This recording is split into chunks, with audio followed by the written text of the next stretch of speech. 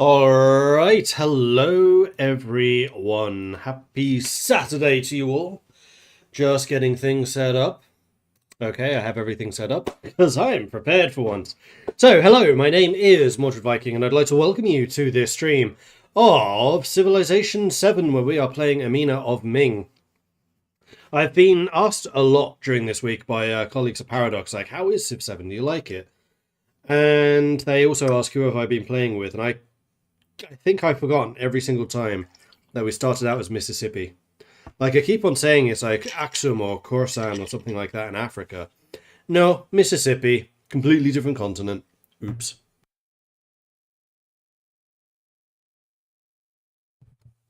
But I do remember it's Amina, and I do remember it's Ming.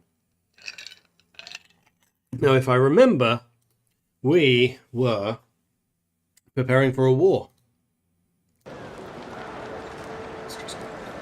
Probably right. Okay, so we are here in Cahokia, Guyang, Etelkurs, Creek, Hitachi, Huma, Missouri, Alabama, and Mobilian. Also Yingtian over here. We have our navy converging. We have an army nearby because we are going after Augustus and the Spanish. Continent this way, continent that way. Does it really matter in the grand scheme of things? No, not really. I'm just annoyed that I completely forgot it was Mississippi that we were playing as. Just completely slipped my mind.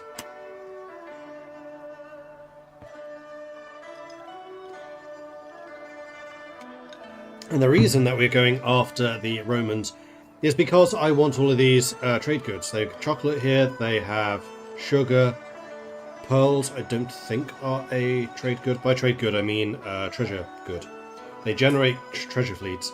Because these are so close to our coast, I really want to be in a position where we can grab that treasure. Okay, so we can grow a city. Which one? Huma. Well, Huma doesn't have the silver yet, and I very much want the silver, because silver is good. And then we have Goyang also growing. You are still primarily interested in growth. So let's go and get the cotton. We are 3 over our city limit at the moment. Do we get a city bonus from any of these? Not from you. Not from you. And we're about to potentially go to even 2 higher above that. So happiness is going to be kind of a critical problem. And we are, for a short time, going to be incredibly unproductive. Which, during the height of a war against the Romans, may not be the best thing. We'll just have to see how we do.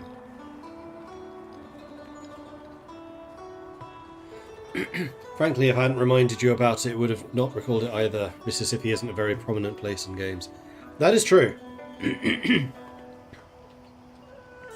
Yeah, that is true, which actually I think, for me, would make me more likely to remember it. Because it is so rare. We have access to new buildings. We could get medieval walls, which, considering Goyang is such an important location, I think might actually be a really good get. The dungeon for the influence and production would also be good. But influence I don't think is really a problem for us. So yeah, let's get some of these medieval walls built in Goyang's capital.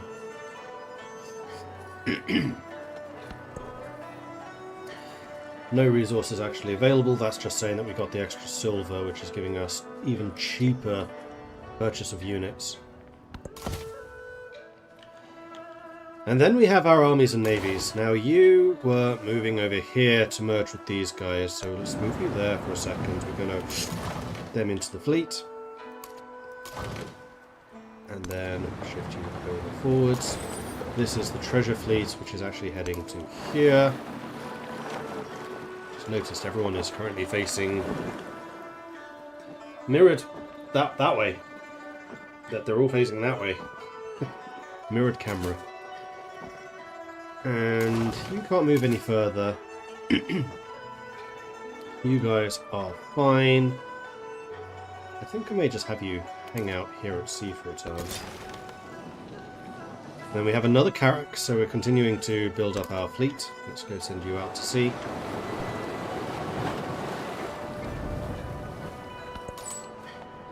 And then we have trade routes.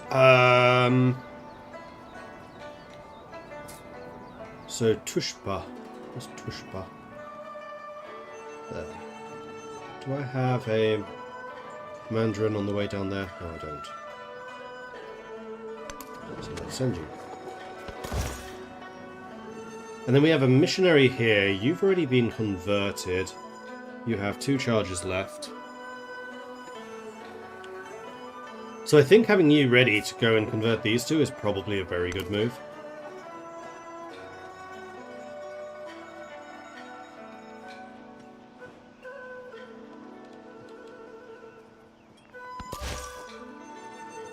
This is another missionary. You are trying to explore this, because we still haven't discovered what city this is.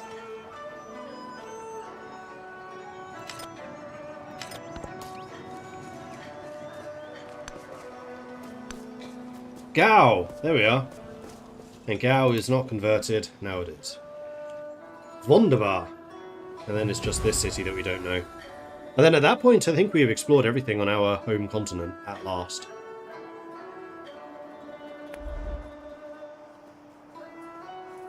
Right, we are a suzerain of Tukum.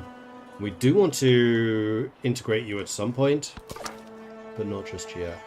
This is a scout.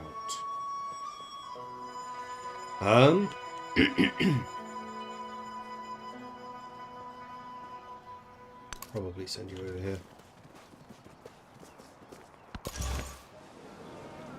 This is another missionary. Well, you can head all the way down. Head down here first of all, because I want to see what else is at the coast. And then we'll send you further south.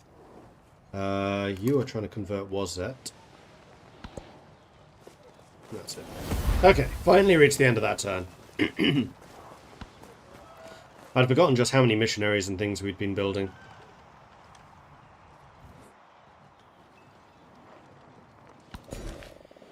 Okay, the town in the far north has grown. Your main thing right now is further growth, so let's go get those fish. Production in Creek. Potentially the sawmill. Actually, how many camps and things do you have? No, 1. So no, not really worth it. Probably the dungeon then, for that just flat +6. Where do we get that? Down here. Which is a free tile, nothing else built there. Adjacency from resources and wonders. So you're adjacent to 2 resources here. That does make sense.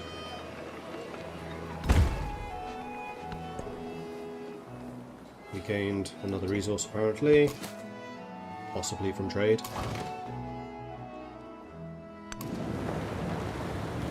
So I think we probably want to be in a position to go straight after Valencia. So we probably want our forces standing off the coast here. Maybe here. Let's go. I don't worry about it, Spain. It's fine. There's nothing bad about to happen.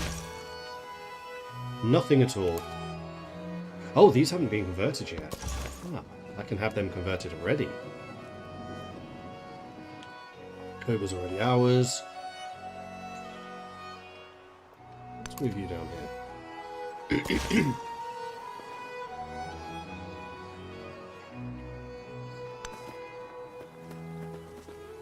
And Sparhan is apparently the holy city. Oh, you have to be in the district, right? Let's have you convert the capital.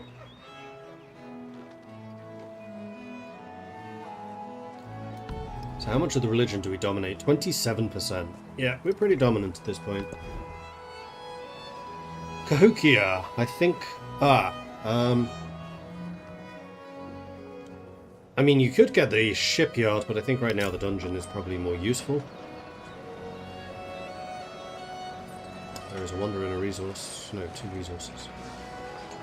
And a wonder.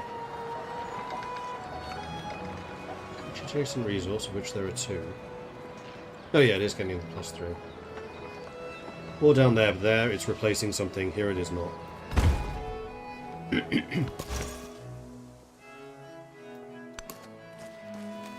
you up to Valencia. And have you grab that as well. Oh, and we're robbing them of the natural wonder. And that is a really good island.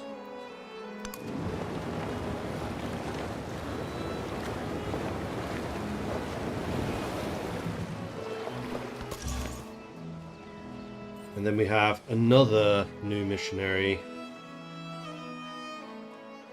Which actually kind of looks like we need to send down here, because they have not been properly converted.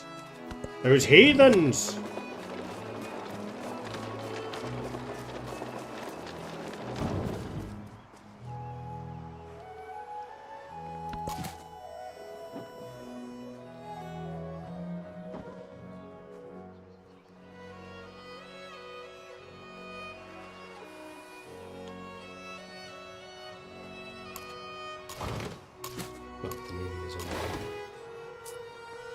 You guys just chill there for a time, that's fine.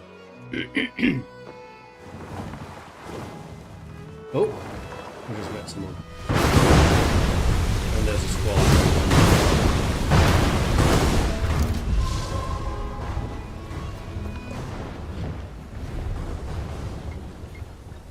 Texas.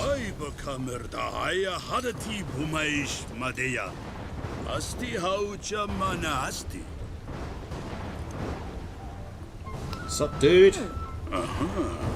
Jaha. What, is he Swedish? Jaha. I saw. Alright, so. Don't think I particularly care about any of these agreements with you just yet. I definitely, with the outbreak of war, want to have military aid enabled. I may also want to have open markets with you. Well, let's see how much it's going to cost me to declare this war, first of all. Because you still don't hate me enough.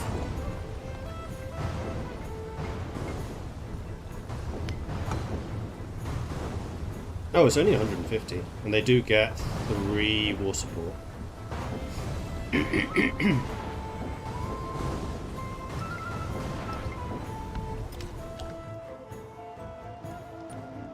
I mean, I can wait a little bit longer.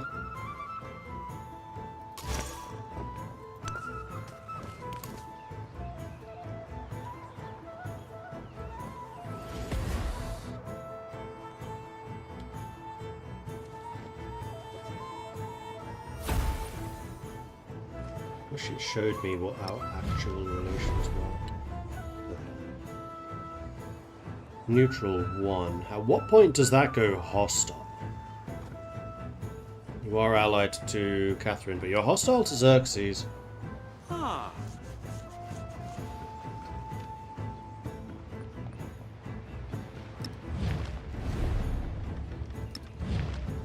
I want to see if any of these... Oh, that's me. Right. So you're neutral at -10. You're unfriendly at -44.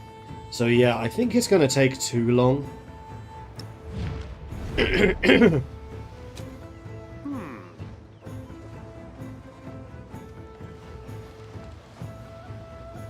Or am I literally waiting for 6 turns before that triggers? I don't want to wait 6 turns. No, we're not going to wait 6 turns. To war! Ueni, gladia vostra nostro muro frangite.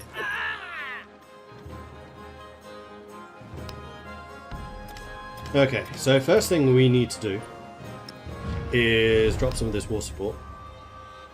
Support myself. Support myself. Support myself. 0-0. Excellent. In fact, I could... No, I can't quite go ahead of you. And let's start dropping some troops. I just realised that's probably in passing.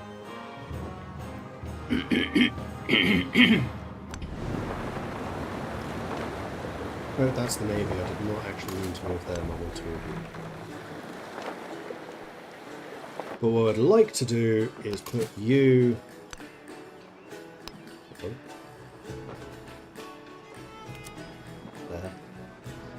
that it? Left leg. You, there. And let's put a heavy archer there. Let's put a Zunchilang there. Maybe a heavy archer here.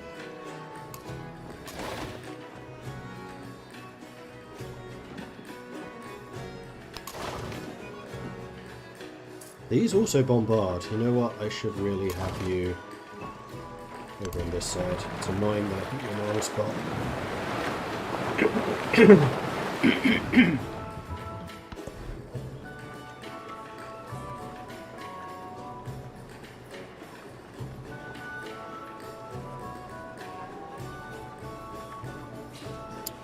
Really need to clear my throat. Okay, so this is a dungeon. There are two good spots to put it, either here or here. Let's go here. Production is king. And you can just chill where you are now, I think. You may as well stop bombarding. You can't bombard, because there's vegetation in the way. You can.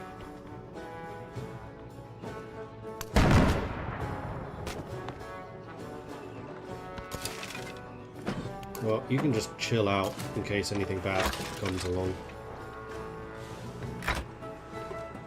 I could start bombarding Valladolid as well. May as well. Oh, in fact, yeah, this is better. When I hit Valladolid. And what I can do is I can offload you to here.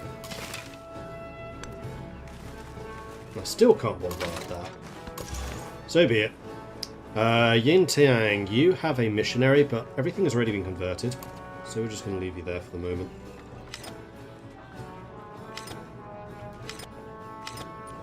And Catherine, as yet, has not declared war on me.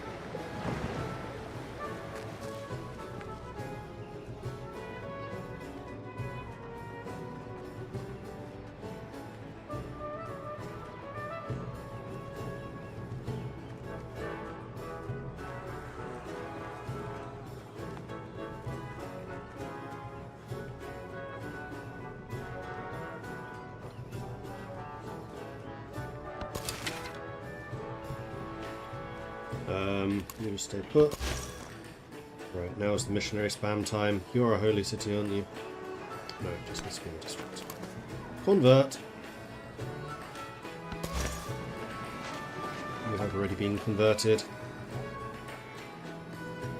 Ah, and also you were the one looking around. Are Valencia and Valladolid the only remaining cities for the purple player? No, they're probably on the continent in here, which we have not yet found.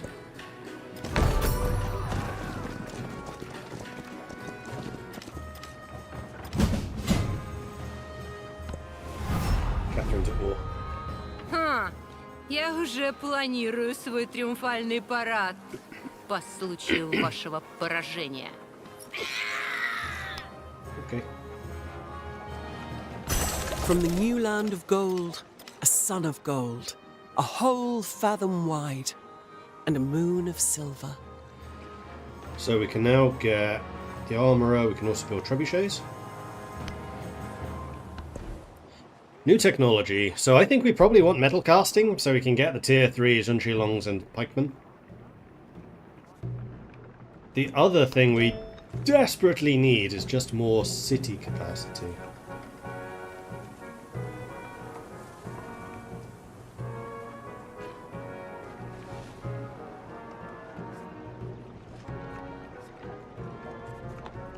Which there don't seem to be any of here. So yeah, I think metal casting, so we can get the upgraded units. We're at war, we're going to need them. This also leads to gunpowder, which might be useful here.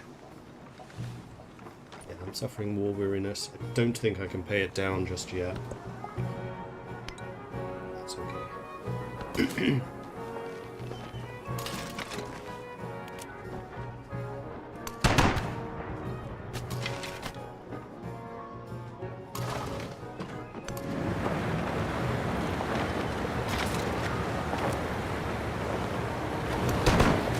Dolit's actually even tougher. That's interesting.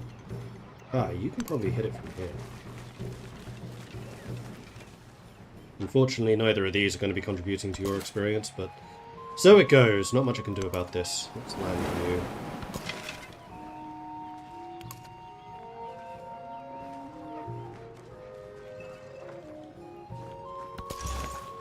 Turns out this is actually kind of an annoying city to fight in. I'm going to move the missionary over here just to kind of act as a forward scout. And you just sleep there until I wake you up.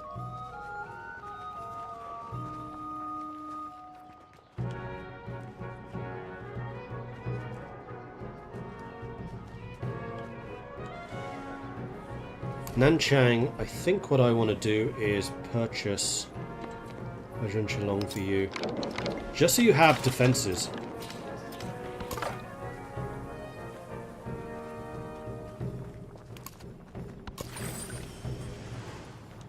Ah, the treasure fleet has arrived. Excellent!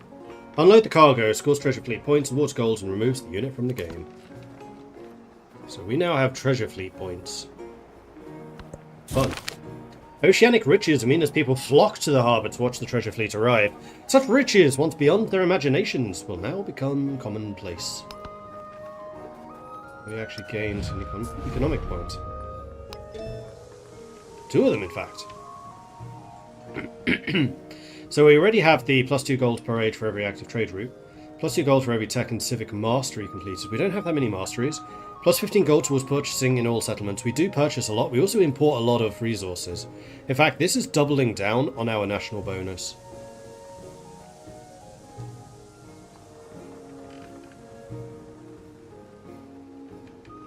I think I want both of these. That one's going to be nice, but not right now.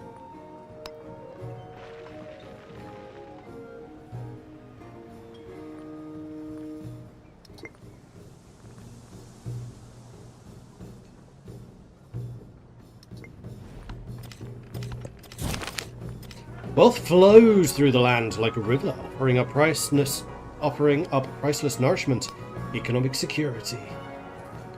Right, so I also got treasure fleet points. Where do I use those?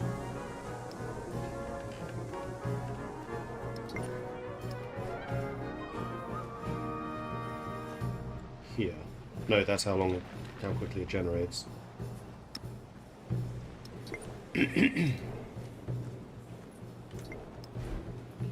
Okay, I have no idea. Hopefully it will tell me. This is yet another missionary.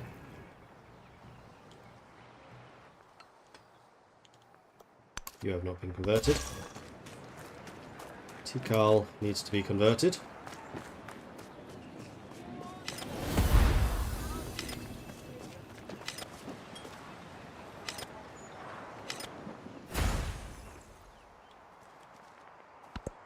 Okay.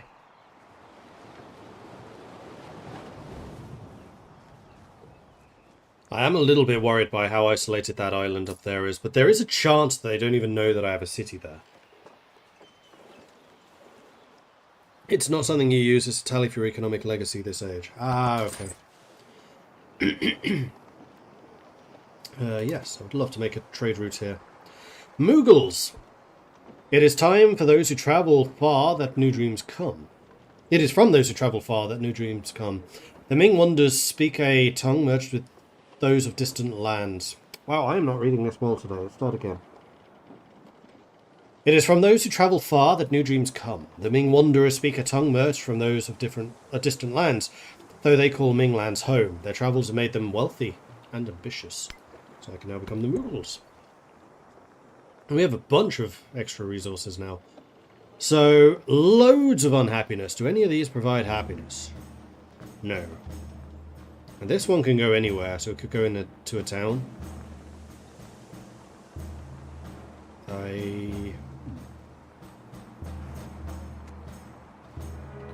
Distant. Yintiang is distant, but it's a town at the moment.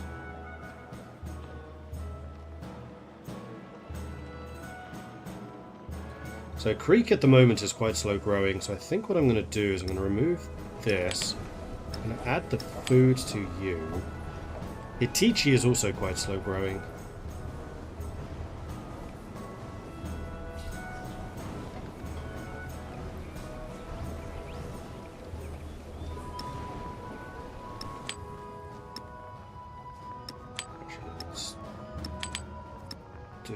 this. And the whales can go to one of these. Let's put you in Huma. Okay.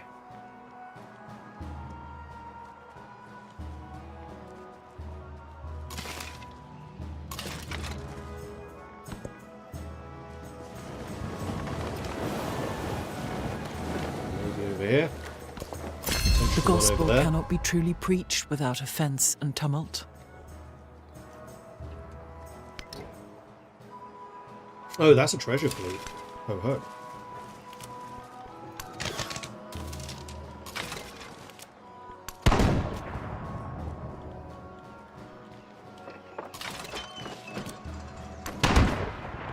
I think now I'm going to move these out.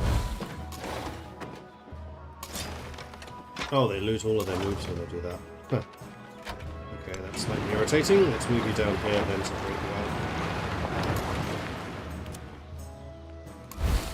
So.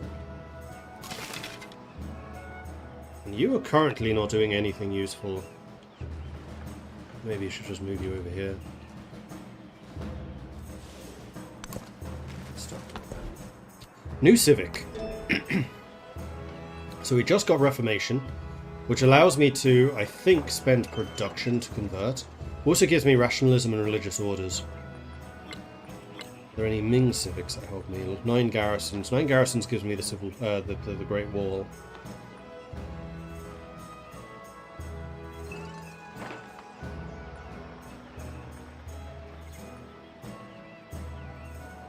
The Daming Lu gives me the extra settlement growth.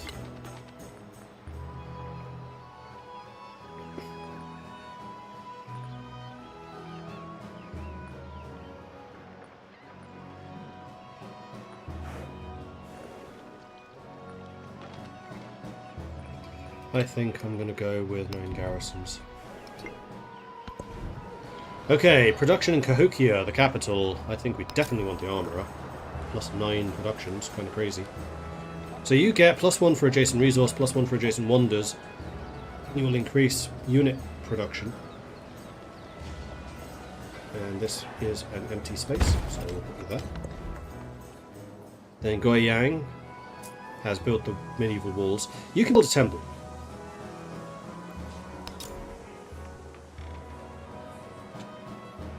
Happiness for adjacent mountains, natural wonders and wonders. It's too bad I can't be there.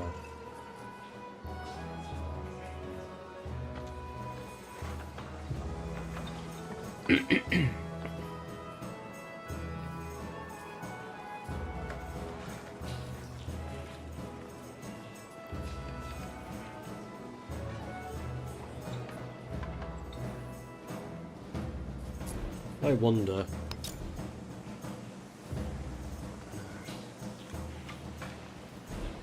Do I have anything which is seaborne? I've already built all the seaborne stuff over there. If I'd built it here, then I probably could build something here. Unfortunately, resources don't count as an adjacency, which is really frustrating for urban tiles.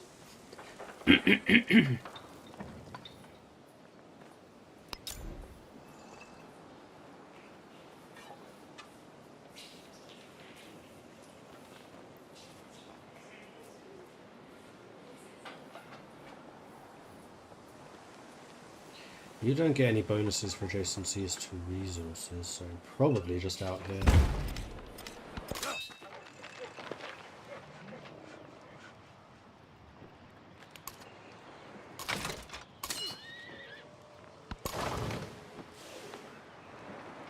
Commander is just chilling out. You're just chilling out for now.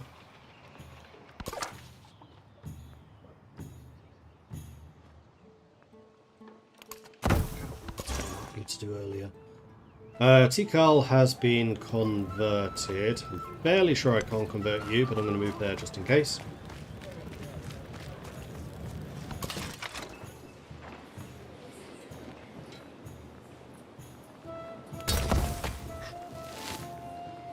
The other thing I want to do in Nanchang is build you some walls, just in case. That makes me feel a lot more secure.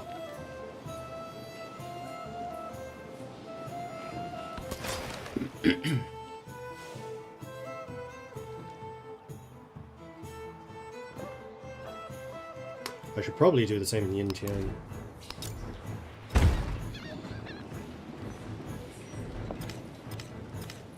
And apparently I can't build soldiers.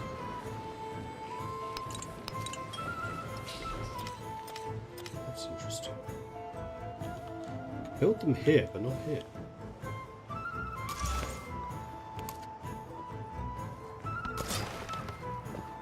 Let's keep you nearby.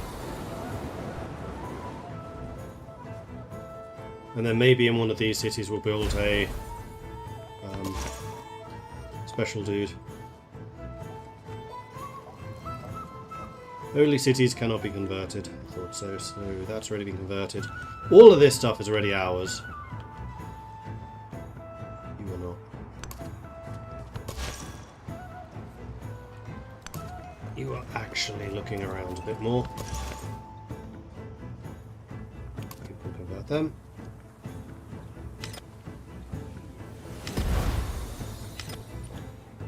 Meanwhile, Augustus is really trying to secure this war against us. Get a bit more combat strength.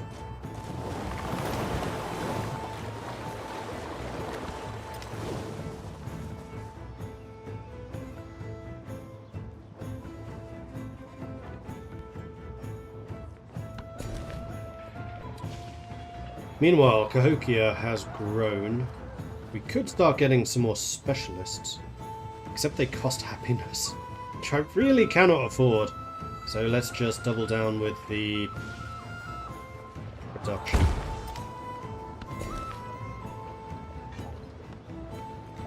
Creek, I think, can probably go with the... Oh, get marble. No, let's get the food. Okay, next for you should probably be...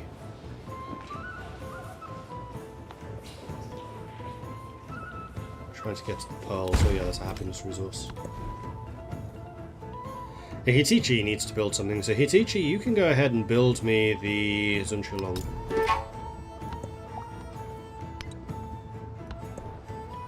And we do indeed have some Kaolin, which I think we will give to Hitichi, because it is growing very slowly.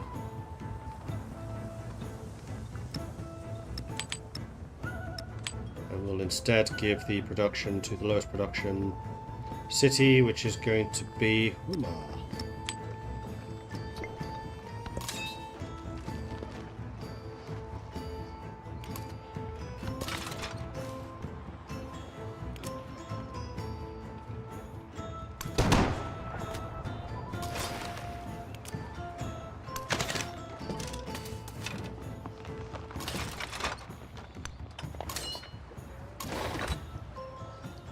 Mess this up. Oh.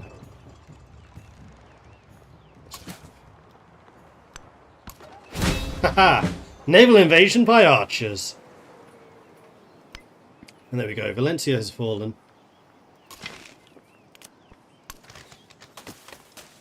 You guys continue bombarding Dolid. And in fact, this commander will probably head down here now.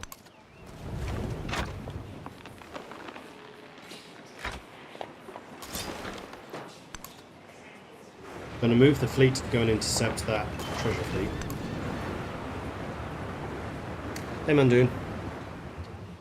I enter the stream and I see Mordred playing the Navy again because of course. Duh! We are keeping this settlement. And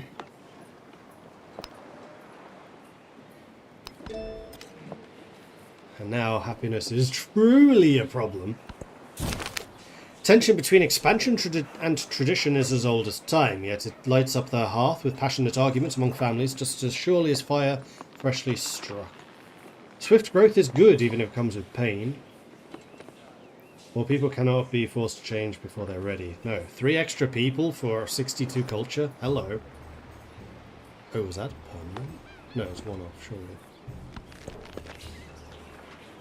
And we have pearls for happiness. Right, who's really unhappy? Hitichi's really unhappy. The towns are too, but I don't really care as much about them. Yeah, I'm going to say that this is going to be a Hitichi thing.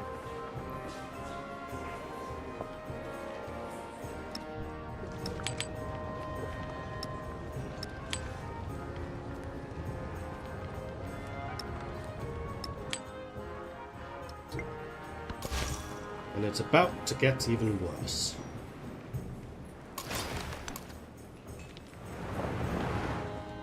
Oh, you cheeky sods! I don't really care about Bilbao.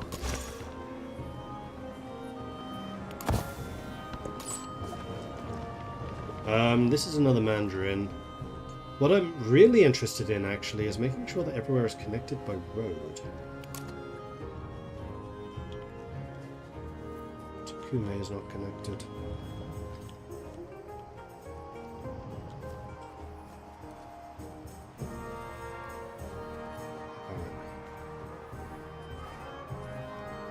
Maybe I can't because it's not actually mine.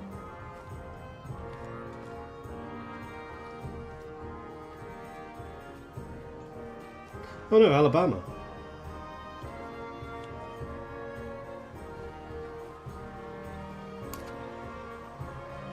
A road here, really? Okay.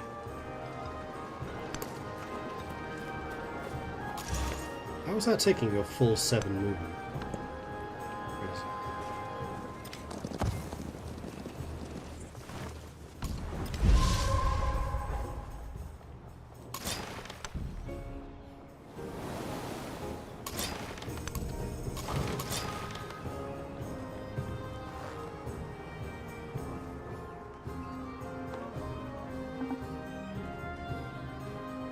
Attack has a range of 2. Let's get right up to him. Annoying, because now you didn't get that experience. Oh well. You guys... No, wait, let's get the commander in place. Now you can shoot.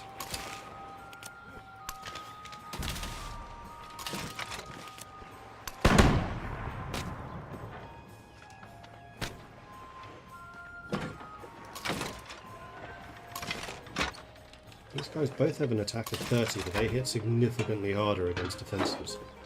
Kind of interesting. You may as well just fortify at this point. You know what? You would be better off up here. Okay, production in Kusa. I want you to build me an armourer. Get me some of that. Don't really want to use up one of these slots. The library and the barracks, not really.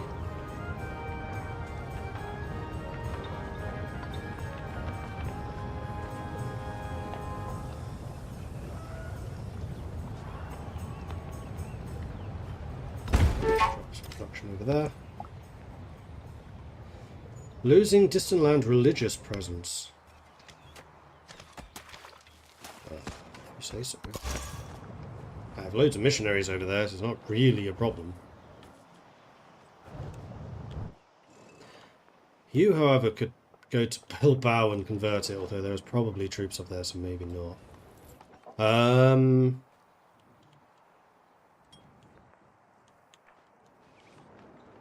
This area has not been properly converted yet, so let's go bring you into this zone. Ah, and these are the migrants. I think I probably want them all in Goyang, to be quite honest.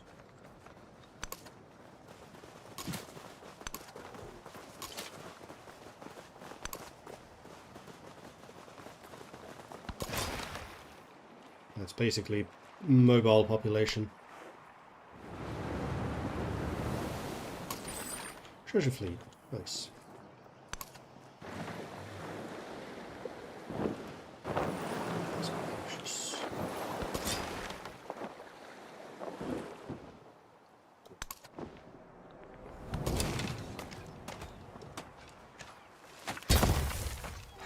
Heavy archers can upgrade.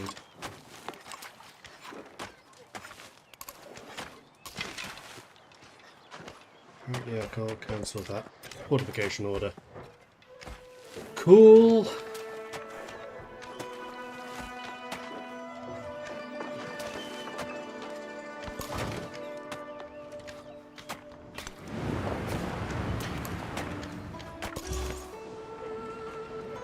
Ah, you finished exploring. Well, you go ahead and convert back. Bring them back into the fold. Ooh, they've gone hostile. That's all very nice. Let's bring you over to Little Axe. See if missionaries can be attacked. Kinda looks like they can't. Caesar's really doubling down in this war effort against us.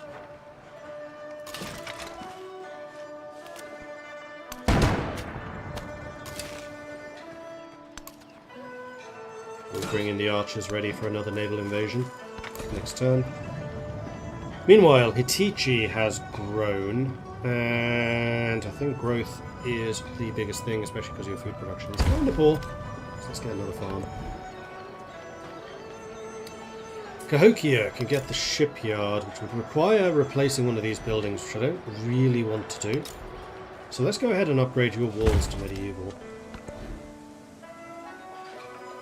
Meanwhile, Creek can get the armourer. Though getting the guild hall for the extra influence also would be useful. You don't seem to particularly care where you are built. So that's a resource adjacency, that was probably a bad spot. Never mind. I'm over my settlement cap. Yeah, I'm aware of this fact. Oh! Commanders can capture. Okay.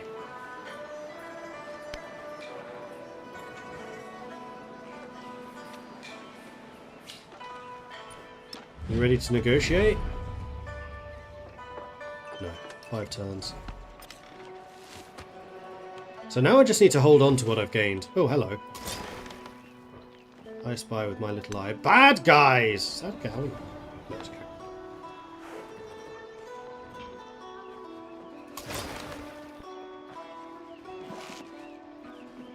For some reason, never bombard's not available. I think that's only against cities.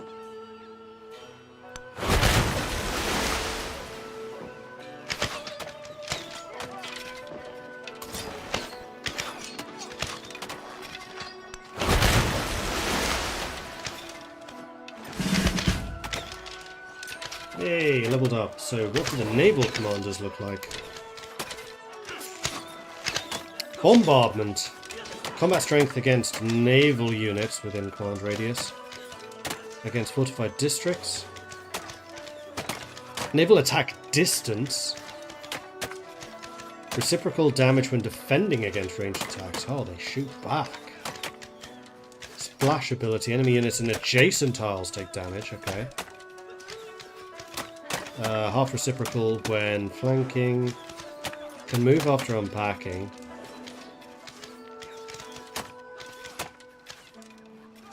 Combat strength when defending. Combat strength when attacking. Burst strike.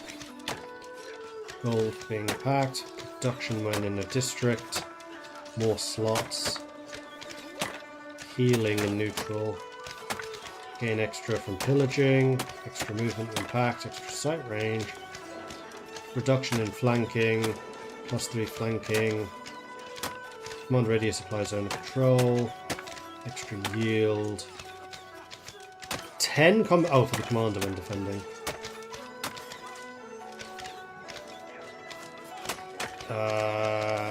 Upgrades, embarked strength. Oh, and traders can't be pillaged when in the command radius. That's quite nice. I think I probably want the... No, I want the naval combat strength. Oh, that's land units. That's 45 districts.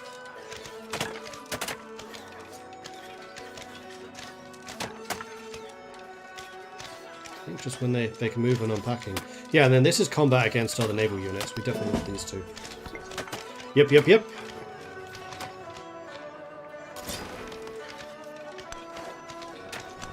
You a little bit closer in. And I want to keep the settlement too. Excellent.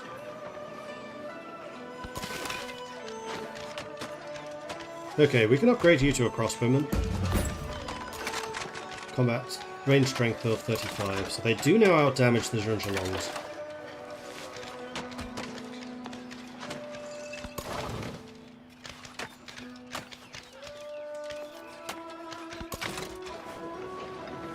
And we have a Junchalong from you, who is moving over to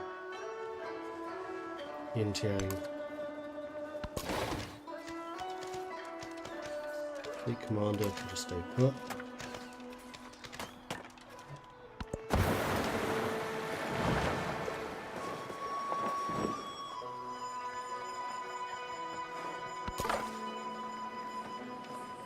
Scouts can go lookout, so we can get a little early warning for bad guys.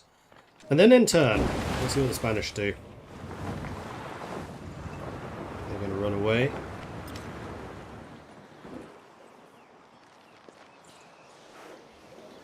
I mean, at the moment, I'm perfectly happy being on the defensive. Oh, there's their fleet.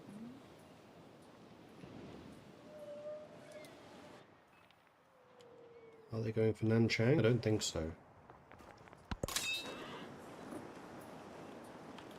Alright, let's bring you back to Valencia.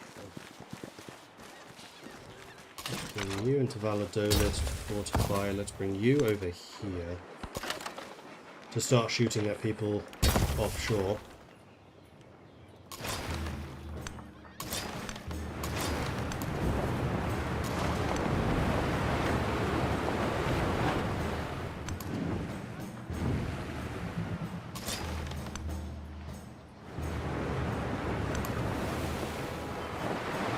And then you lot can just rest up here in friendly territory and we will weather whatever storm is yet coming.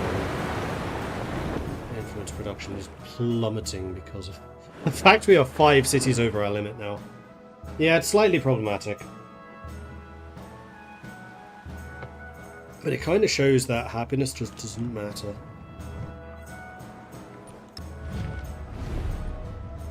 We haven't seen anything of the Normans yet.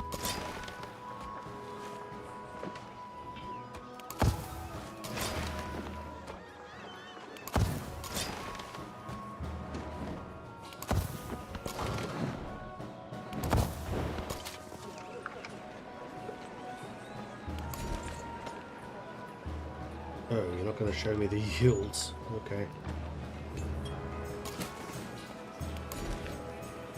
Oh, you are? Why didn't that first one? Interesting. But yeah, now, Guiyang has been built up a bit more.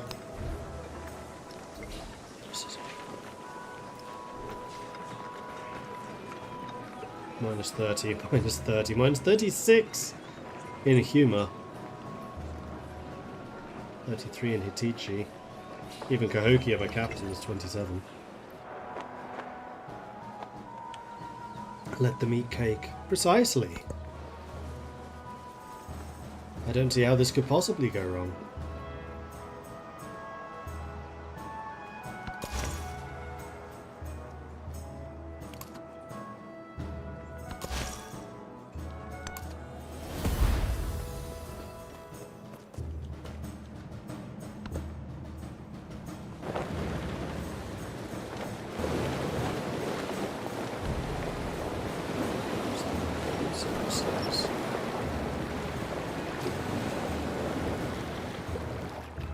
Where are you going? Are you going out to Valladolid?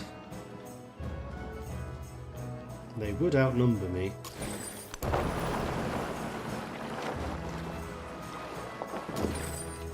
quite reach. Unfortunately, Valencia's not built there, otherwise I could travel straight through it. I think they're going for Valladolid, otherwise they would have gone for Yintiang.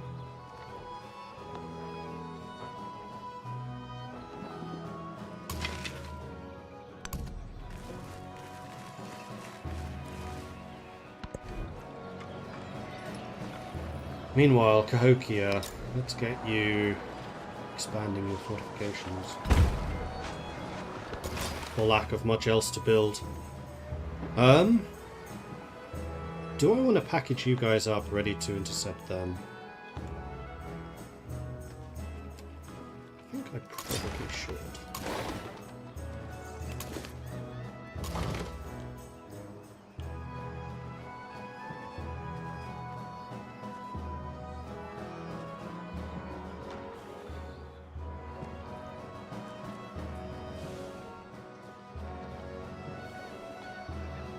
We do want to be fighting near the coast.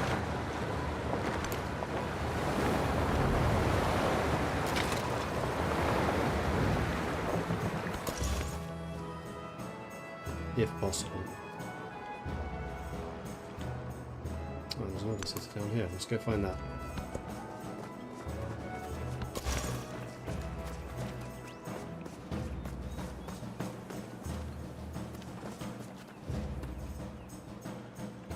Carlos has not been converted. Let's make sure you get converted.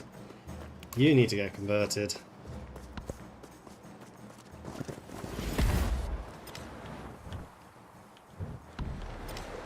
they go.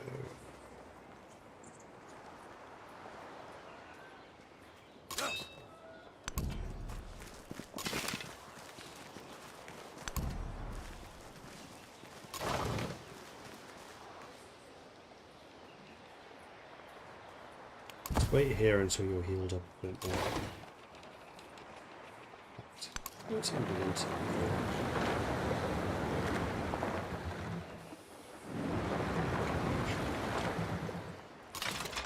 I might send you down this way. Except you'd have to go by sea. Shit. At least these guys are getting fully repaired. I cannot build anything in them. At least until I guess they're fully occupied. We can build the armourer, which I think I would like to do. Get that production up. We rest up here. We cash in. So that is a second treasure fleet point. How exactly does this work? How did you say previously it was in here?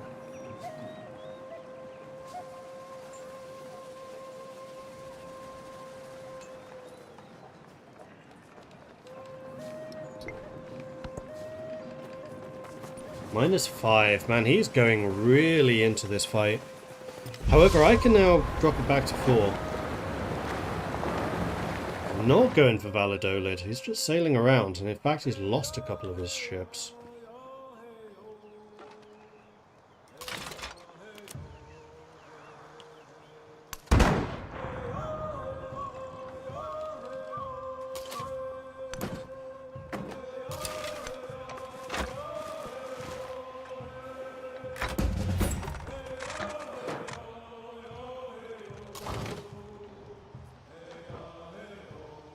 Off back here.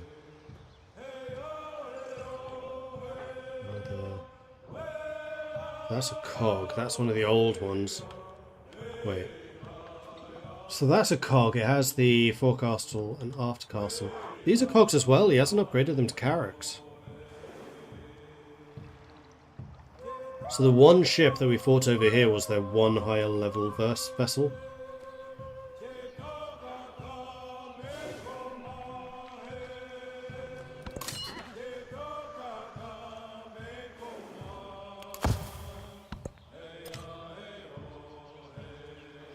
Interesting.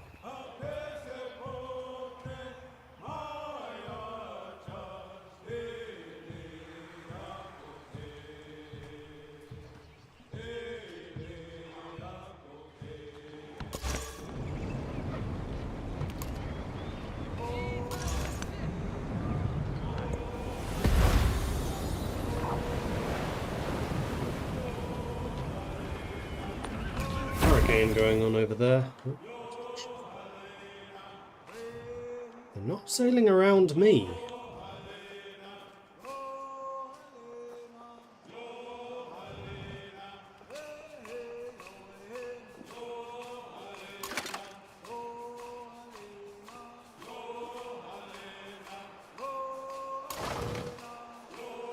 You guys are close enough.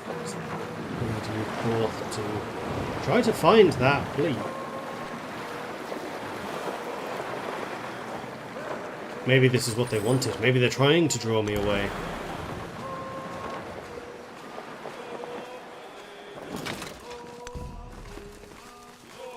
Ah, the Zun Shilong can upgrade. Higher level. Attack 40, defense 35. Jeez.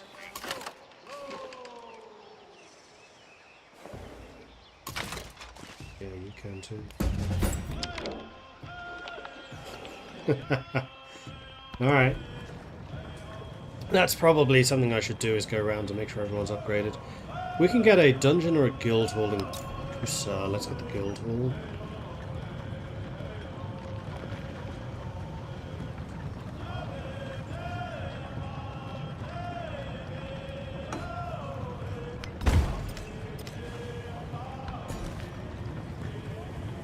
We can move the growth from there. That's a lot of food. That's good.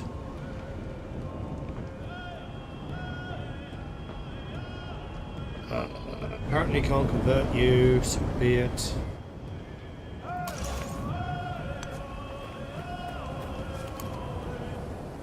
Alright, per atom has been converted. Bark seems to be fighting against my conversion, so let's go send our missionary down that way. You guys just stay alert to enemy movement. One cog over there. The bellows worked incessantly for 3 days and 3 nights, and the bronze melted down and became as water. So you can now upgrade again for 110. With tier 3 Zunchilong with a 40 attack.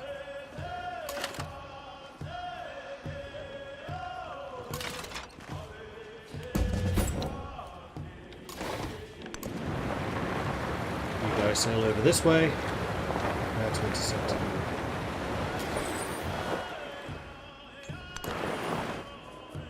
Now we know that their fleet went southwards, so the 2 treasure fleets we have here should be pretty safe.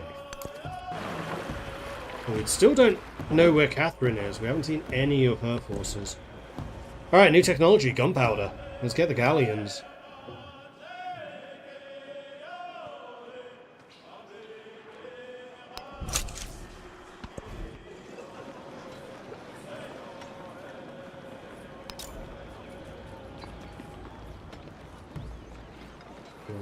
Here.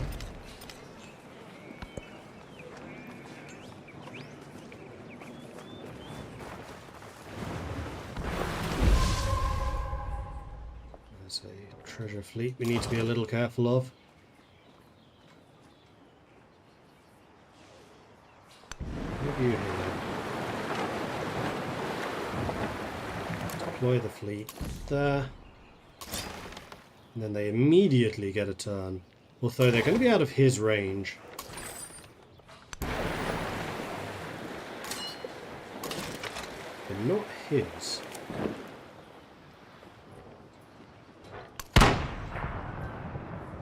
$40 damage.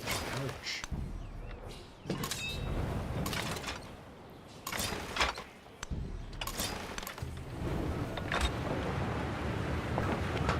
Oh, they've just established Barcelona. That's what they're moving down here to defend. Yeah, we crush cogs. Wow.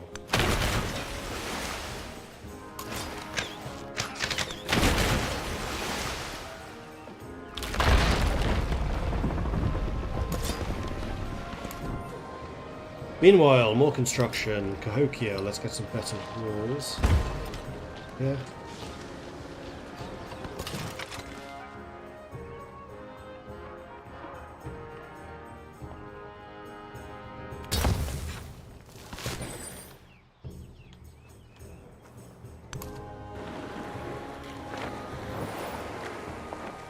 Multiple treasure fleets all on their way.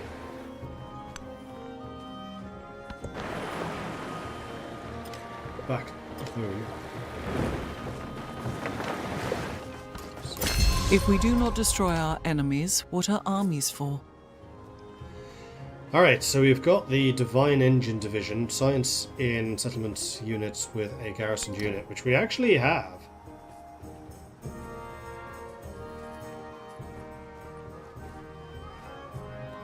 That would actually lead to a lot of science. Because we currently have 14 garrison cities. That's 28 science. That's almost like 25% more science.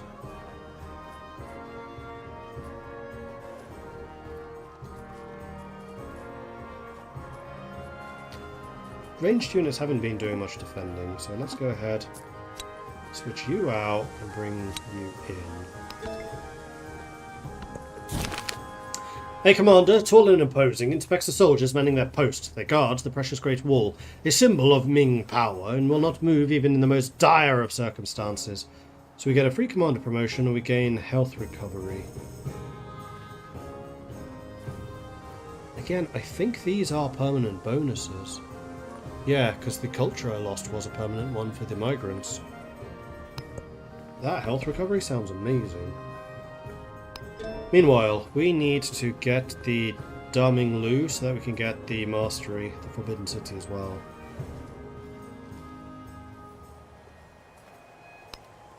And I'd also quite like the Grand Secretariat. That does sound useful. More gold and more science. You here. And all of the troops.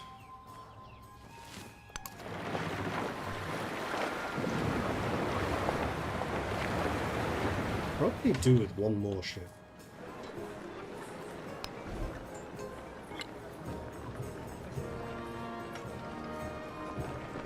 How much is a carrack? 345. Just so I can have the full fleet.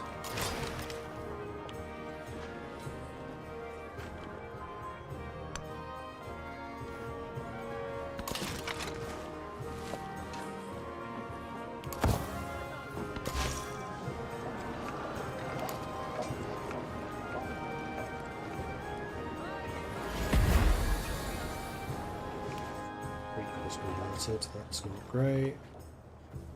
Do we have any missionaries up there? No.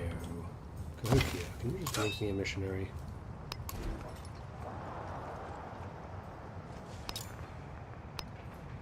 Thank you.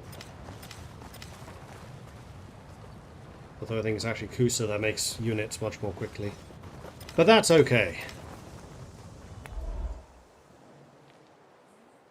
Hey, you little sod. Took over my island. Let's have you rest up. This is friendly territory.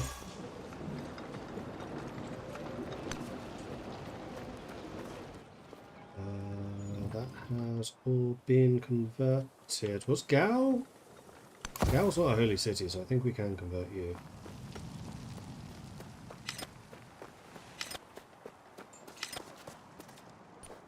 Tecumseh really likes us.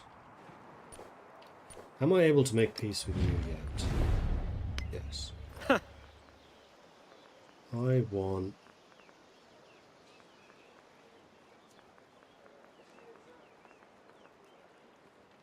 Yeah, I want these two cities. Hoc flagito.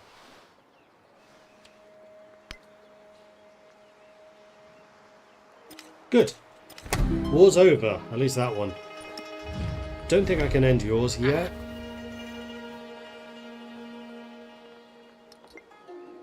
But I haven't seen any of your forces, so you I am less concerned about. Barcelona I don't really care about. You are going to get tea! That's fine. I got this island, which is the one that I was really after. This also means that I can now actually do things with these towns, like, I don't know, build walls.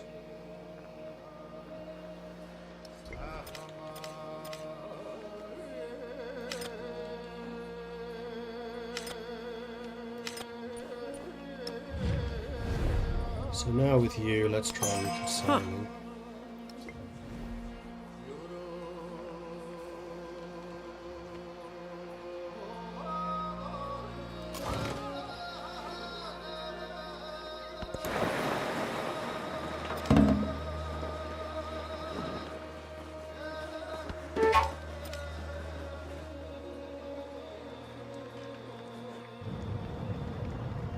These are tickets.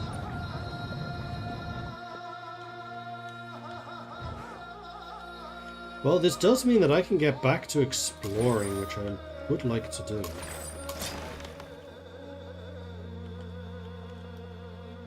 Bilbao has grown really quickly. Population of 7 already.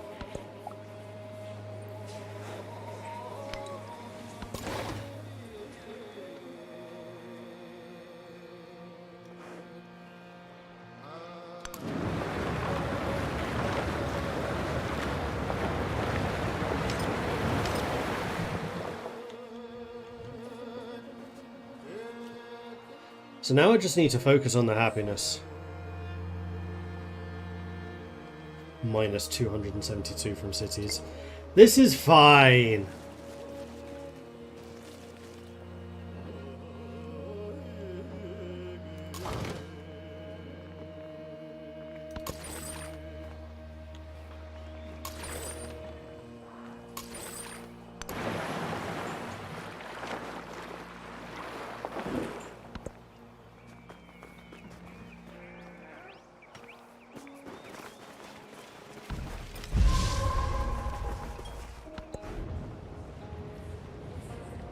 Right, we can now do the Great Wall. I'm assuming, yeah, it does replace, does it? Yes, it does.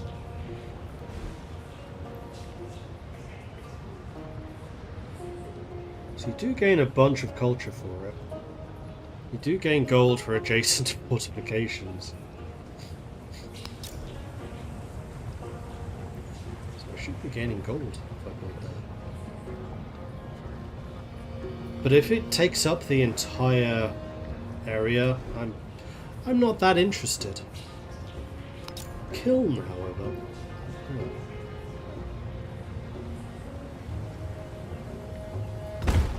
More culture would be good. We do always fall behind on that. 9. Garden. That's one of these things I could probably just purchase.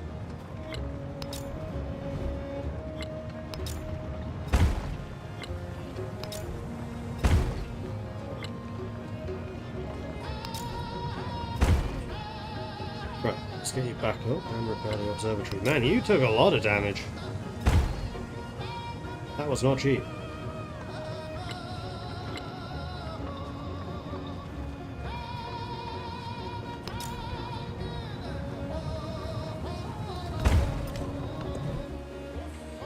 And production in Creek.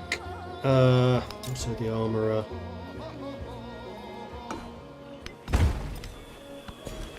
Creek needs to grow to here to get the food.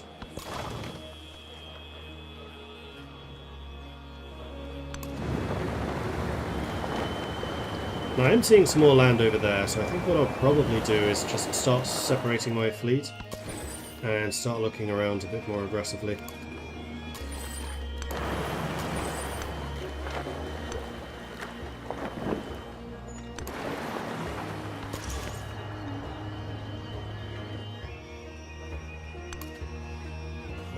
Creek were both converted. Let's do something about that.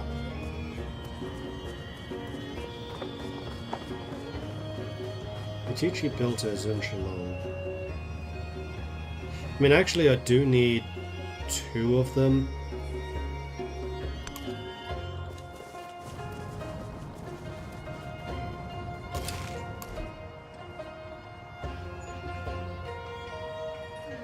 Really should make it. You get the massive bonus to production speed.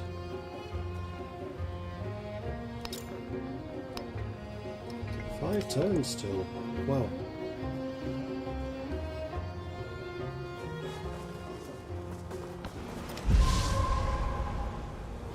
Meanwhile, we are now 64% of the way through this age. You have leveled up. We wanted to get pearls, because pearls equals happiness.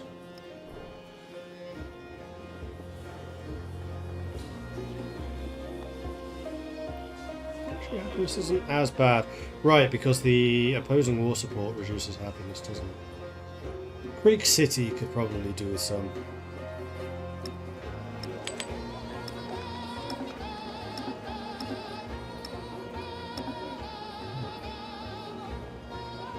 Oh.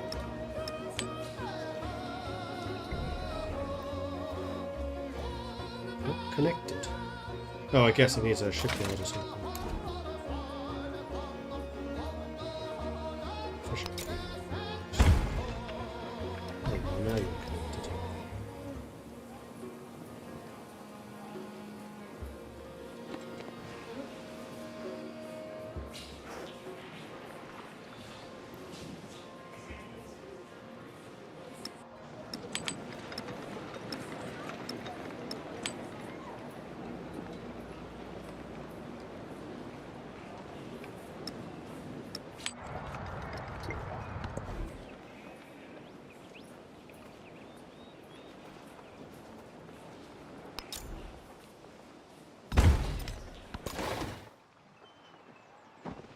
continue exploring. Let's take a look over here. This looks like it might be mainland Spain.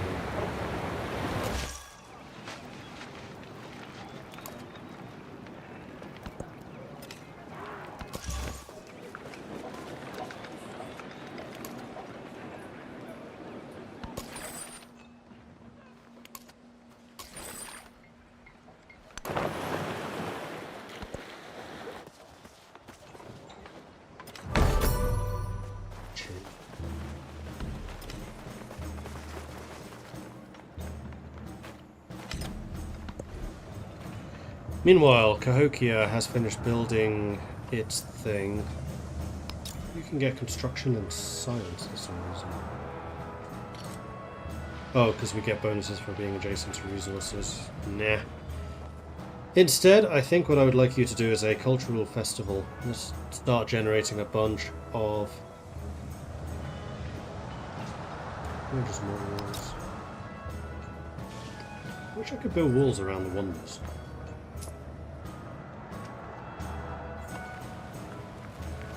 The 3 fortified regions for the capital should be fine. Let's do the cultural festival.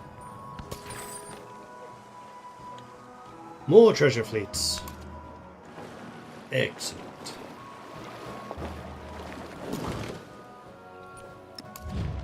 Are you ready to peace out yet? I don't really see any reason for this to continue being spread out. Let's just start exploring.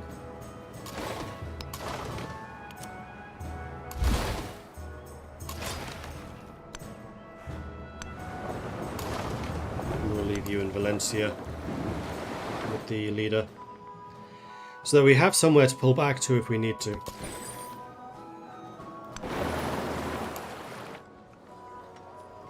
Another 200 gold. Yeah, these treasure fleets are going to be very helpful for me. Keep the money flowing. And capitalism has taken over again. Excellent. Oh, Gao is still capitalist.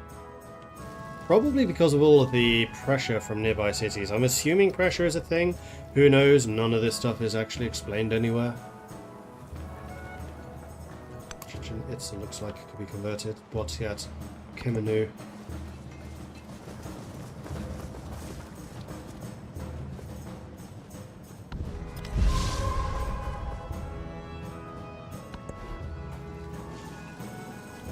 Mobilian.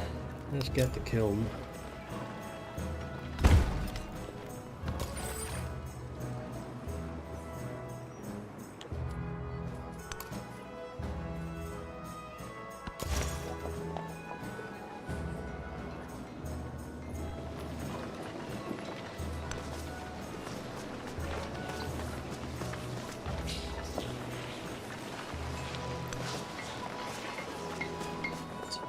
Converted. Bilbao has not. Let's go convert Bilbao.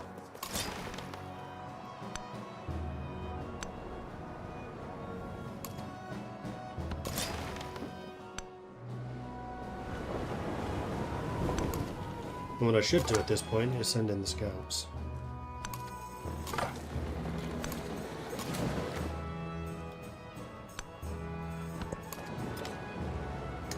Right, let's get this explored.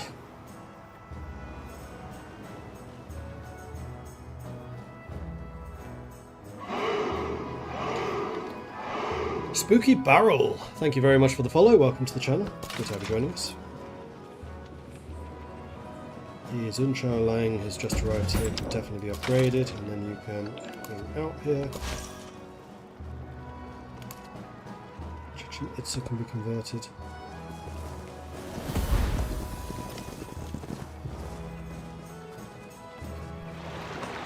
The Red River is flooded. Quite significant. Goyang, you're going to need to do some repairs. Is it? Easy! We apparently gained some more resources. Man, we have 7 iron. Our land forces are going to be kind of crazy strong. Fleet Commander, you can just chill here. Let's keep going north-ish.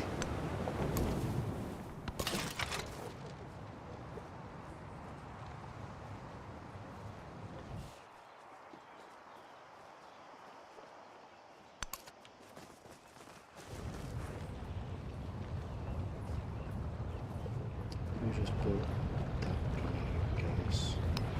So we do need one more?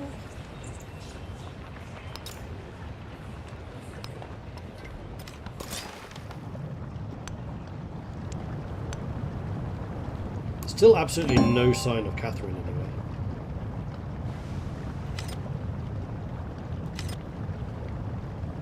New continent, Zealandia. Okay. There seems to be free space over here. Why are they being so aggressive at colonizing the islands?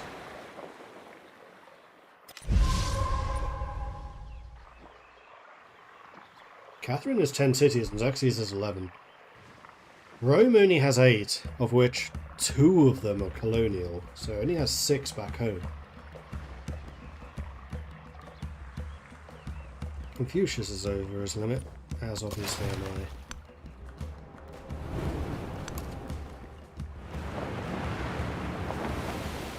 Friendlies.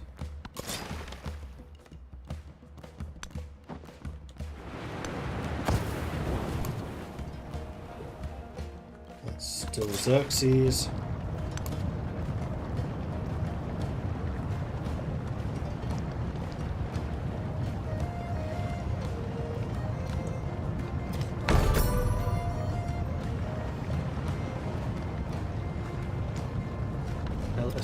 Coriel has been built. Alright, new production. Dungeon. Let's get that influence.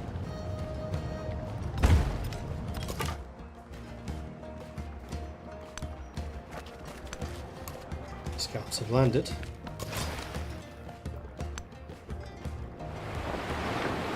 There's Catherine, at least one of her units. Still Xerxes. Land ho!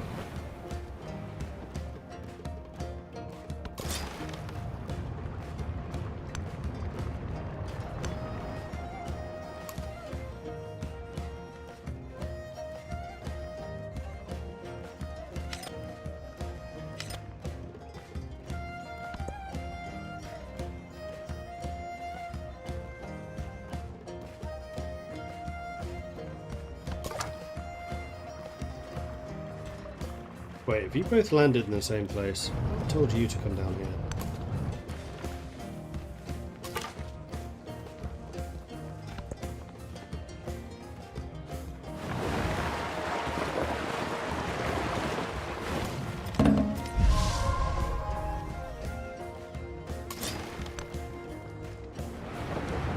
Another Roman city. Another Roman area. Seems like they have a pretty solid control over that coastline. Ah, Valencia. Fish? Yeah, I think probably fish. Oh no, Valladolid, sorry. Valencia's over there. Ah, and you're fighting over land with Barcelona, so yes, taking more of this coast is a good thing for you. Meanwhile, Cahokia.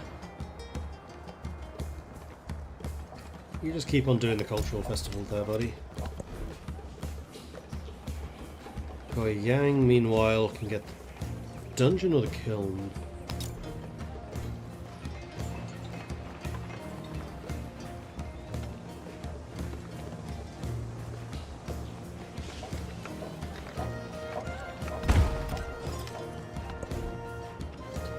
Meanwhile, Valladolid can become specialized, and I think that you are going to be a food settlement. Though you do have 2 sugars, but no, I think you are going to be food. Fishing town. Start providing for those around you. Explore much more that way. Is there going to be a northwest passage? My guess is probably.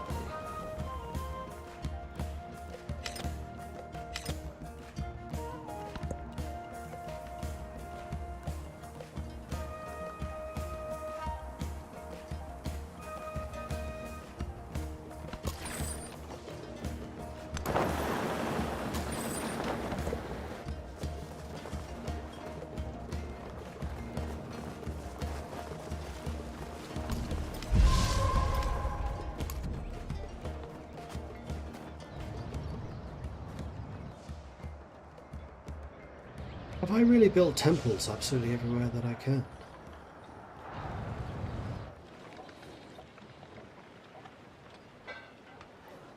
Guess so.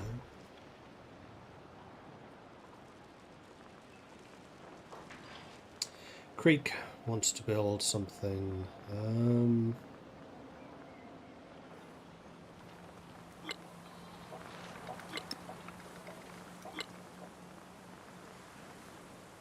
You have a camp. So the sawmill's not exactly worthwhile. Then again, neither is the bazaar, and the bazaar actually provides unhappiness.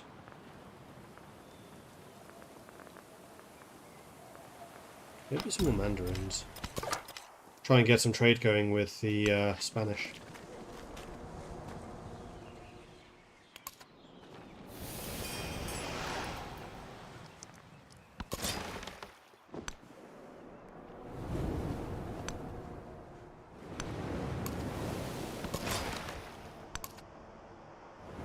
Yep, looks like there might well be a passage here.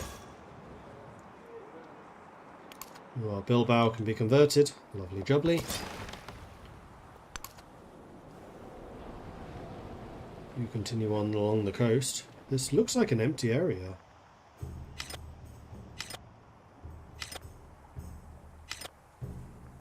Okay, the reconciliation with you finished, so let's do another reconciliation. Ha! Can I end this war with you? Russia says no. Except you're not Russia, you are... Normans say no.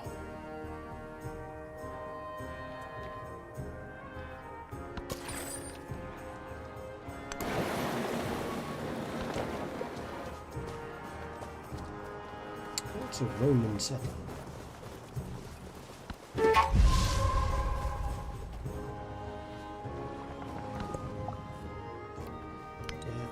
I'm aware that there is low happiness, thank you.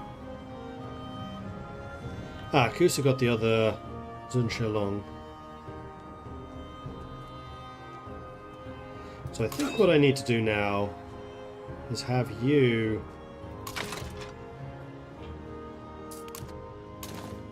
regain your army.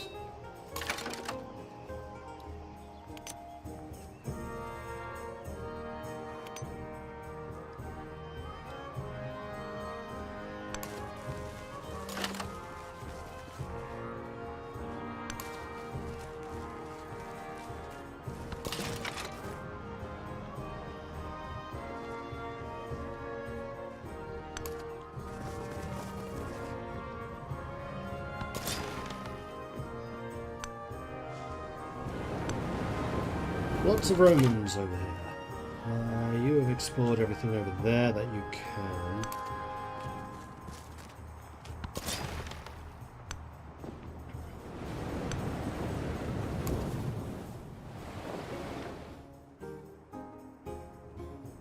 What do I think of Tier 7 so far? Is it worth the insane price tag? Frankly, no. It's aggressively okay. There are things that it tries that work, there are things that it tries that don't work, and then there are things that absolutely should be working for a company as veteran at this type of game, which just aren't. Like the UI releasing in the state that it has is inexcusable. I don't understand how it's this bad. Stuff like the exploration age with the distant cities I think is a cool concept, and I'd kind of like it to have gone more in that direction. I do think that it needs to limit the number of cities in Antiquity more, and then allow you a lot more cities in the Age of Exploration, because that's really when the empires start blooming. I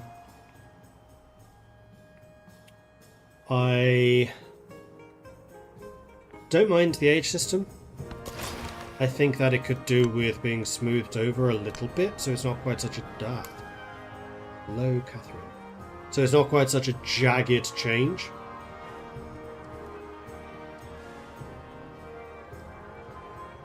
When you do change ages, I don't mind the civilization changing mechanic. I liked it in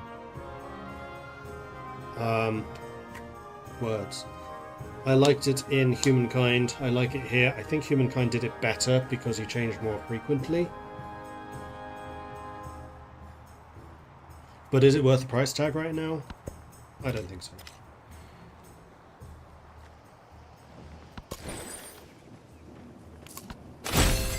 Milestone complete. Treasure fleet. Oh, is that one of the things I was trying to complete? Totally forgotten about these. Yes, I need to get 20 treasure fleets home. I think that's probably... No, sorry, 30. I think that's probably doable.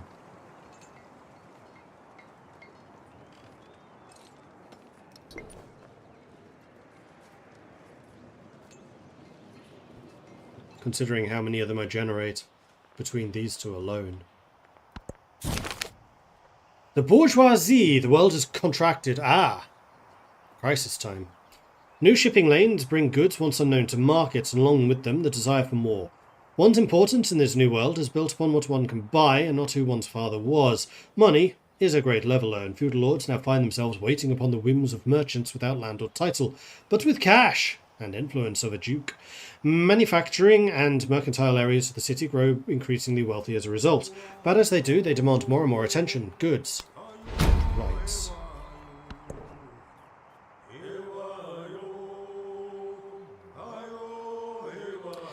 So 50% more maintenance, food and happiness of specialists, less gold in towns, 1 extra gold maintenance for military, and then 2 gold per displayed relic. I don't have many displayed relics at all, so that's fine by me. Do I have any? So 6 gold. Oh no! Way to break the bank.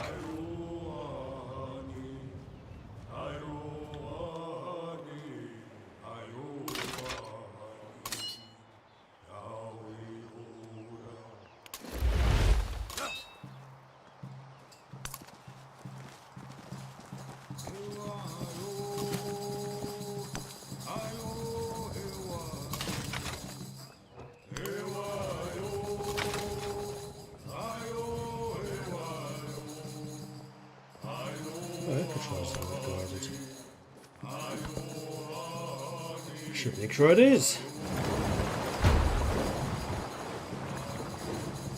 And before the end of this age, I should convert that last suzerain city to mine.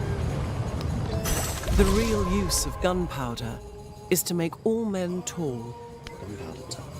Alright, so these guys I'm going to assume can upgrade to arquebuses with an attack rating of 40. Which is exactly the same as the Zuncheongs. The Zuncheongs are just so ridiculously strong.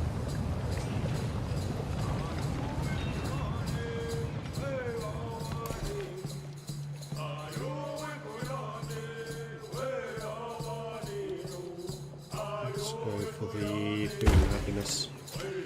And now I think I'm going to do the unthinkable and expand even more.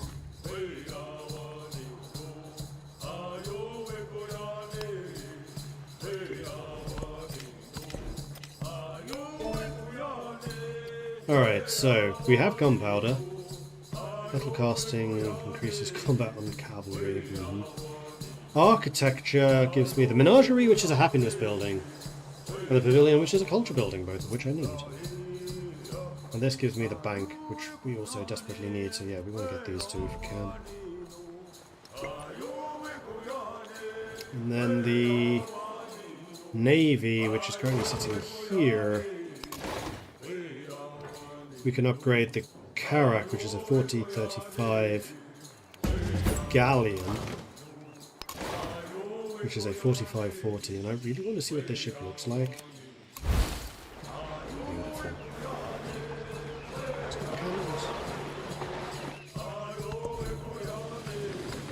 Okay, Mobilian.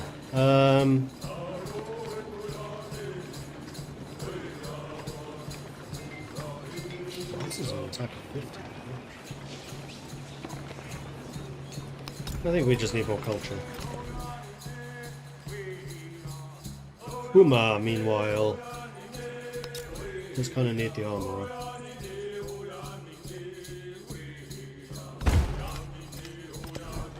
And then Etelkaz has a specialization. What do you actually do? You're coastal, so you're going to have a lot of food production. Let's have a little river here. Although most of that is controlled by the other city, you do have industry. I can need to repair some stuff.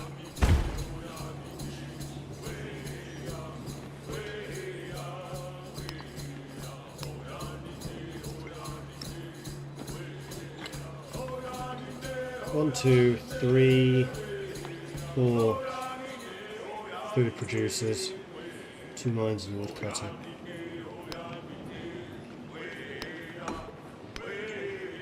Let's make you into a fishing town. This will help the inland cities grow a bit quicker.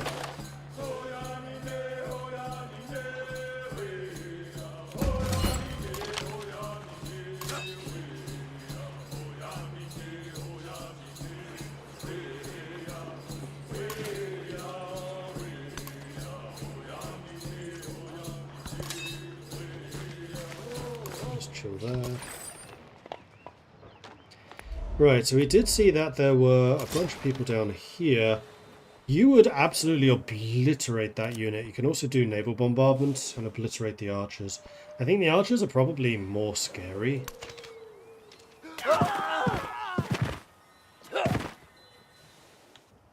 Now that we know where you are, let's have you upgrade to arquebuses. And let's start you moving southwards to go and fight against Catherine. Move here and then do the search. I was hoping I'd reveal some more of that, but I didn't. That's fine. Treasure fleet, ka-ching. That was worth 2 treasure fleet points.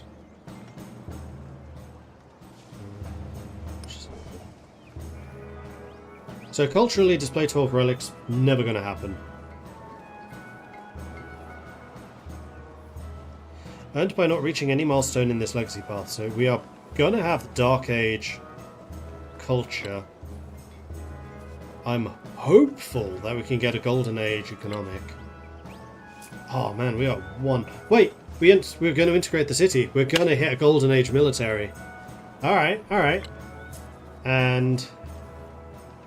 right, we need a ton of specialists.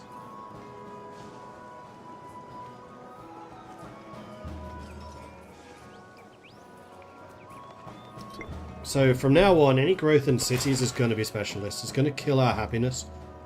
But that's fine. What's that? What is it?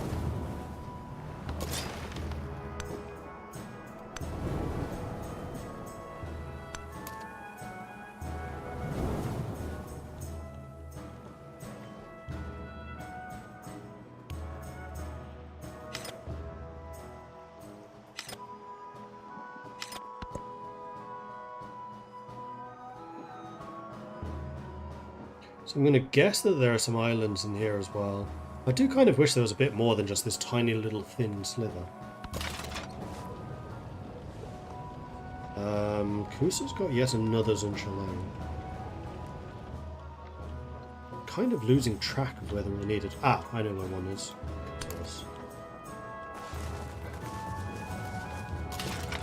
No, you're going to controls.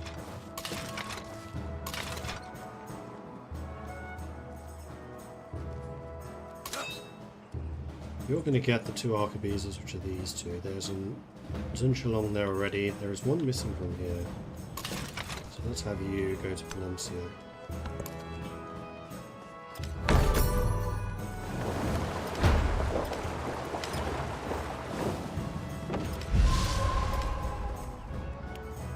Carrick is under attack. Carrick is also doing the attacking. 68 damage. Nice. No, that's just a galley. Let's move you out. People in, and send you south too.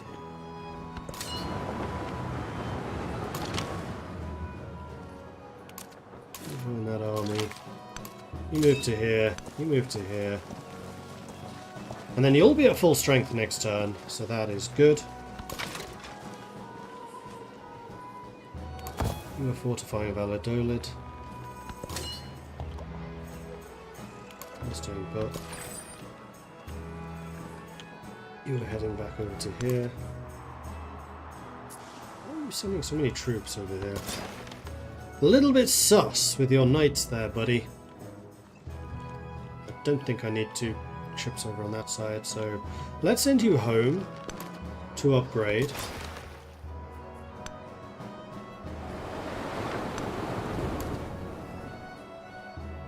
Coastal edifice.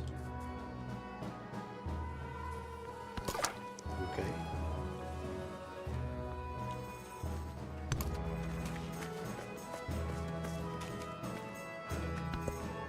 Next turn I gain +1 settlement. No, after this I gain a settlement limit. Rituals guide the people. Law codes restrain the wayward. Okay, so Grand Secretariat, +2 science and gold buildings, +2 gold and science buildings. I have a lot of both. So I think I'll probably get rid of the commune and bring in the Grand Secretariat instead. 175 science becomes 198. How am I doing scientific? Confucius has 500? Confucius has a lot of science specialists. He's also got a city limit of 12. 300 culture. Bloody hell.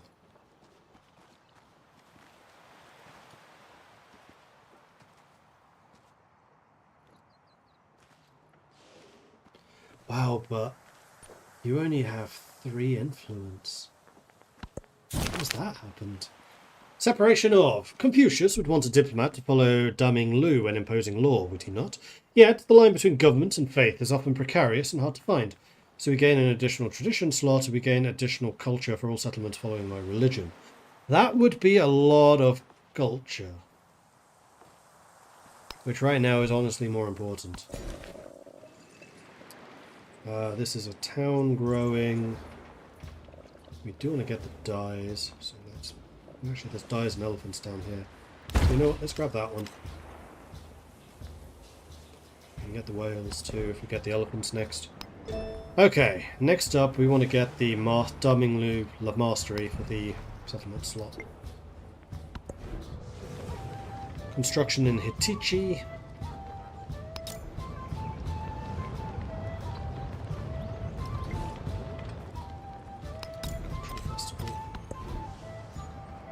Cahokia, Cultural Festival,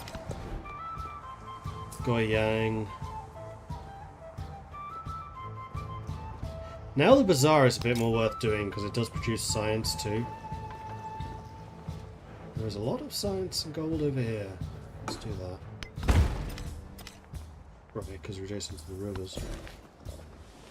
And Goyang can expand. Goyang, as we mentioned earlier, we're going to start working on specialists.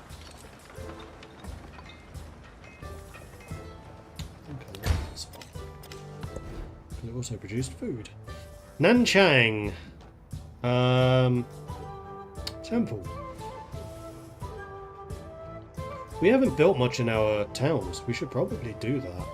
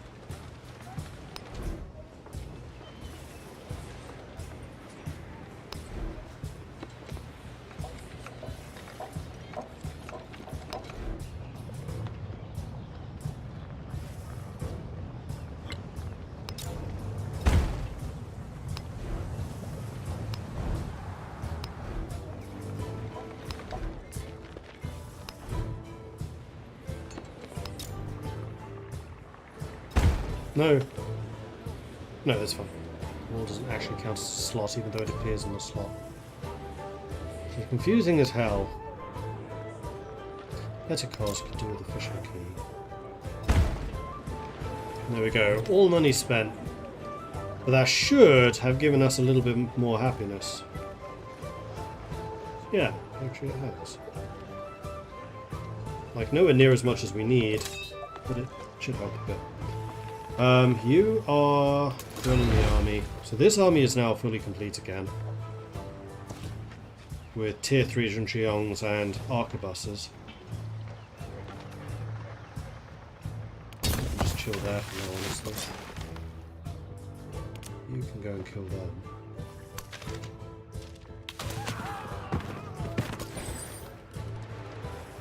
This is another treasure fleet.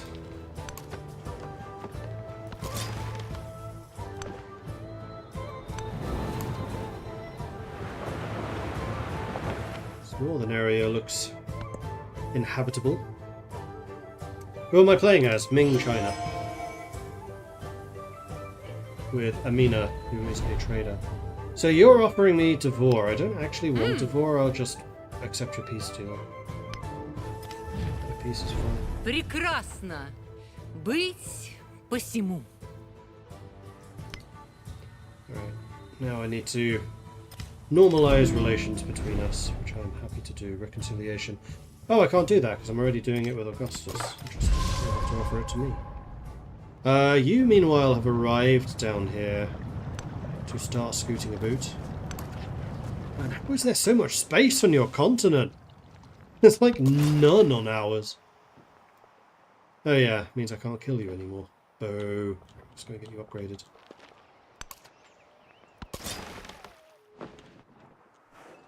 In fact, let's get you back to friendly waters. Wait, actually, keep exploring. This is fun.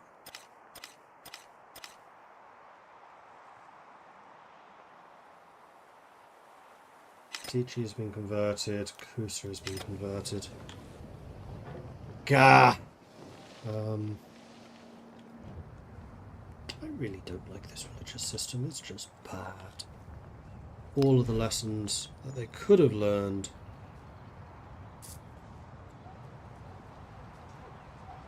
Is this going to be my religion or theirs? From 6-6, they just haven't.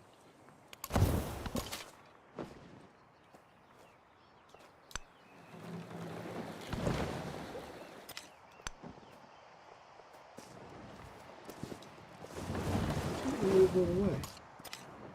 Oh, weird. Zimbabwe.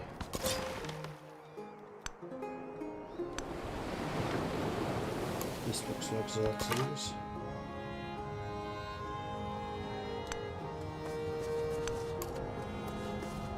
Look at this. Perfect city location.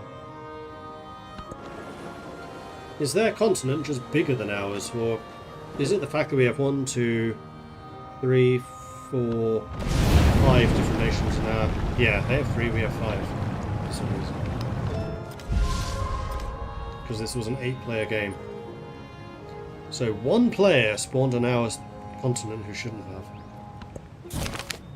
The new elite, the shipping magnate, the factory owner, the burgher, the landlord in distant colonies. These individuals have no royal title, but as the world craves trade, it is these fortunes that rise. A contradiction is born. Those with political power and military power have less and less financial power. To right these scales and reassert the proper order of things, new restrictions are placed upon the merchants, new taxes and limitations on the flow of trade. Religious leaders are co-opted into this as well. The economic order must be on earth as it is in heaven. In the Guildhall, in the university, in the bazaar, angry voices seethe. What right does the old aristocracy have over what seems to be the natural order of things? Rose City. This is Mobilian, which is a city. I would like more science and culture, I think. No, double science. Okay, another crisis. So we have a weak bureaucracy for a loss of influence. Gold for specialists. We don't have many specialists yet, but I am expecting that to start growing. Loss of happiness in settlements without a garrison. All of my settlements have a garrison. That doesn't cost me anything. Well, they will soon.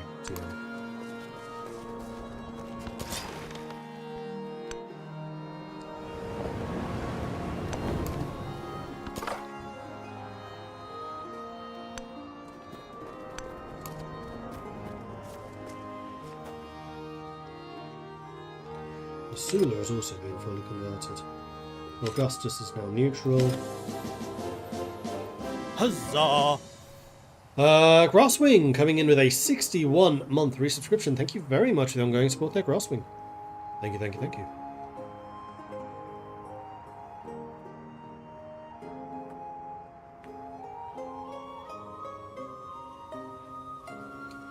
The Gwendolyn Christie voiceover just doesn't hit the same as Sean Leonard. Yeah, I kind of agree with that too.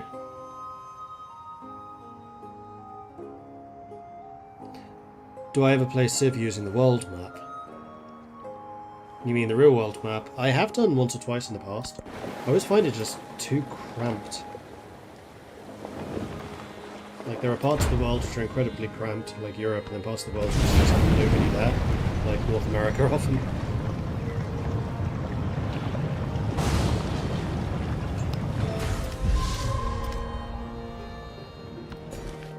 Rose City, Guiyang. Definitely want you growing. Your production and food here.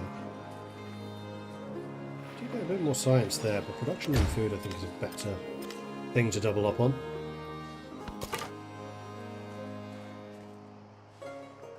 Let's do a search here. Reveal all of the rest. You can drop off your cargo. So how are we doing in terms of the cargo drop-offs? Maybe we won't hit maximum. Military we will. Clients. Place 4 specialists in urban districts outside of the city centre.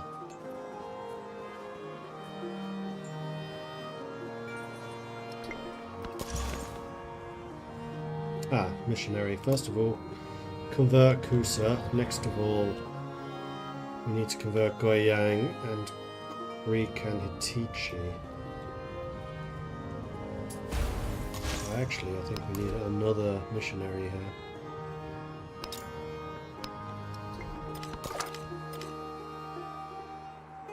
Let's go south. More Russian Normans.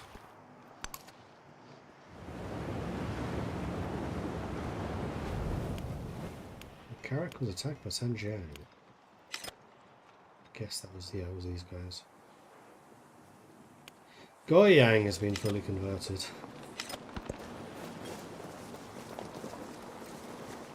16 turns, roughly, until the end of this era.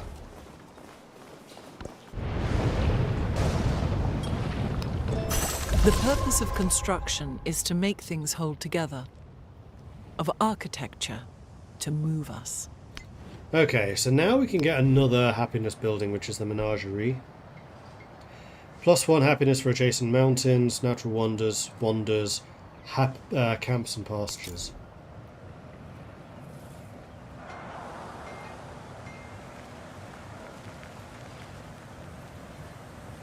There's an 8 here.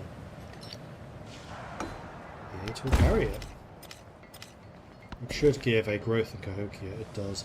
So this is only for places outside of the capital district, which I think is you.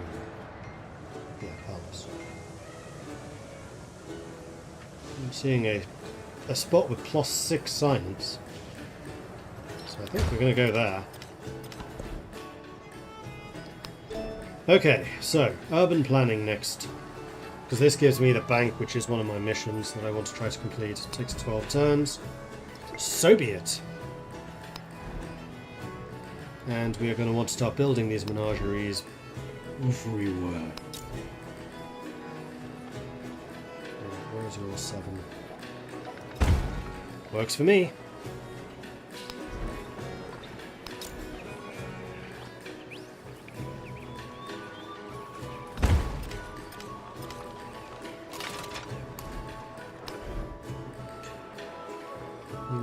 So it's only the cities that can build menageries, apparently.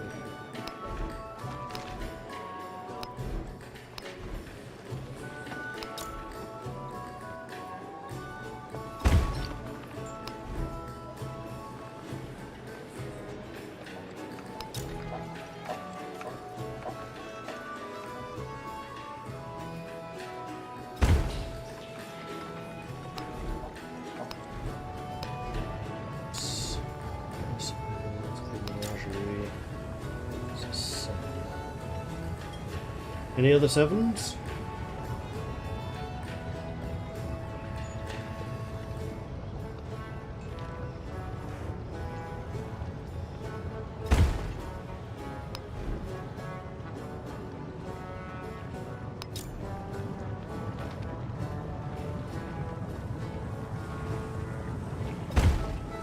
Placing the temple in the amphitheatre doesn't seem to be a great idea. Should do. Resources! We have gained more, probably through trade stuff. Meanwhile, Kusa has the missionary who is pushing northwards to convert these guys who have been switching sides, annoyingly. You... Where's my head up there?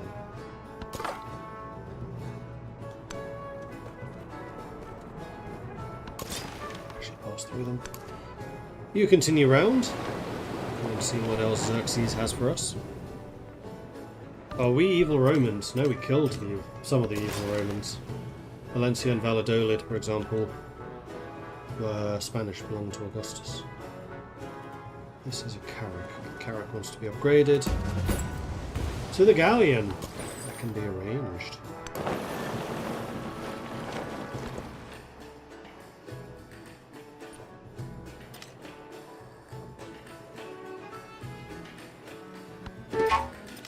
If I sort out my happiness issues, then I think I will be producing significantly more resources.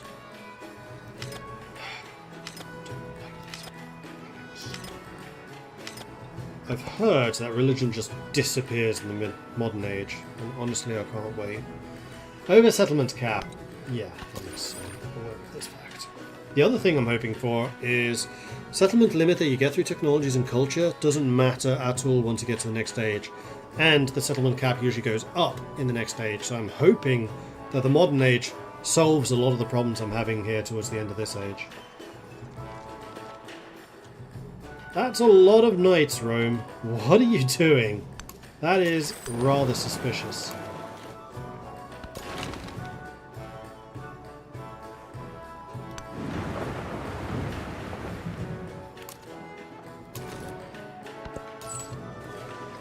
Ah, trade route. Bilbao actually sounds good.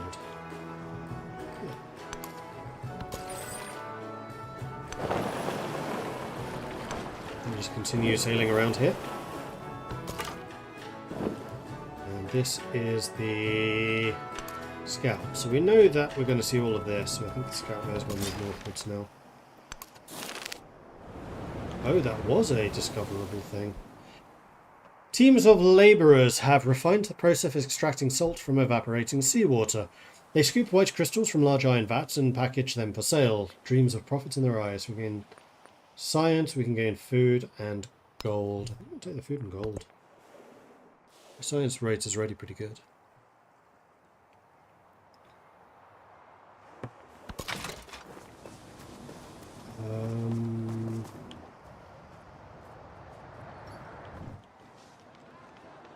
What are you doing here? Uma doesn't have a garrison.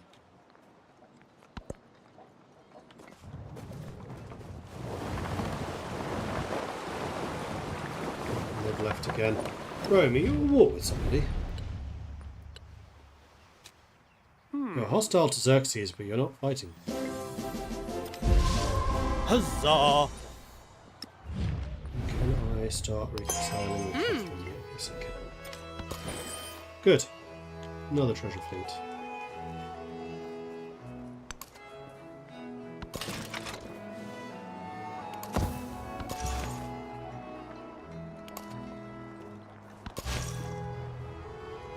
Alright, this missionary needs to go to Mobilian and then Missoula, because apparently we've been entirely converted from right under our own noses. Because there's no resistance to any of this. It's such a...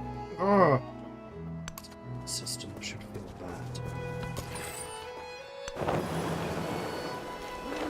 Let's go into this from this little island. Very, very little.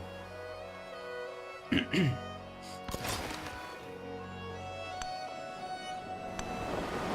kind of hope that there's a big old river at the base of this. Because this really looks like a river delta that just got really big. Whitey is here, coming in with a 62-month resubscription. Thank you very much for that. Very much appreciated. Thank you. Rituals guide the people. Law codes restrain the wayward. Excellent. So we got Duminglu, which gives us the settlement limit just as I annexed the other city. So it didn't actually change anything. However, we can get the Forbidden City, +2 culture and gold and all fortification buildings in this settlement. That's kind of crap.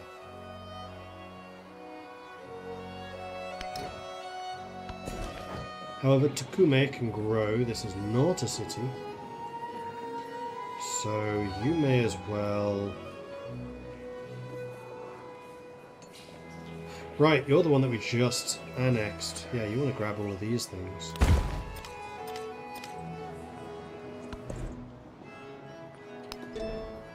Okay, so we can get Lilia, but that doesn't really do much. Although the 25% gold cost towards purchasing and the resource capacity and capital sounds really good. And Baojia is going to be a tradition for the next stage, so I think I want to grab that just so we have that tradition. +1 science for every resource assigned to a city becomes +2 in cities other than the capital. That's really good, especially for us. We're going to have time to get it. 12 turns this week. Good. Ooh, a celebration! Haven't had one of these for a while. Gold, definitely. And with that, we can get another social policy. Get so few of these. But again, we suffer a penalty to science because we're Ming for anything that is not a tradition. So we're going to grab the tradition. Specialization of Tukume. That's a good question. What do you have, Tukume? 1, 2, 3, 4 farmers, 2 mines and a woodcutter. I think again, just because your main export is food to the inland cities. So it just seems like the most important thing to do.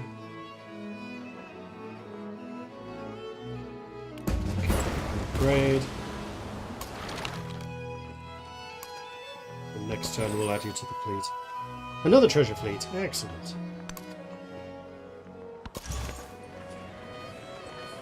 Mobilian has been converted. Let's go after Misuria. Goyang. Has been converted. We need to get Creek.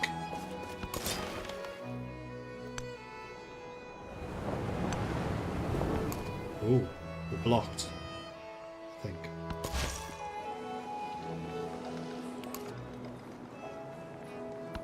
Alright, we should be, except for Creek, no, and now including Creek, back to capitalism everywhere. Let's go here. Do this, just take a look around. Nothing particularly special, but we probably want to hop across the water and go up that way. Oh, this was more land. Aha! And then also blocked. So we're not going to be able to go around this side. We're going to have to sail down here and then around. Or, nope, that's blocked. This is also blocked. So I cannot physically get to this section. Unless I get access. How do you get the treasure fleets to start spawning? So treasure fleets are a result of distant city resources, which I will show you in a moment. Like over here, we have sugar.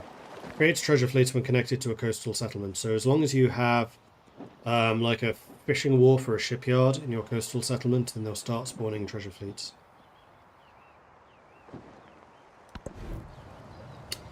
New production, Cahokia. You're down to just a -5 happiness, so you're actually doing okay at this point. And yeah, science and culture are blooming because of it. Let's see if we get the pavilion. That's for me. Go ahead and join the Navy. You have been converted. Tichy has not.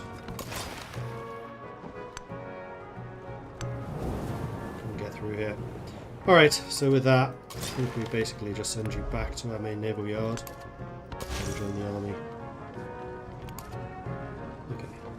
converted. You are just going to dive across the water here.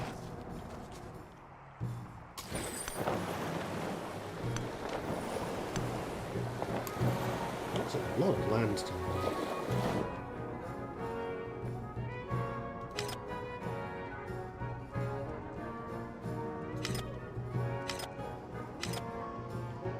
Oh shit, we're 98% progress. I'm not going to finish this. I think because Confucius jumped ahead on the... I didn't get this. Oh, because I didn't found the city. I got it diplomatically. Well, shit. I'm not getting the military golden age. Oh well. And I don't want to found another city. It's not worth it just for that. My happiness situation is bad enough as it is. Yeah, like 3 turns until the end. Kusa.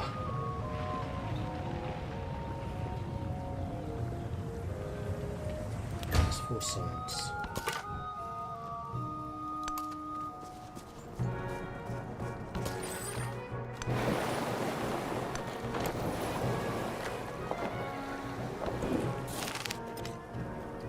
An engineer has refined their recipe for bricks. Builders marvel over the strength of the stones, promising to build structures that withstand the ravages of war, fire, and time. So I get production in science and Cahokia or culture. I'm just going to take one of culture, though it's not really going to help me. Fuchsia's down.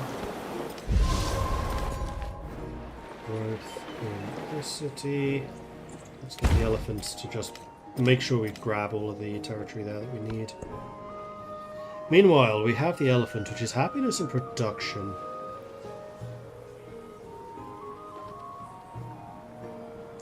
So we are getting our happiness much better under control, but Huma City really needs more happiness. So I'll send you there. Town specialization for Nanchang. Nanchang is definitely a fishing settlement. So let's make it a fishing town.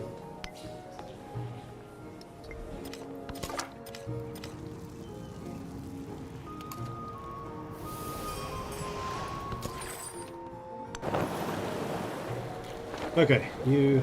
This is a treasure fleet? I was exploring with a treasure fleet?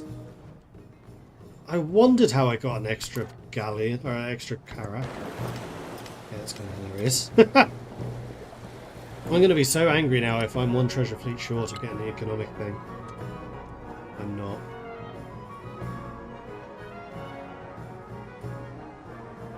Well, depends what the score was. Doesn't say what value treasure fleet, just that it's a treasure fleet. Because one of my treasure fleets is a value 3, so that could well have made the difference.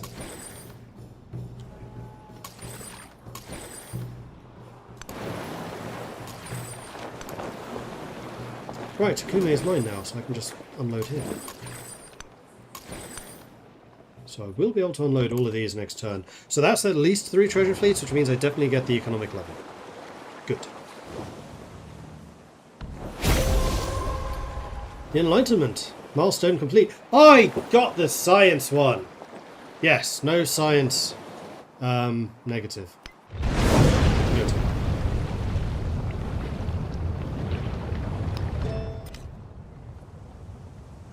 Although, I have questions. How did I get it, and why?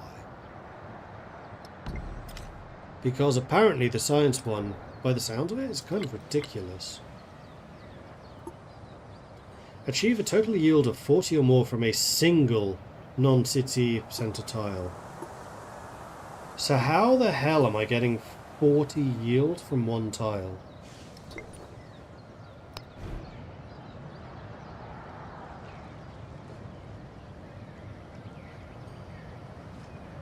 Unless specialists give significantly more resources than they say. I think that's what it is.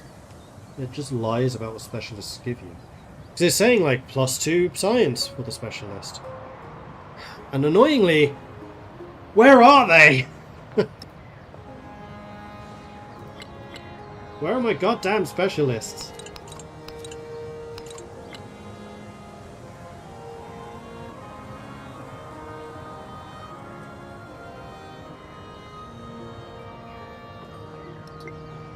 The UI in this game is really irritating.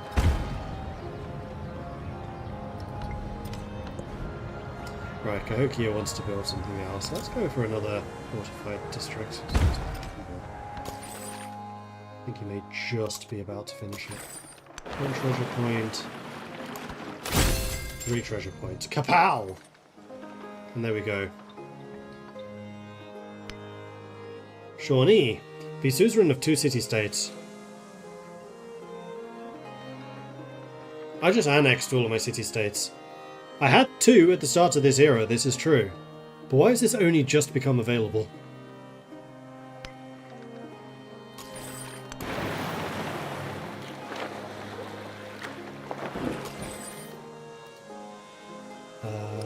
Also, we've hit 100 progress.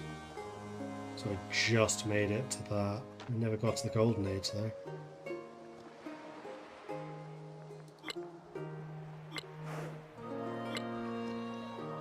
Well, at least I didn't have a dark age in science. It's bloody close to it though.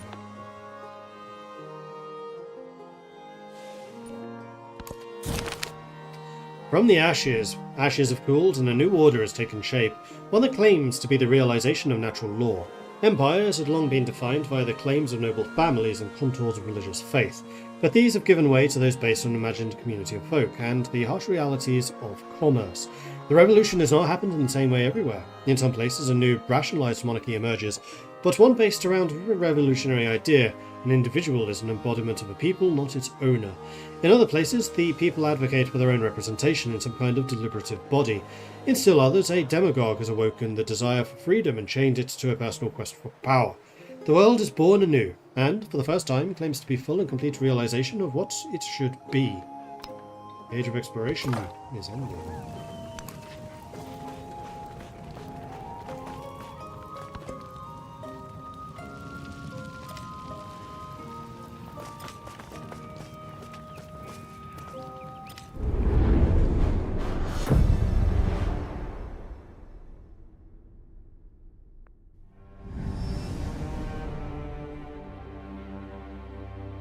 So I really got the economic one on the last possible turn.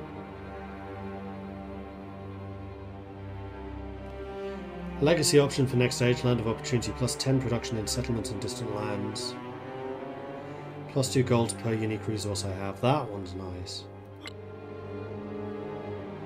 I was first in military and economic. Wow, I was even ahead of Augustus. Getting that 30 treasure fleets is freaking hard. He absolutely slammed the Enlightenment. Xerxes came close. And then culture. I was lost. Yeah, not surprised. Although actually this is only showing the top 3 or 4. So several people didn't get any of them.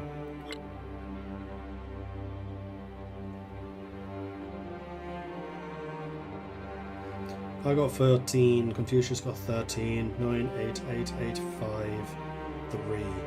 Ooh, Texame. Not doing very well. Level 10 foundation, whatever that means.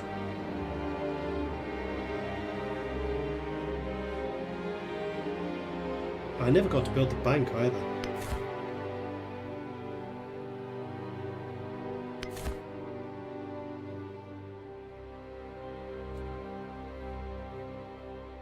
Meanwhile, modern age. So this time we only have 4 choices. We didn't do nearly as well in the Age of Exploration as we did in Antiquities.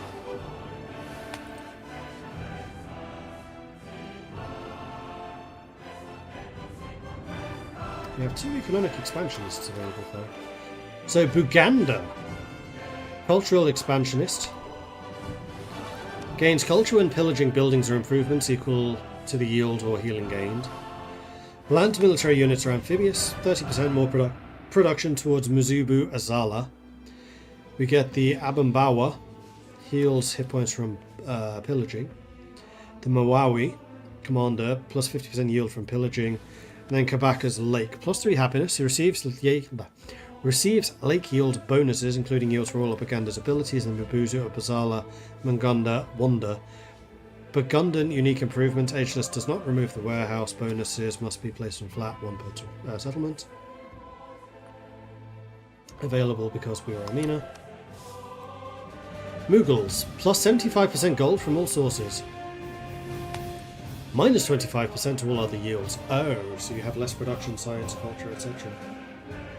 Plus 30% production towards building the Red Fort. We have the Sepoy. Sepoy's not very good.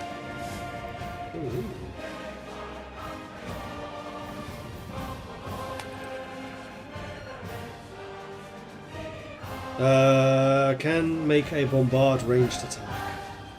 So they're kind of like my current Ming unique unit. Mughal unique settler? +1 population? Okay. +2 food on adjacent farms. That's it.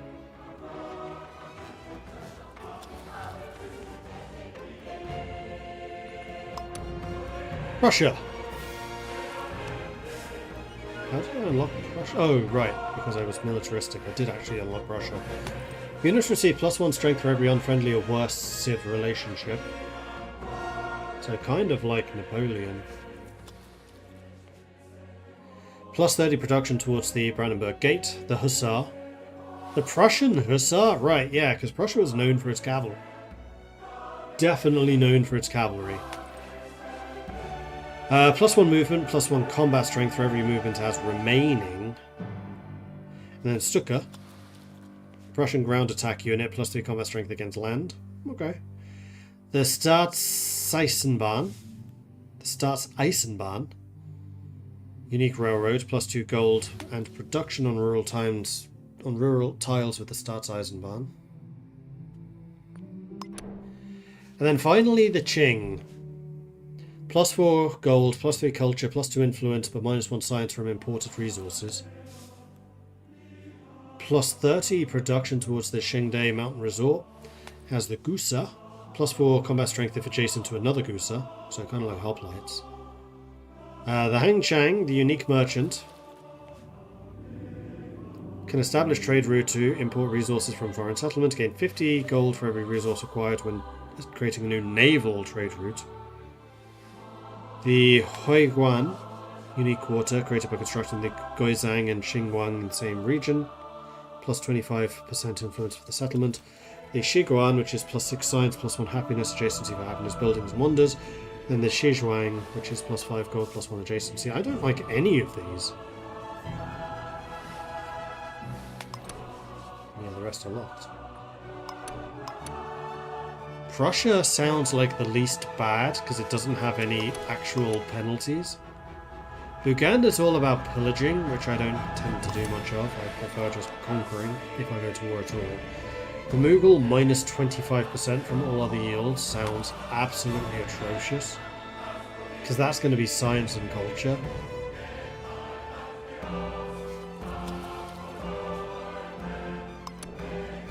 Prussia, no downsides. And then Qing, -1 science from importing resources. I'm Amina, I love importing resources. And it just seems weird that they have a unique merchant. Well, I guess you do get... Well, they get the culture. Culture, influence, gold. Could do Qing. So I think this is really between Qing and Prussia. We won't be as science focused as Qing, but we have a lot of science stuff going on anyway.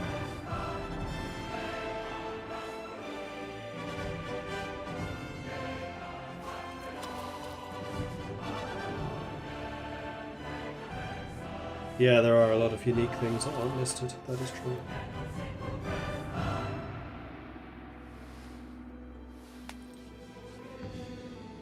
Mughals can buy wonders with gold, it's actually insane, bought 15 wonders in one turn. That's not bad, the only problem I have with wonders is they take up an entire tile, and where I usually build my wonders is getting kind of full. Because in the antiquity I do build a bunch of them in the capital.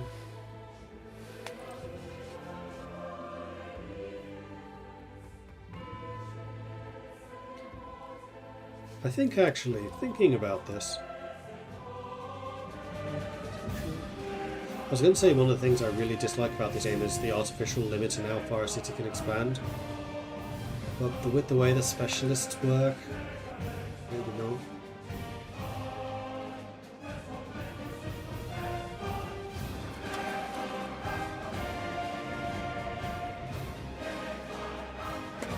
Okay, hold time.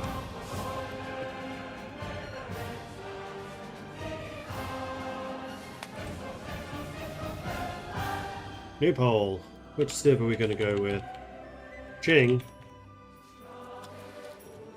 or Russia? Make this a 2-minute vote. I will take a very quick 2-minute break to grab another drink while I do this. But I'll let the poll run while I'm not here, so get your vote. Get your votes in. Vote, vote, vote. Get your votes in. Right back.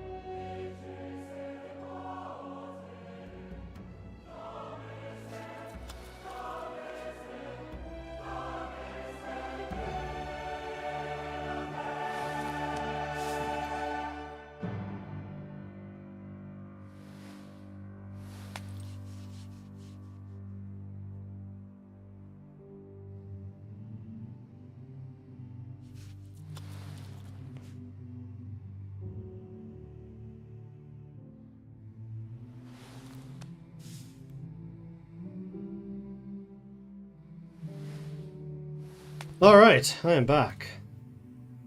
And the vote is in with Qing losing out to the Prussians. 40% to 60%. And this was an entirely legitimate vote for the first time in a long time. No attempts to sway this were made at all. So Prussia it is.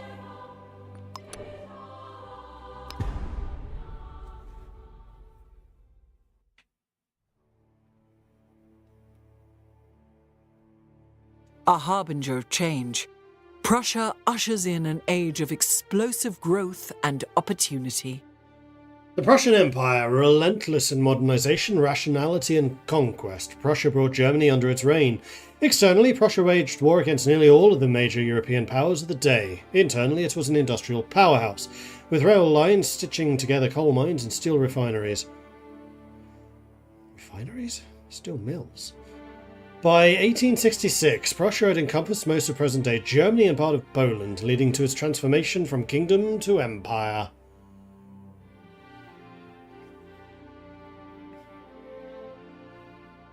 And then we get the Hussar.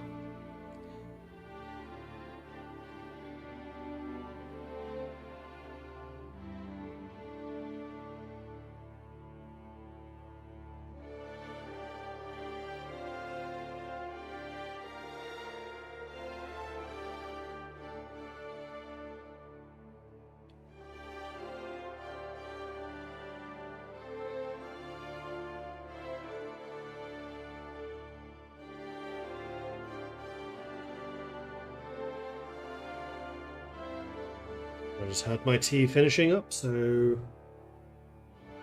I want to grab that or do I want to wait for this? Okay, there is a button to continue.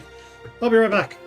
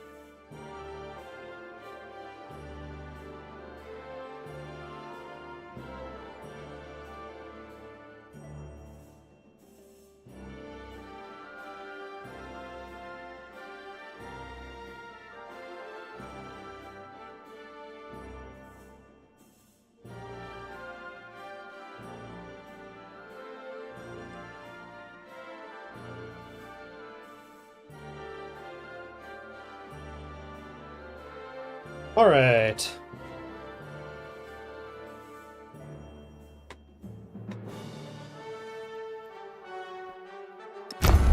Onwards. So, let's see how things look now with the more advanced stuff. So our Zhongshus have changed to... Well, let's actually take a look around. No, they have not straight up changed. So we have field cannon, which are our main bombard unit, despite the fact we had no siege engines at all previously. It does look like we have a fair number of... Well, we have loads of them. Then we have line infantry for our regular ranged...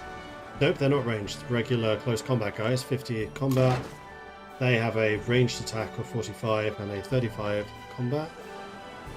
Do we have any other units? Also, we seem to have lost a bunch of units because my towns are no longer guarded.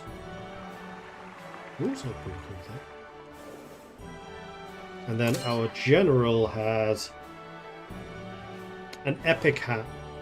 2 line infantry, 2 artillery. So yeah, the Zhongshu have changed to field guns. And we have a general over here. So, thank you. With 3 field guns, and then a general over here with 2 and 2. So I think all of the units that were in the towns have been added to this army, because I don't think I actually had him completed previously. So that's kind of interesting.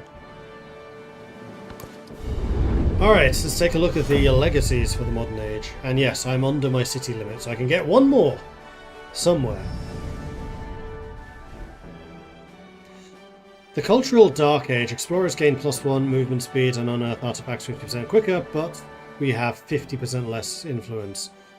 Do I have to take that one? Doesn't look like it.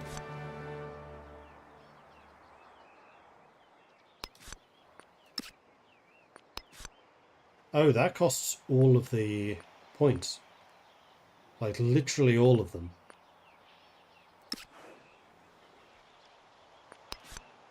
I can take the regular ones. I don't understand how this works. A land of opportunity. +10 production for settlements in distant lands. +1 militaristic attribute points. +2 gold per unique resource. So I do think we want to tap the source. Get the gold from that. Do I really care about this? Distant lands is 3 cities. Valladolid, Valencia, and Yingtian. No, there are 4. We have the one further north as well. So that's basically 40 extra production. Or we could gain an extra expansionist and extra militaristic attribute point instead. I think I might actually just go for those two. And then probably a scientific attribute. And then a wild card with economic. Aha! So yeah, the Dark Age means that I just can't get any cultural upgrades at all. Fine.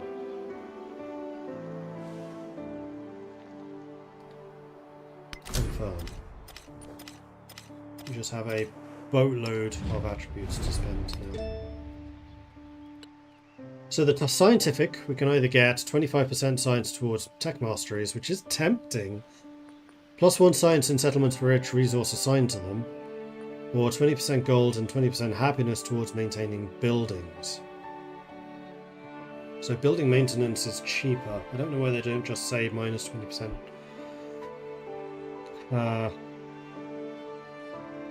Maintenance fee.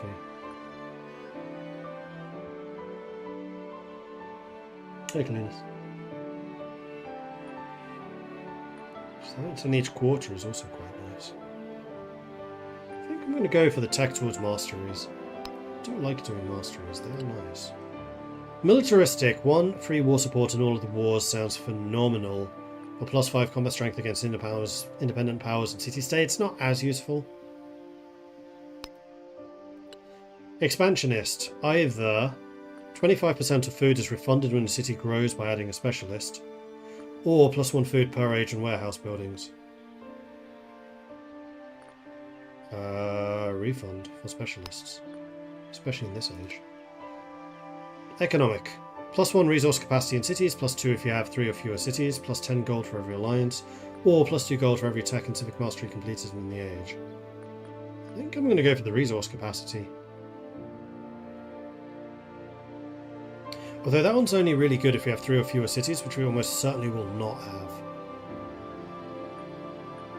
So actually let's do this one. Especially because we're getting the cheaper masteries.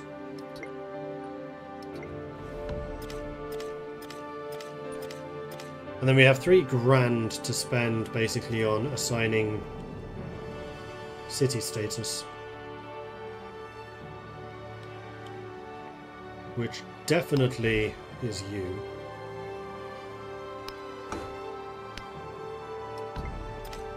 It is Hitichi.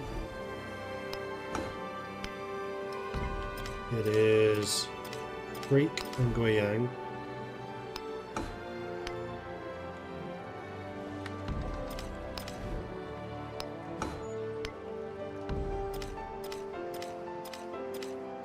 I think that previously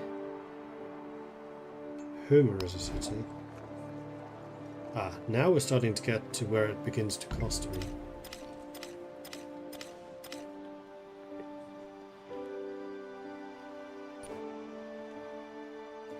And then in overall production, I am lower on the gold side, probably because my trade routes haven't been set up yet. I produce the most influence of everyone.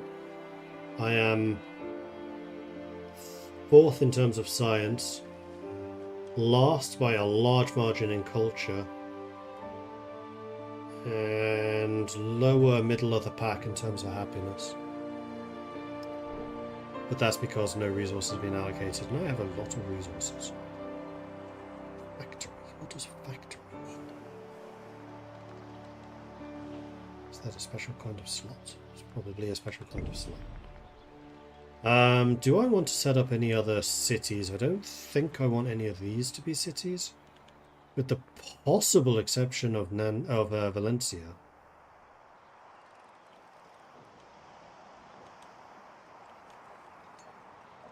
Alabama's definitely a food location. Missouri is a food location. Mobilian could be. Ooh, oil.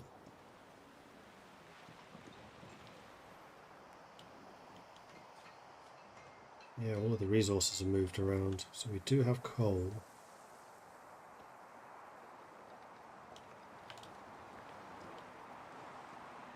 There's coffee. Blah. There's tobacco. Silk is still around. There's some more oil. Those resources have not changed. There's a bunch of coal here in the centre. But we did not in the end build a city, but maybe now we want to. Because we've already grown these cities to the maximum extent. Getting another 4 coal. Light naval units gain +1 combat strength. So that would be things like destroyers, I assume. Speaking of which, let's take a look at the tech tree.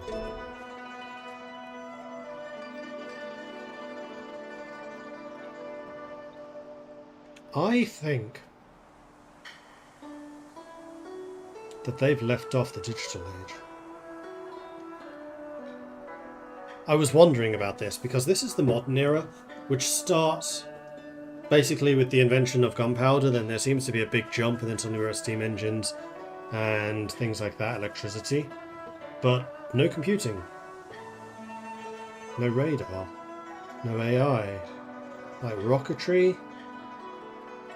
I guess is the end of the modern era. So this basically gets you to the 1960s. But there is nothing for the 1960s onwards, which makes me suspect there's going to be a 4th age in the future.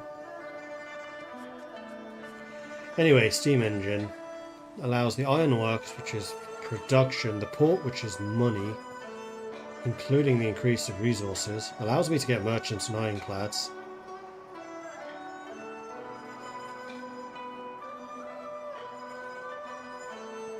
Already discovered atomic era in the game files. That's true, there's no nuclear.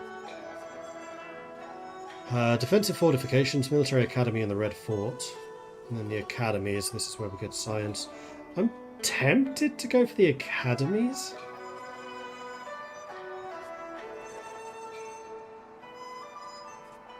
And we'll go for a higher science. What are my bonuses again?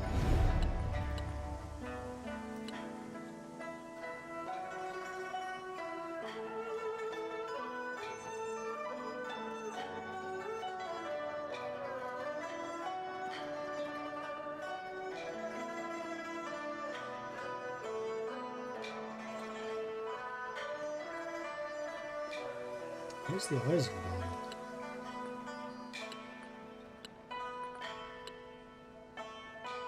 It's just straight up missing.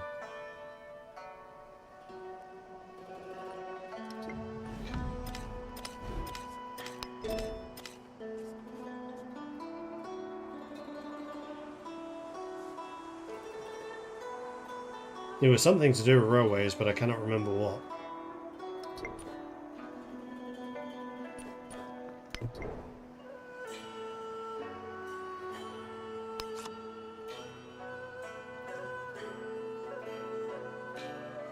Of course it doesn't say here either. That would be too simple.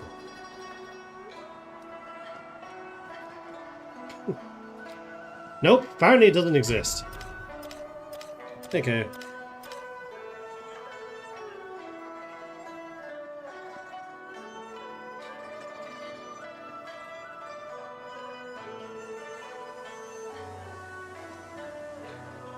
Religion still exists. Please tell me that missionaries don't. Okay, there's no missionaries. So cities still have an assigned religion. but there is no religion overview. So why does it matter what religion cities are?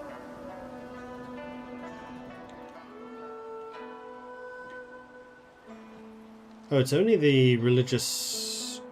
No, it's not, because they're my religion too. Civics. Ah, Prussian civics. We have the Ruhr.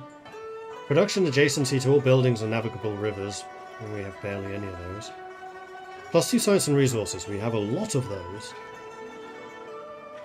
+1 production cities for every resource assigned to them. That we have a lot of. Zollverein.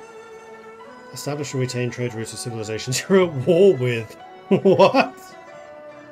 Okay. And then also settlement limit. Trade yield in cities connected to the Staatseisenbahn. Mediation. EMS dispatch. Realpolitik. There's the Brandenburg Gate. Settlement suffers no happiness penalties from war weariness, +5 happiness from conquered settlements. +25% relationship change from diplomatic actions. And then Bewegungskrieg. Cavalry units gain skirmish, +50% combat strength from flanking. I've never managed to pull off a flank. I don't know how they actually work.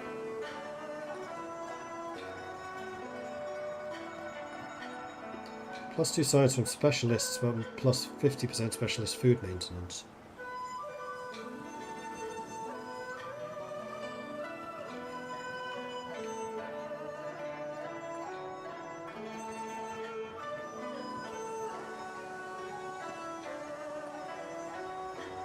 There's the Explorer. Can research artifacts buried since the Exploration Age. Which are basically like the relics and the artifacts. What age are we in? Modern. The last one. Oh, hey Moose. Haven't seen you around for a while. Hope you're doing alright.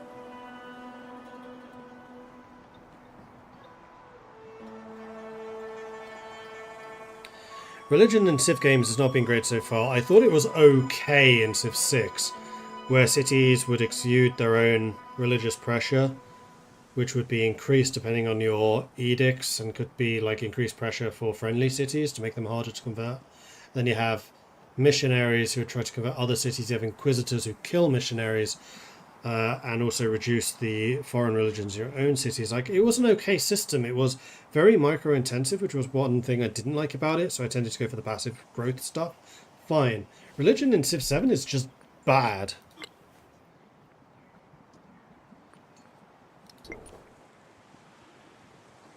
I think I'm going to go for the academies. But the question here is, do I want another city, and if so, which? I wish it showed on this map which cities are cities. Ah, maybe it does. Oh, it does. It's the portrait. There's a portrait. It's a city. Ah, okay. Just noticed that. Wait, didn't I make you a city? No, I didn't. You were the one that was expensive. So Mobilian is actually the bigger city between you and Humor. That's interesting.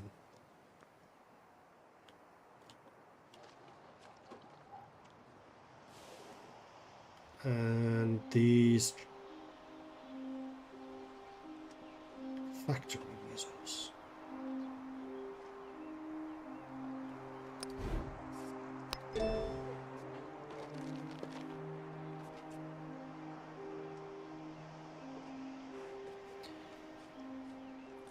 Rail station, +8 gold. 10% production towards building units in the cities with a railroad, +10% production towards building cities and cities with a railroad. When built, upgrades any roads to the settlement to have a rail station to railroads. Railroads allow units to move from one settlement to another. Modern gold building occupies a full tile, cannot be paired with another building, can be purchased in towns.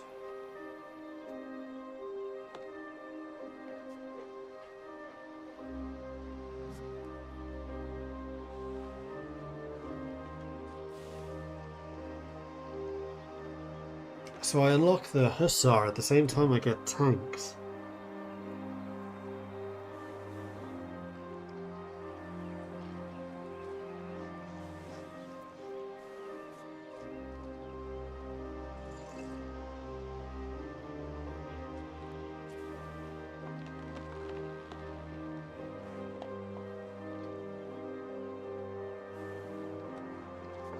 Specialist limit in cities, settlement limits.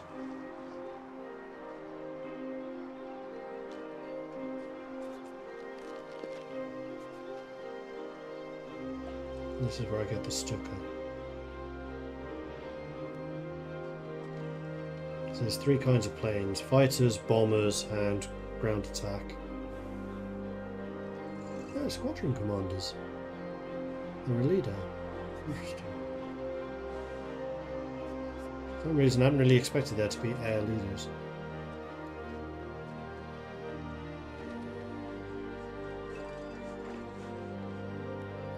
The infantry company. Rifle infantry. That icon seems rather lazy.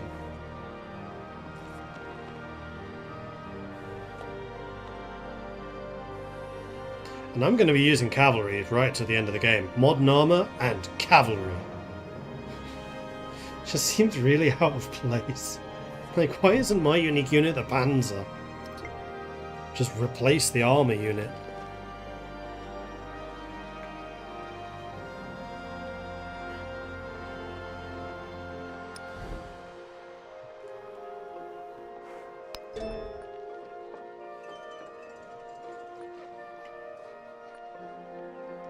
So I do think that the social question is an interesting one, except I don't have many specialists. And having specialists will slow down dramatically my city growth, which I'm not a huge fan of. I like having a high population, so maybe I go for natural history. Get the explorers going, get me some more culture. Which would be useful, because my culture output is terrible.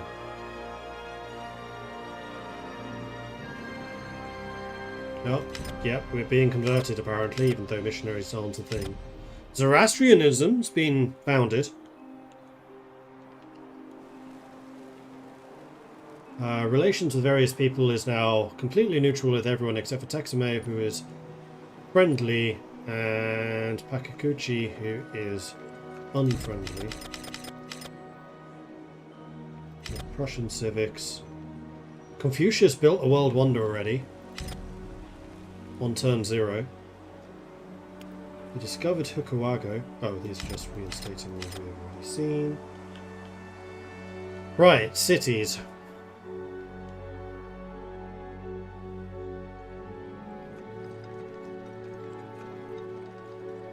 I'm kind of tempted to leave Humor as a town. Kind of tempted to leave Mobilan as a town. No, Mobilan I'm going to make into a city. Why are you only 650 and not 900? Oh no, 1,000. 1,000 is the maximum. Alabama and Missouri are definitely towns producing food. And I want you being farming towns. Your own growth has actually gone up. So this growing town is just a lie.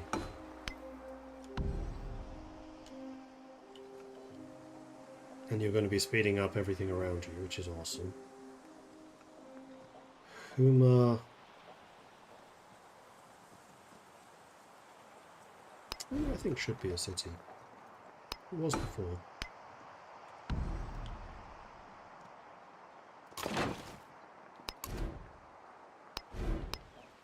And I'm basically turning all of these into farming towns. Because there's no reason not to. I don't really need any of the others.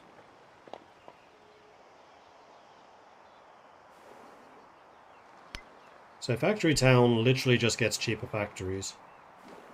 Mining town, more production, but production isn't a thing in towns. Gold is. I don't like this system. I thought it was a cool concept, but in actual implementation is just bad. Change the a fishing town. So all of these guys are sending food to my bigger cities. It's a cost designation. No.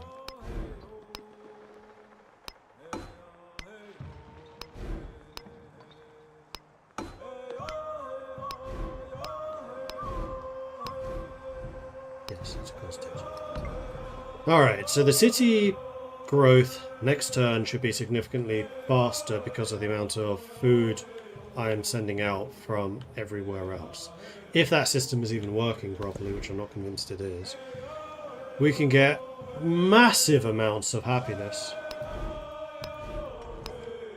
Happiness is actually a bit of an issue, but that might be because of resources. So I'm just going to get rid of all the resources right now.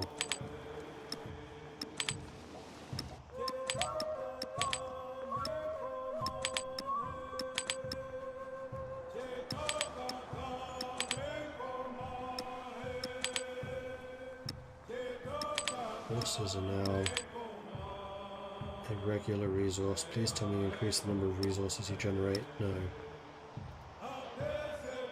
Okay, gold reduces unit purchase. Infantry and air units gain combat strength with rubber. Gold produces. Why are these two separate? Marble is building wonders. Oil, of which I have 3, is heavy navy and cavalry buffs. Silver is purchasing units, that hasn't changed. Coal is better light naval units, and my light naval units are going to be awesome. Also, rail stations are built significantly cheaper. 500% cheaper, in fact.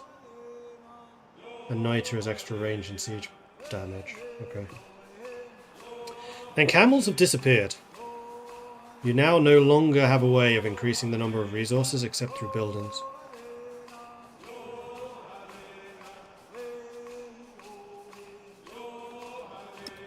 Factory resources.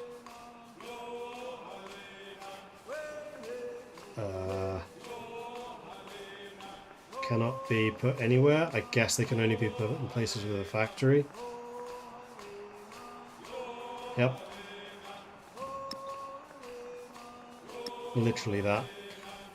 So, horses increase happiness.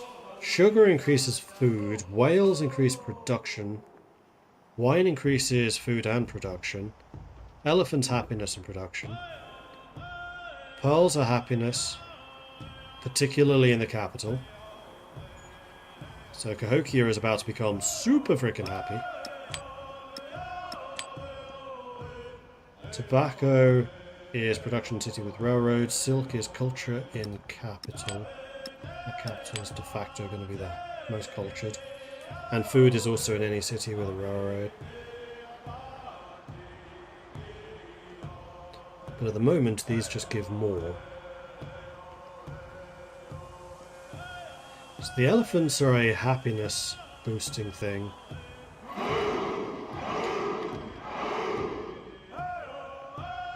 These are all percentage buffs. Okay, that's very interesting.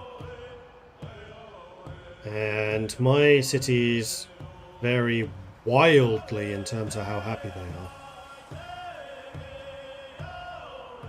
With these two in particular being really unhappy. So do I have any way of increasing happiness? Horses.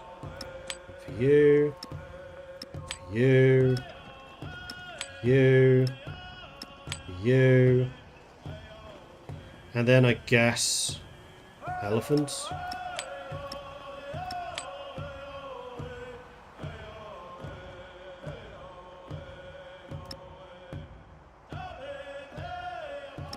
I should give the truffles to the smaller cities. Unfortunately, it doesn't show population here. And I really, really, really wish this was ordered in terms of cities versus towns. Cities at, well, capital at the top, then cities, then towns, rather than having them intermixed. Again, UI things. Grrr.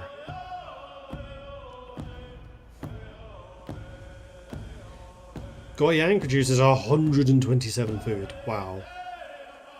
Does that mean all of my towns are just feeding into you right now? It kind of feels that way.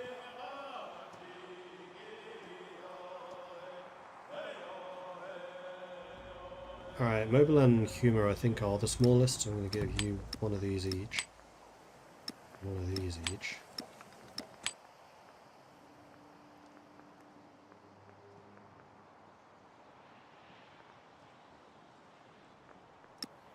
Goyang can gain some of those. Then the regular bonuses... I think I might actually give the food to the towns that I want to have grow. So who produces the least food right now? Summer 24. Valencia. You get some food.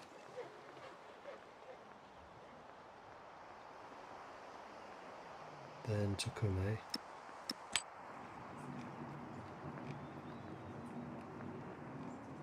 Then Yintiang.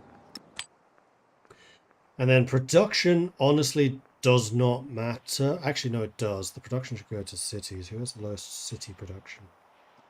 You know what? These can go in the capital just to make sure the capital builds stuff fast as it's supposed to do. Pearl Creek City gets nothing. Okay, that's all of the resources given out. And because of my Amina buff, +1 gold per age for every resource assigned to cities. So that should be +3 gold per resource. So we should be one of the wealthiest. So how everyone else is wealthier than me, I have no idea. Because it's no longer a happiness issue.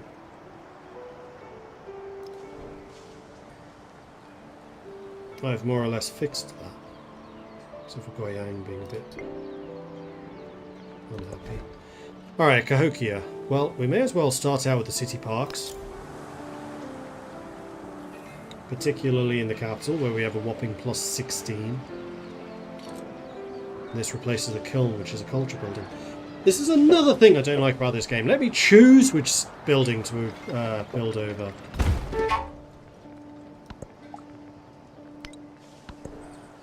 Social policies. Grand Secretariat. Oh, you do keep the ancient ones. Well, gold and happiness for imports. Science and gold on the science and gold buildings, of which I have quite a few. And then +1 science for every resource assigned to a city, +2 in cities other than the capital. This is one of the main reasons we have a lot of cities. So now my science is 177. I don't know if this is recalculated actually. I don't think it has. The grocer is a +16 food for Chusa. And there are several locations that do this, so let's put it over here. Grocer is good for you as well.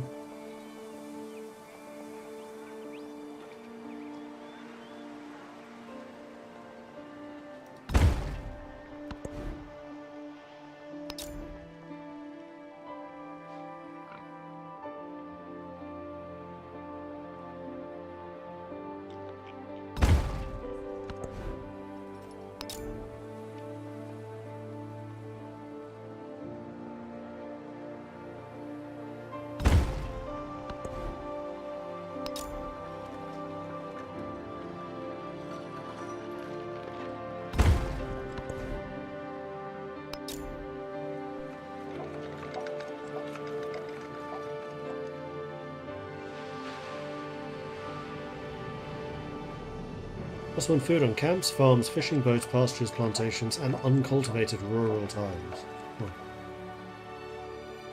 So all of these are providing +1.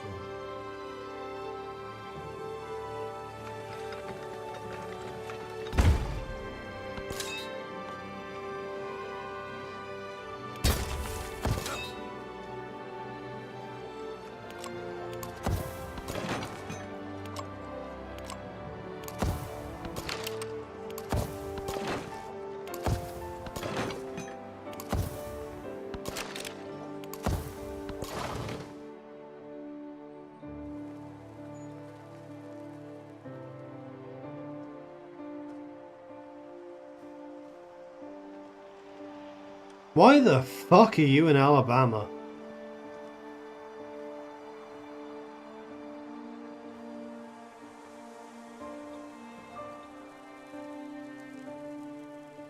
And not in a coastal city.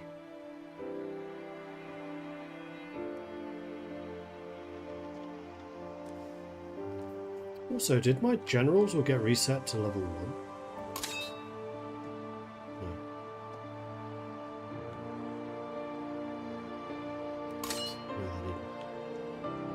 Oh, you level 1. Oh, do you start level 0? You start level 0. That's cool. So basically to get out of here, I have to make a deal with Tekken Smash just to get open borders. Which I'm not particularly happy about. But just to get my navy out, I have to do this. And yes, this will actually get me all the way out. To then sail over to Valencia.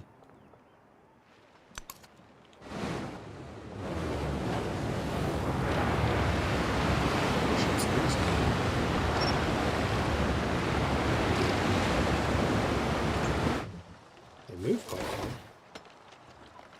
Ship of the line. I mean, they look cool, admittedly.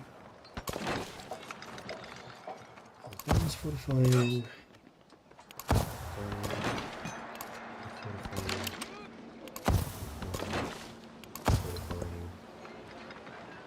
Didn't actually mean to end turn there, but it's fine. Let's see if this recalculates. 72, 69, 178. No. Alright, government type. So we have authoritarianism. So this is, again, whenever we get a golden age. Oh, sorry, a celebration. We can pick one of the two bonuses. So authoritarianism gives us more production towards military units and then combat strength, which is nice. Bureaucratic is extra gold, or extra relationship from endeavors and sanctions. Elective republic is more science or culture. That's just always useful. Like, this is great when you're fighting. This is just always.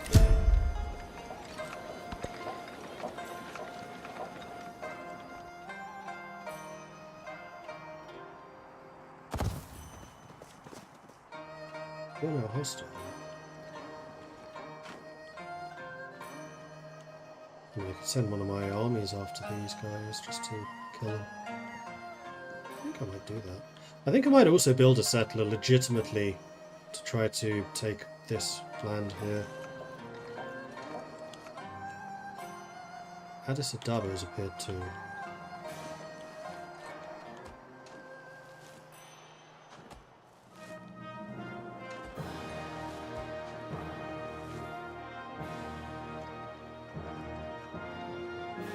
It's a lot of oil.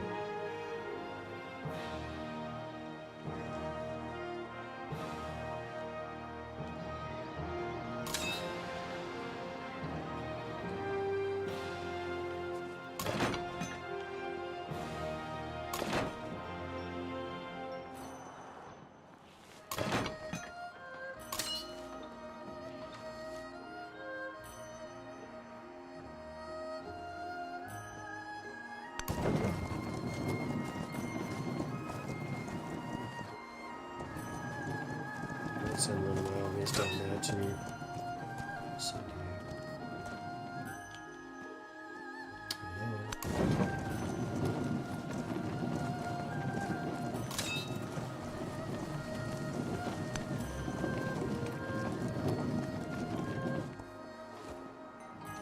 And I think I would also like to build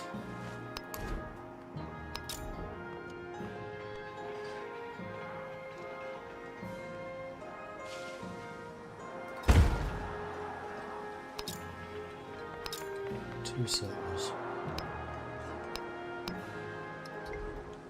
One to go right in the middle of that, and one to go right in the middle of that.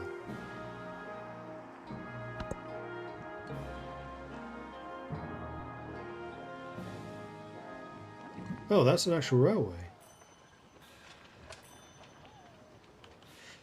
So the railway's running through neutral territory even though railway hasn't been invented by anyone yet. That seems lazy.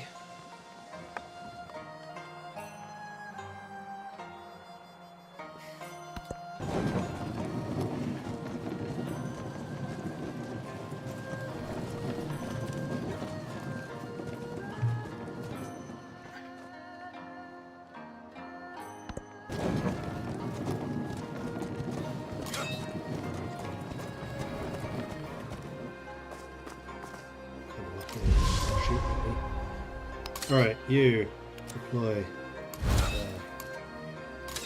You. Deploy. You. Deploy. On top of me, please.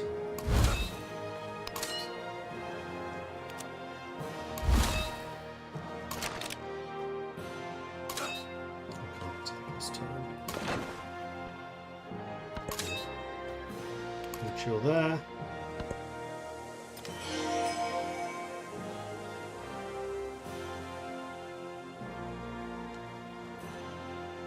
Right, I'm going to need to pull out a Sadaba as well. I don't want to befriend you, I want to hostile you. I think I'd do that by just attacking you. I think.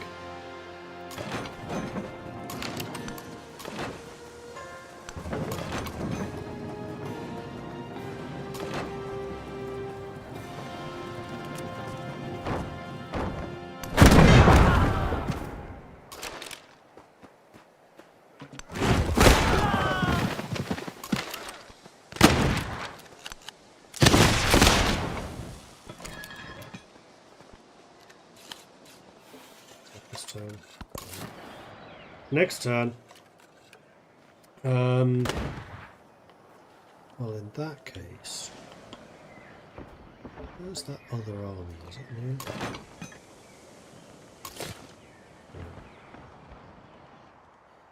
I know I have another army around somewhere.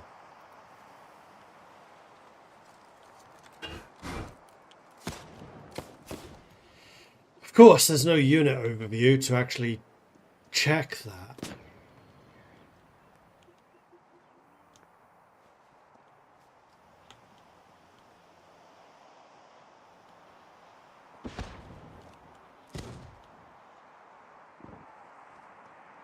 Because we have the army going south to deal with Indaislunaka to Huma, that's you. We have the one army that's attacking you. Where's my level 6 army? I think it is in Cahokia.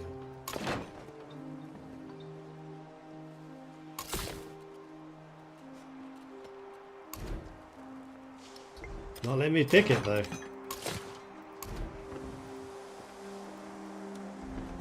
Maybe he's not. Oh, he's here. Valencia. That's probably too far away, so we're gonna have to kill Tehran, then turn around and deal with immediately with Addis Ababa. Should be right. But that also means that we should probably send you south to move in with those guys.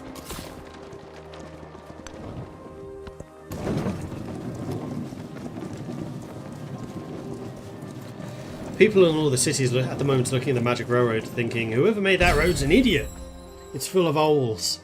Yeah, exactly.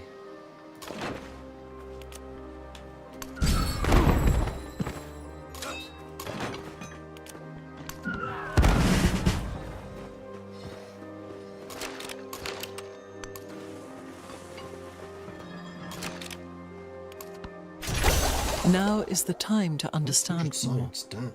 so that we may fear less. So we got the Oxford University available, which is a wonder. Grants 2 free technologies of wildcard attribute. Must be placed adjacent to a district. And the schoolyard, which is just straight up science. Alright, Cahokia.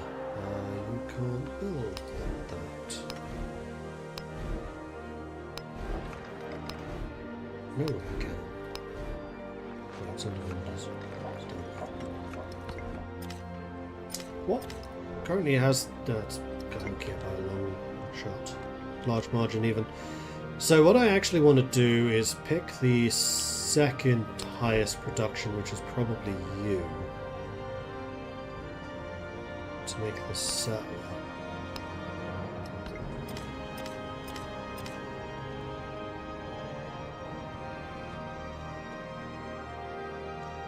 So that Cahokia can focus on Oxford University.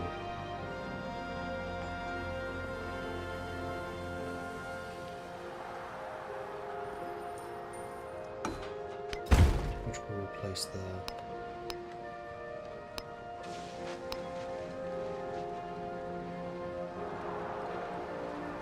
Production was immediately passed down to the next in the queue. No, they were already building that. Moving lake. A soldier returns with a harrowing tale. A unit wandering the sands, ever chasing a sparkle of a lake just seen over the next hill. Then the next. And the next. 500 culture. Okay. Cahokia, meanwhile, has expanded now. We are in the phase of trying to get more and more specialists because this is just lying.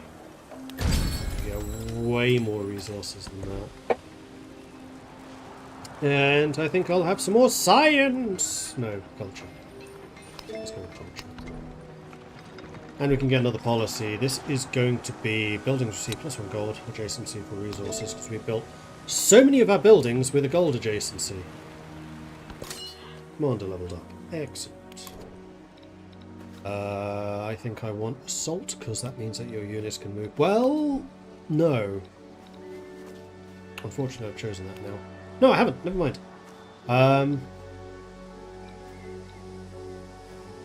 Yes, leadership.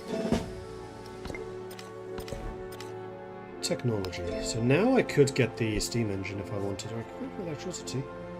Which is even more science.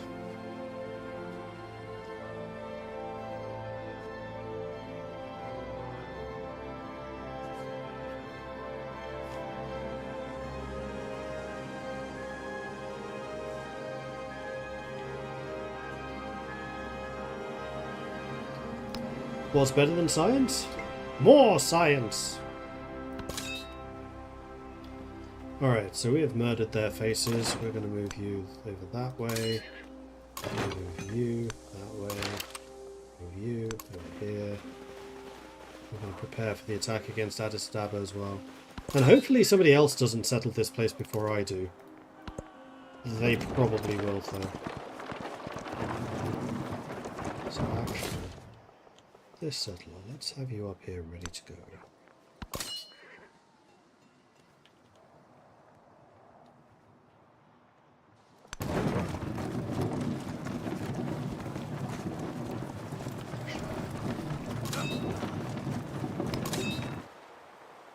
Next time we'll take him out, because there's actually an infantryman here that we can use instead.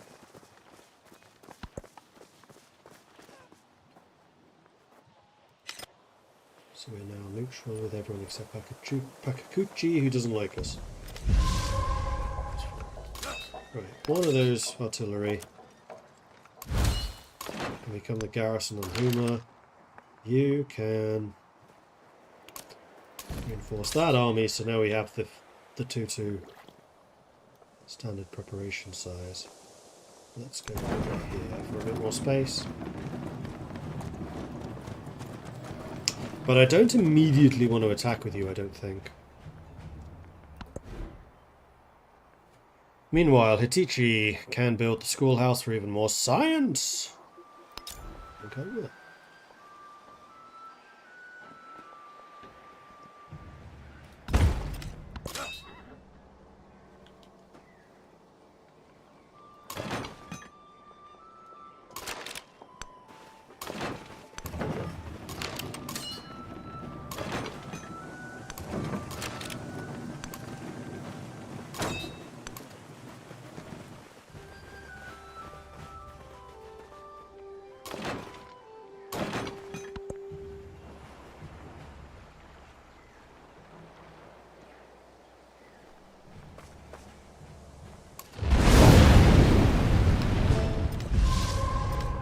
Erupted, but nothing damaged. Right, I've changed my mind. I want you to come up with...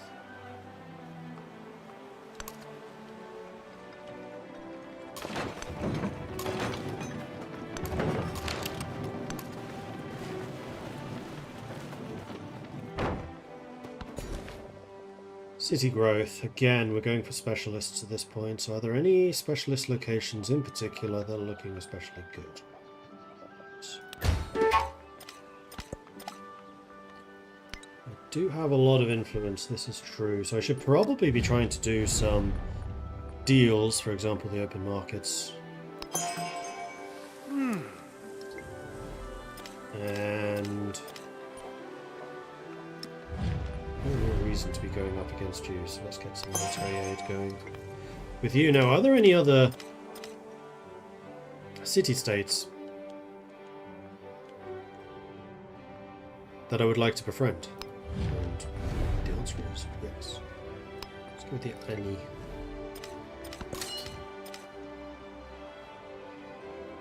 General should probably move there. You chill there for a turn. You chill there for a turn. You chill there for a turn.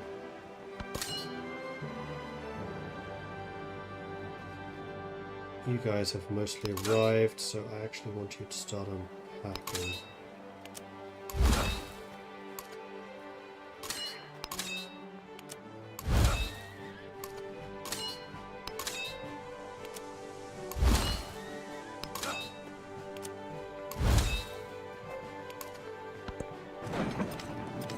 Looks like you guys are already fighting those.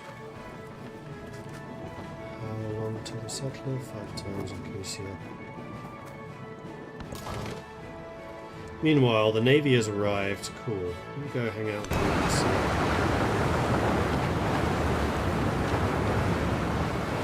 us. So we have the fleet there, ready to do fleet things.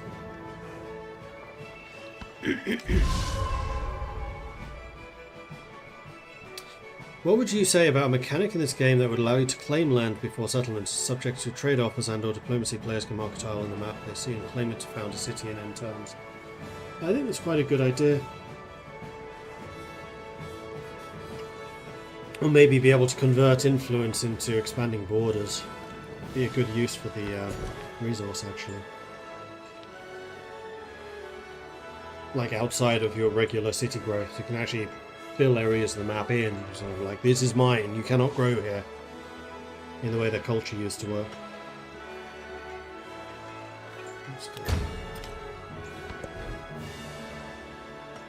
Meanwhile, we can get a schoolhouse. What's the highest? This one.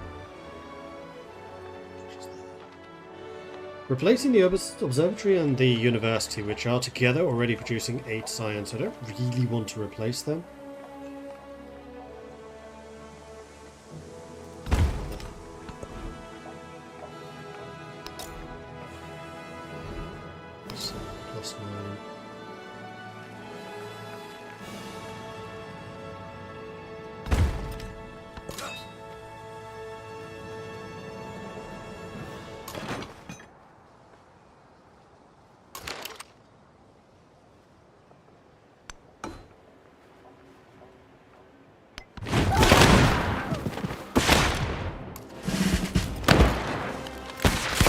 Surprise!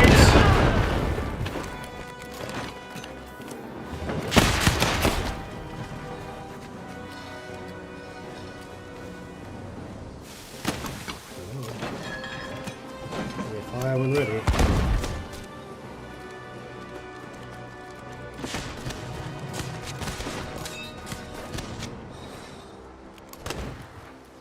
Okay, you can get the next level of leadership. Land units command radius can be upgraded in friendly territory.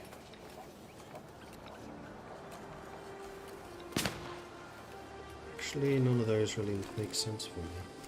Maybe logistics? Yes. Yes.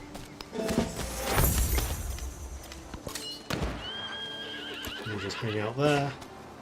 So Addis Ababa should fall next turn.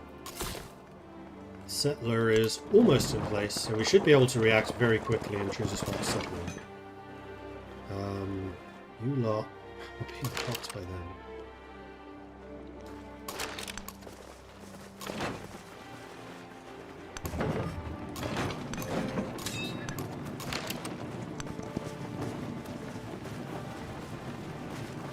Doesn't look like there's anybody guarding that city right now, so they may be just about to take it this turn. You can now just fortify Huma. There we go, in turn.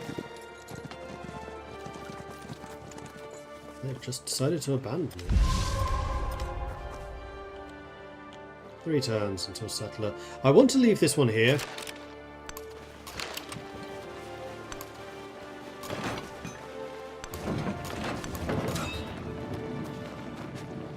without just straight up taking it. You only have a defense of 10, yeah, don't move. And more specialists. This one looks like the best. Even more specialists.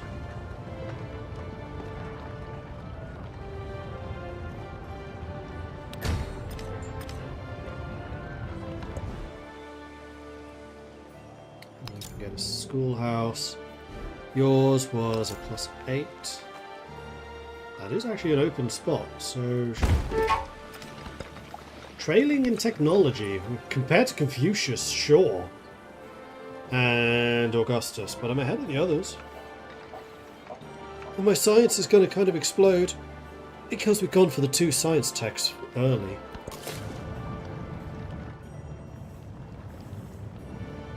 You're ready to move up, so it's going to work.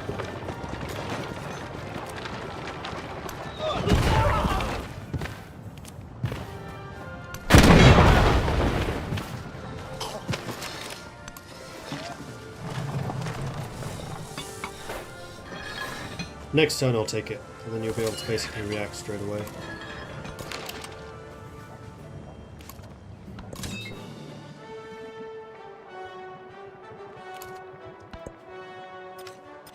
So the guy standing inside that city will take a little bit of damage this turn, but that's fine.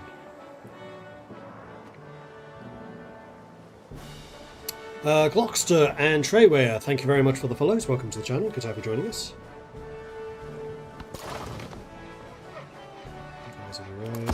Hang out with Valencia. Valencia right now being the most fortified place in the world with a full army and a full navy just hanging out there.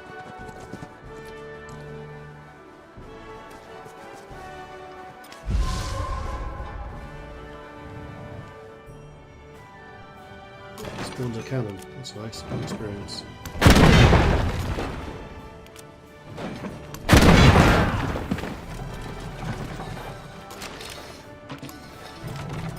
Another 300 science. Okay, so this whole area is now settleable.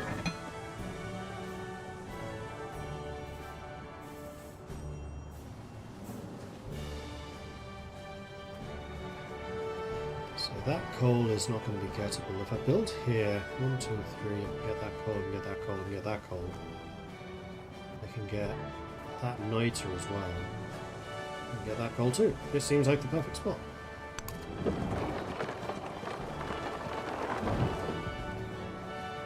Don't get the gold. If I settle there though, I'll get the gold, but not the coal. I think I'd rather have the coal. So next turn we settle.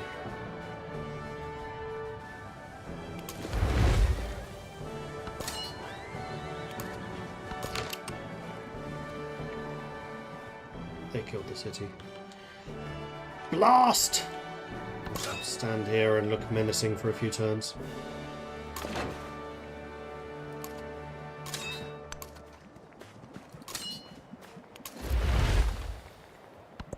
I do like the animation, as it's literally like breathing in, suddenly all the armies just merge. Cross the sea like a bird. Okay, and we've got natural history.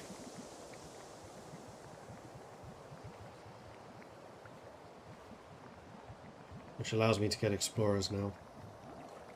Can change policy. I don't really want to, though. My policies are fine. I can get another specialist. Don't mind if I do.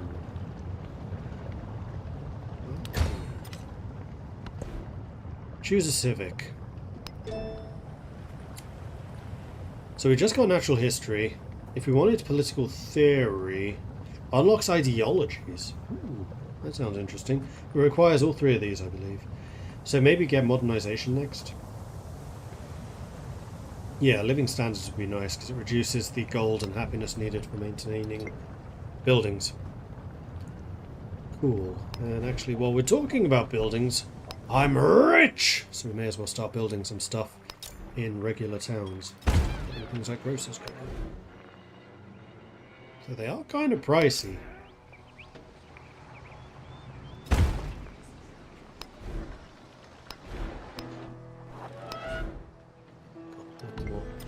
That's okay. Like, as we're adding more grocers to towns, and they'll start exporting more food and also growing themselves more. So we should be seeing like a real spike in city sizes. Wow, Goyang not very happy. Let's see if we can do something about that.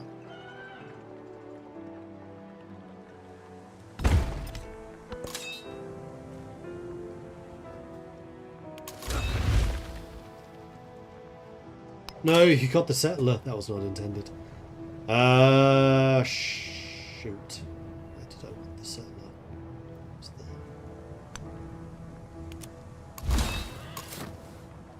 Oh, if somebody settles there now, I'm going to be so angry.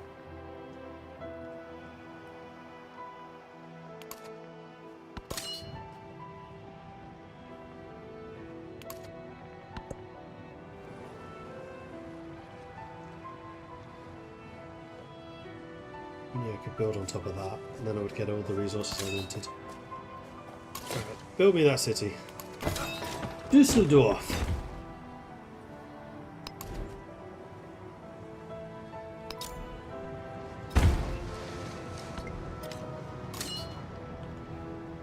I'll sit in Düsseldorf for now.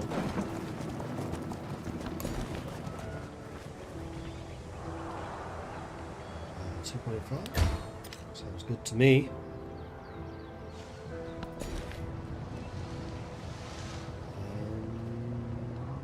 I think we probably want to grow in this direction most. This is mostly just to grab as much territory as possible. Also, we've got oil. Oh, Hitichi got that one already. And there's the other settler. Excellent. So we want to move you down here. Basically, just stick you right in the middle of this.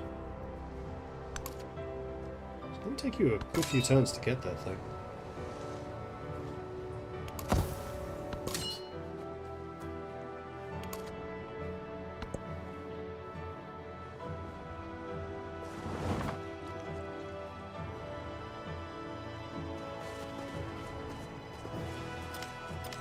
How much was it? Start messing with miners. 500. Let's do it. Let's try to become suzerain of a number of different locations if we can.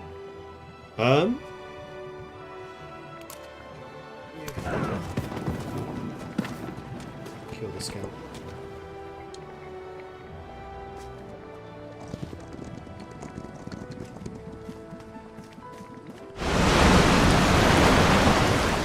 A flood doesn't seem to have done any damage though. So give me a couple of extra resources. City can be grown, and again I think we're going to grow here. New production in Hitichi. Let's go and get that city park plus 8. This would be replacing the kiln. That is a lot of happiness though. I'm kind of alright with that. As bog water's drained, something twisted and black tumbles out. A body. Its hair, clothes, skin, fingernails have all turned the colour of the bog. An archaeological treasure, the story continues, and we gain 1,000 happiness for the next celebration. Now we're going to continue the story.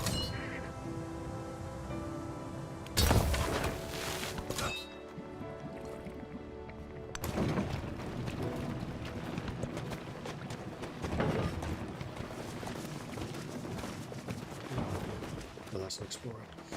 Yeah, I should probably start making some explorers of my own. Well, we're doing such a good job on getting the new buildings right now that I wouldn't prioritize it too much. I probably should. Emissaries from Ani have arrived, giving me 500 science. Good grief. The beauty of electricity is not that the power is mysterious, but that it is under law, and that the taught intellect can even now govern it. Okay, we can now get bigger labs. And you are going to build here to claim those resources. And next I think we'll actually start developing them. Because nothing else can claim this stuff. We're blocking it. Laboratory.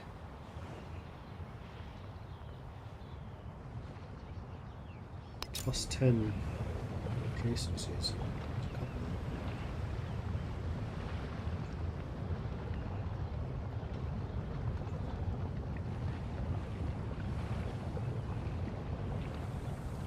Is that a 9 or an 8?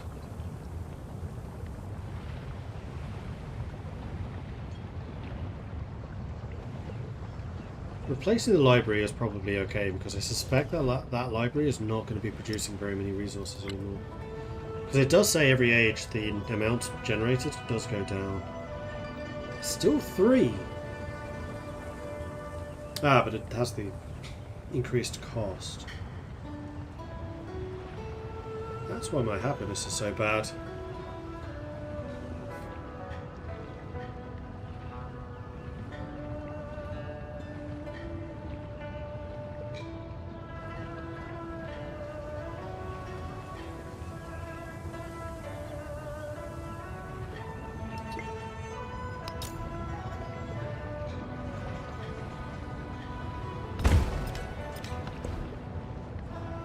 Choose a technology. So electricity 2 is +1 gold and gold buildings, +1 science and science buildings. Which sounds like a fantastic combination for us, because we have a lot of both of those. Yeah. Plus I have the 25% faster research masteries, so may as well.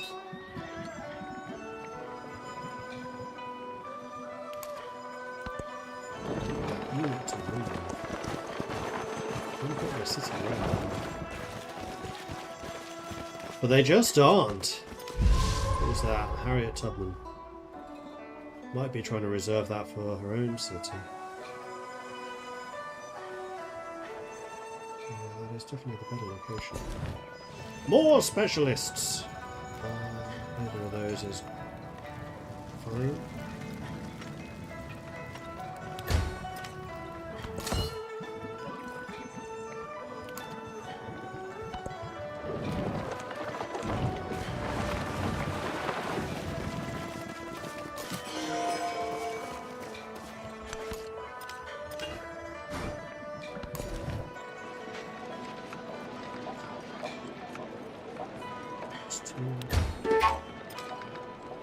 Trailing in civics. I'm working on it. We're building up our civics capacity quite nicely, but yes, we are trailing a little.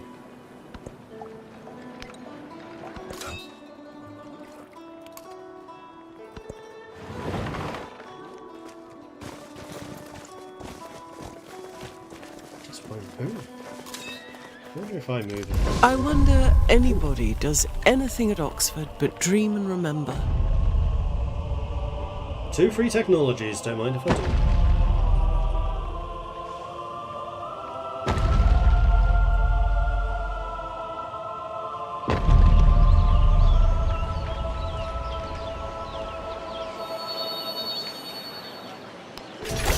Soon shall thy arm, unconquered steam, afar drag the slow barge or drive the rapid car. But I don't get to pick what they are, they're just random. Alright. Confuse your enemy. Keep him in the dark about your intentions. I mean, it was the early attacks rather than the later ones. But cool.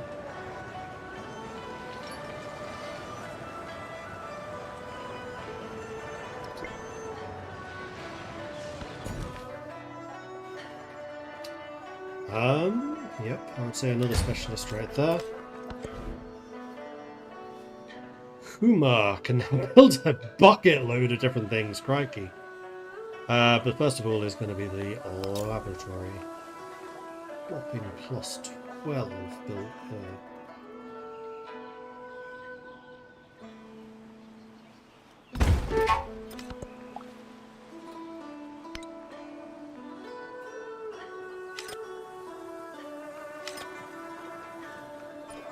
And I do have an attribute, which I think is going to be no, it's wildcard.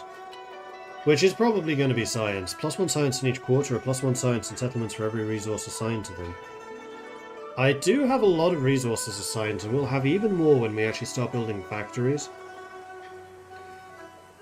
Or we reduce the amount of happiness and gold being used for maintaining buildings.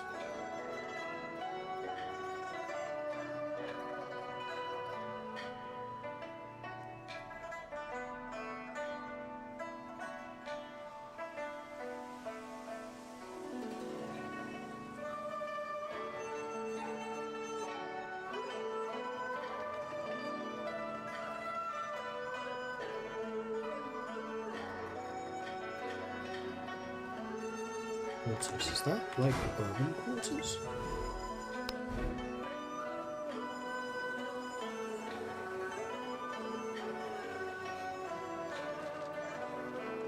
What are these called again? What is a quarter?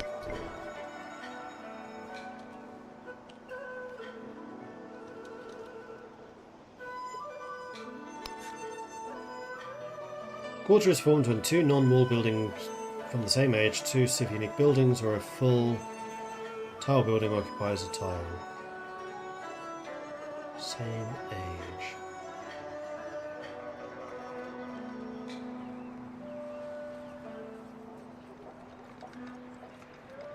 But yes, I think that's saying we have a lot of those.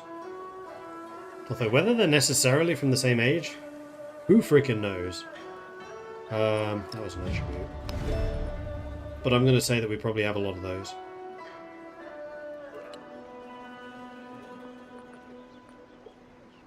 Probably more than those. So this is going from 207 science to... Oh, did that just automatically apply? No, to 222. 15 science? That doesn't seem like very many. I feel like we would have had more than that. Oh well. What actually are the age goals? Railroad Tycoon. Oh, is this victory? Economic victory boost. Ah. Okay, so Railroad Tycoon. I need to have Railroad Tycoon points.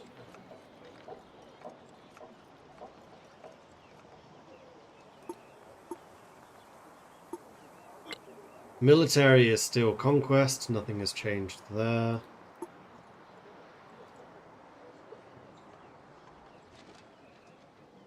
Oh no, this is ideology points. Once adopting an ideology, settlement of a civilization without ideology are 2, settlement of an opposing ideology are 3. Science is finishing different projects.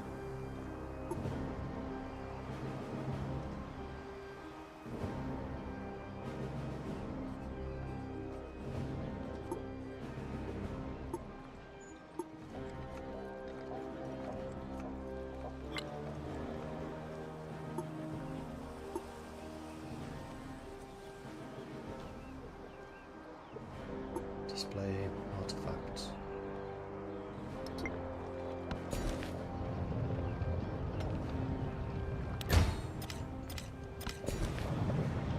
This is a town, but now I think it's time to start getting coal and night.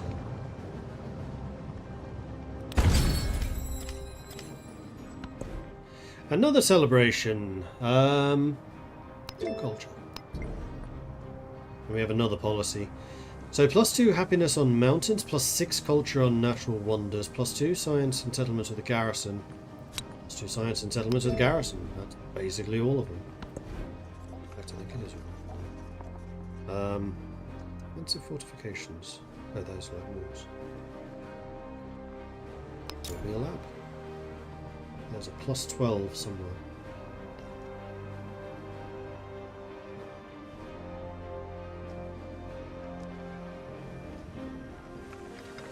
But is it really +12?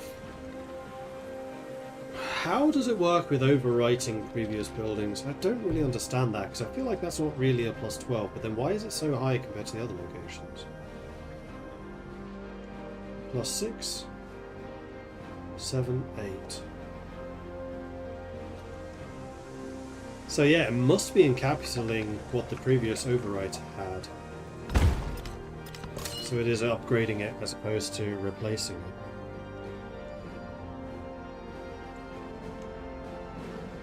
They have moved. Yeah, they moved.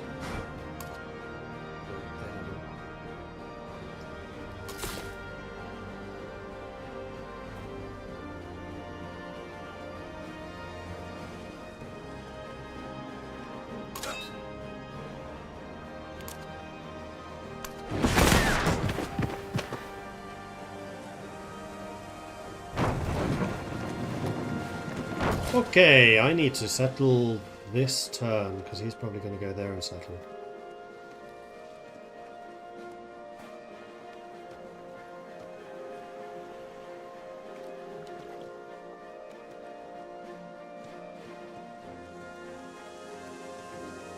So I will get the cotton, I will get the oil.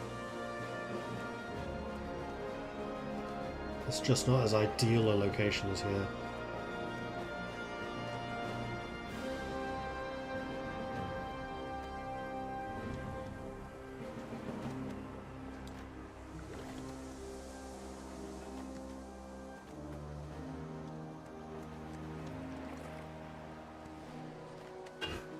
We'll throw a save right here.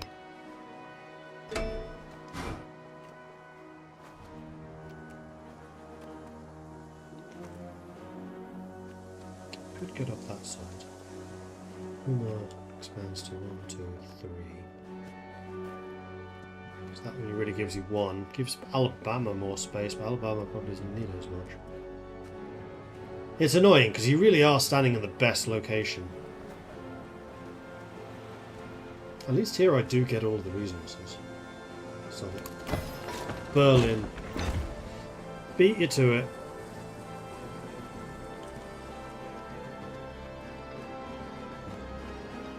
You're going to be able to settle one of these two. Definitely not ideal, and I'm definitely stealing this to push my borders out further. Next up we'll go here to steal these two.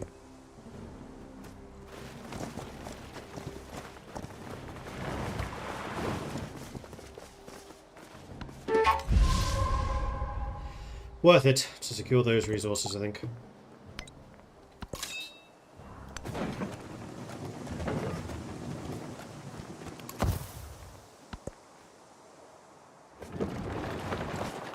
That's right. Back off! This is my land!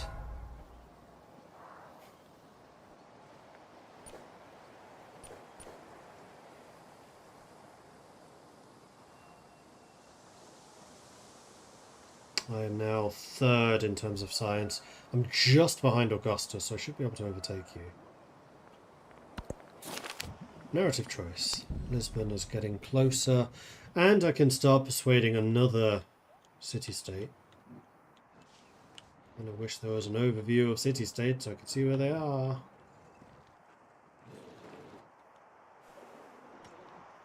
Munich. Another scientific one. Don't mind if I do. You guys are hostile. Might go for you next. Marrakesh. Okay, next up, we want to build another lab. This is a 10. Now that we've kind of confirmed that this does indeed just overwrite, except neither the temple nor the kiln produces science. Nope, I don't understand how that works.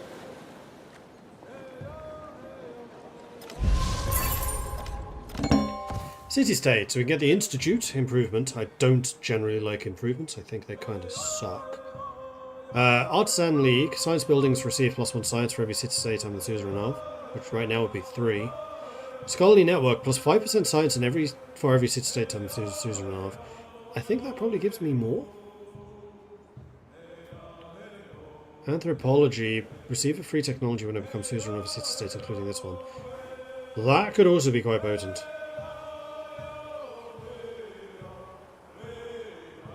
I think anthropology basically is going to be 3 free technologies on top of the 2 free ones I already got with Oxford University.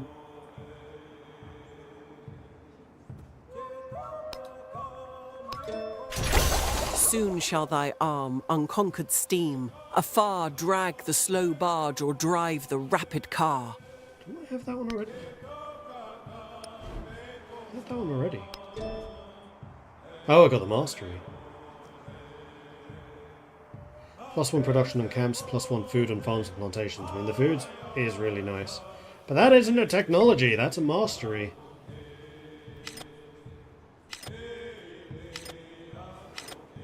Diplomatic actions just ended. I cannot afford to replace them.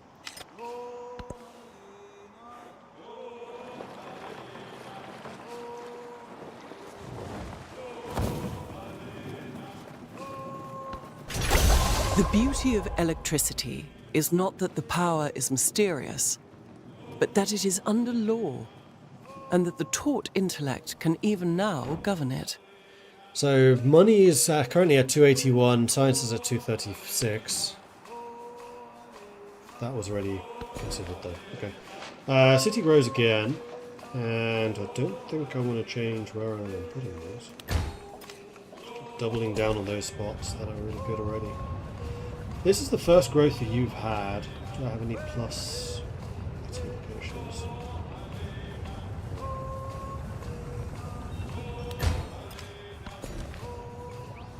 You can grow the town. You've already stolen that oil. That's 5 food. That's a lot of food. But all of these are already mined, so that doesn't matter so much.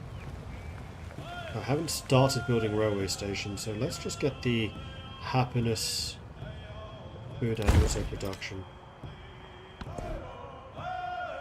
Okay, new technology. Probably industrialization, so we can get the rail stations going.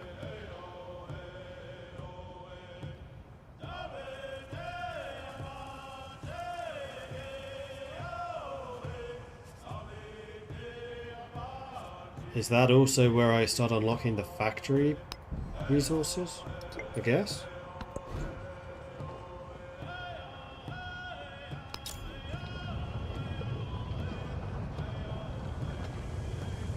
Actually, +8 right there. This would override the library.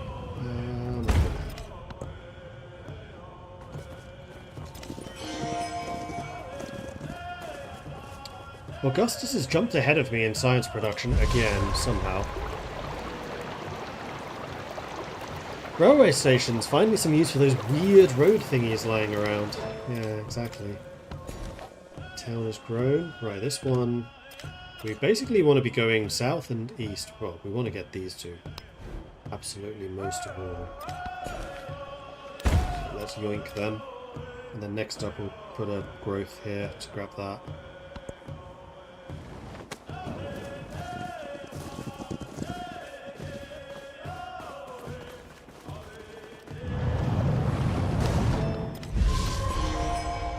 City growth again. Yeah, even more culture and science here. Let's grab those. These cities are growing lightning fast at the moment, and I'm here for it.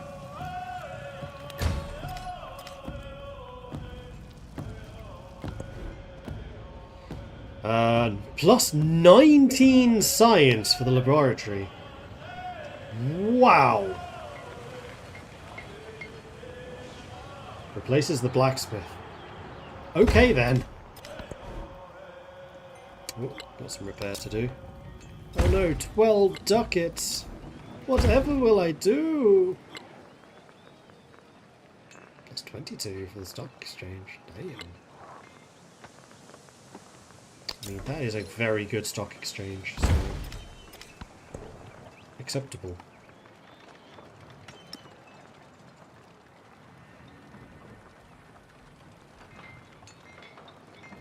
I think this is just telling me that I gained some resources.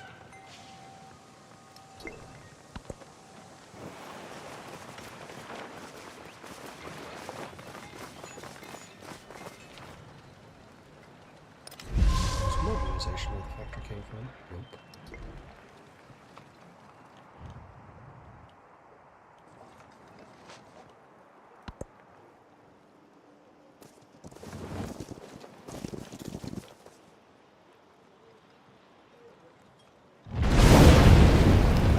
In the Enlightenment, what does not add up in numbers becomes illusion.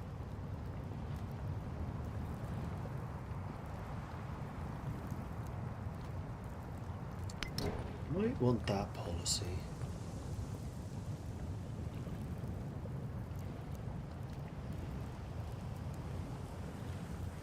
But if I do, what am I replacing? Well, gift economy, because I'm not actually importing anything right now.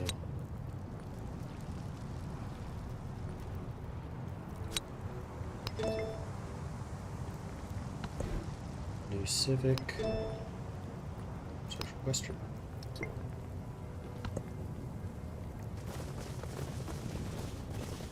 What civilization did all these people become, actually? So Confucius became Qing. Harriet Tubman is America. Tecumseh is Russia. Kuti is Mexico. Augustus is France. Catherine is Siam. And Xerxes is Meiji, Japan. Because of course.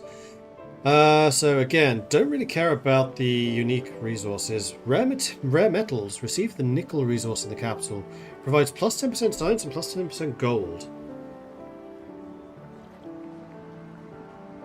I'm having that. The face of a city changes faster than a human heart. And there's urbanization. So we got the department store, which is a happiness building, and the opera house, which is culture. And then also the +1 settlement limit, so that's no longer a problem. And I got the free technology because I settled another minion. Speaking of whom, I can now start befriending another one. So let's go for Marrakesh. We need 510 to befriend the hostiles. Golden tracks. Many citizens long dreamed of seeing their city become a hub for economy and trade. Now the material foundations for this dream are in place. So +3 production on a rail station or 1,000 gold. I'll take the production on rail stations because I can't build a lot of those. The dandy horse. Something called the dandy horse seems to be all the rage in Cahokia. A mechanical riding horse with wheels, handles and a wooden plank for seats. One propels it with one's feet and its inventor claims it's capable of a speedy 10 miles an hour. A few injuries occurred, of course. So ban them, we gain production in department stores. We fix them, we gain happiness in department stores. I'm going to take the happiness, let's fix those.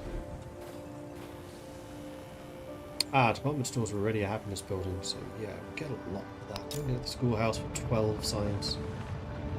What do I do?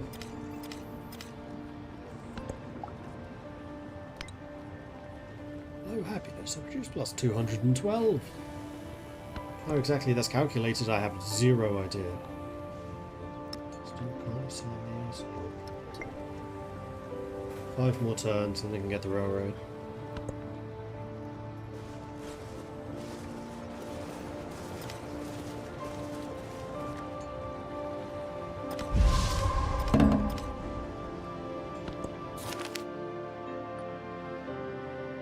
Munich has sent me 500 science, thank you. Now I can speak to Marrakesh and start befriending you. My city can grow. Just keep doubling down the same spot. Town growth. Now we're going to want to start getting the coal.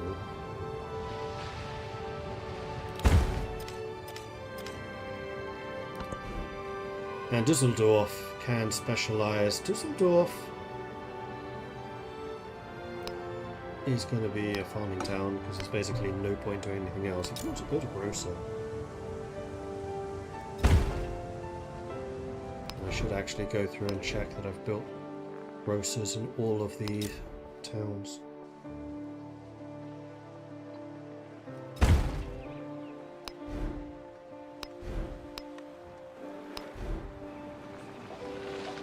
Obviously, I have not.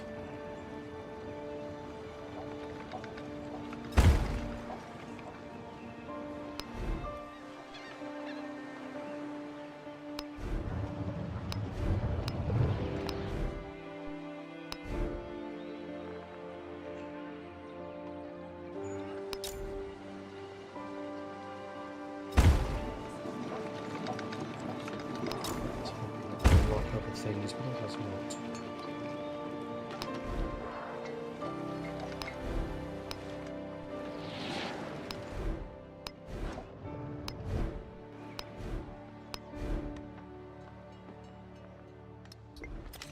But I am now producing a massive amount of money, which is good.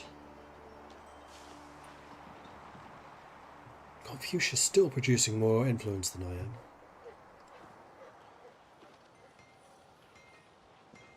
I am now second in science. That's better. Xerxes can have 19 settlements.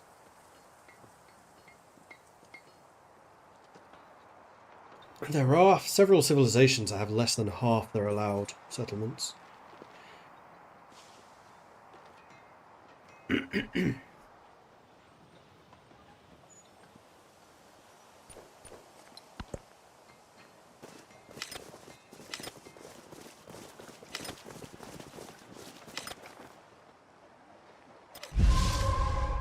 towns being built down there. City growth. Yes. Oh, this is actually a better spot now. Let's build in there. Growing the town.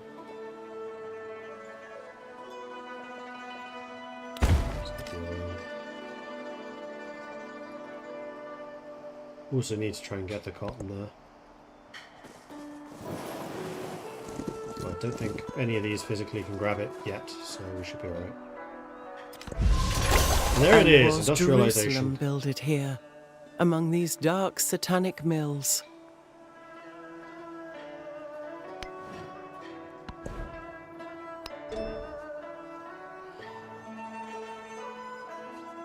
So radio gives influence and happiness. The tenement gives food.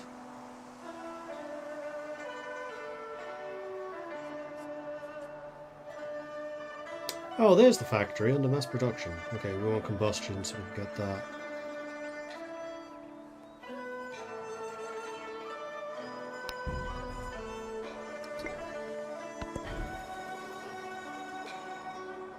And now our science is progressing way more rapidly than my economy can keep up with.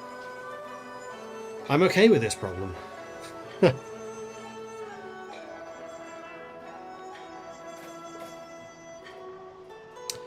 Let's start getting railway stations. I'm actually tempted to start buying them.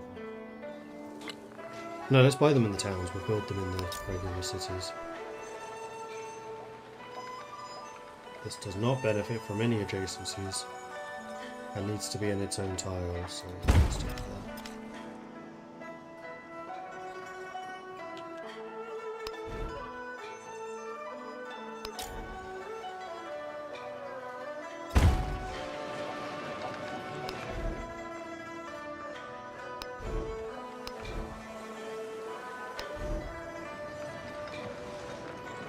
Can't afford it this turn. Next turn, however I can.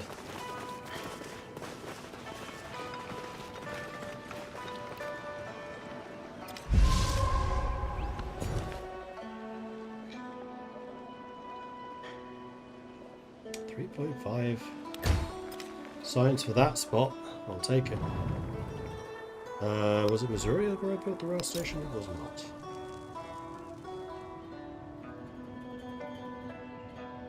Oh, these are popcorns. Yeah, I can definitely. Well, actually, those are producing 10 food. That's quite a lot.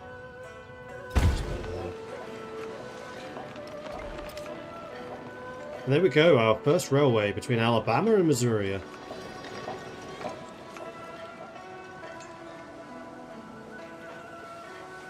With a couple of interruptions here in the lumberyard.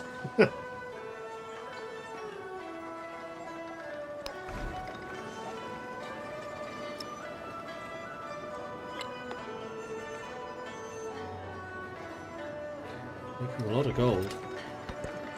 Which is just going to allow me to build even more railways.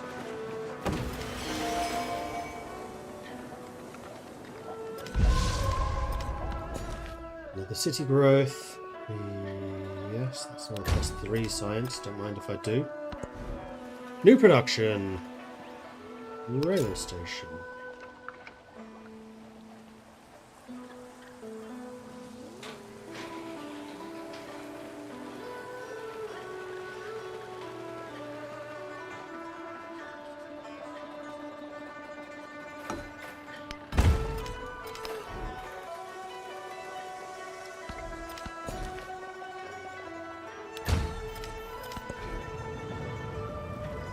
Station.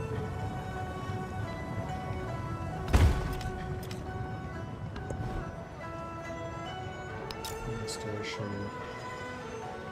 Cahokia. Oh, no, there's a spot right there. I was thinking Cahokia was completely full now, but nope. Oh, hello. We got some tanks over here. Confucius with the land ships. I mean, admittedly, I can build them too, but still. A little bit concerning.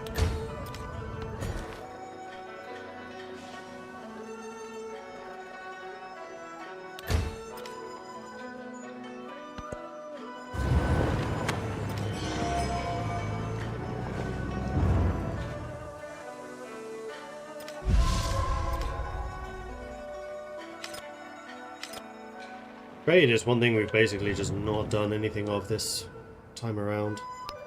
Can I even get merchants here? Yes. They're very cheap. Maybe once I've started getting some of the railways down, we start switching to merchants. Because we know that they are very effective for us. I'm sneaking a second.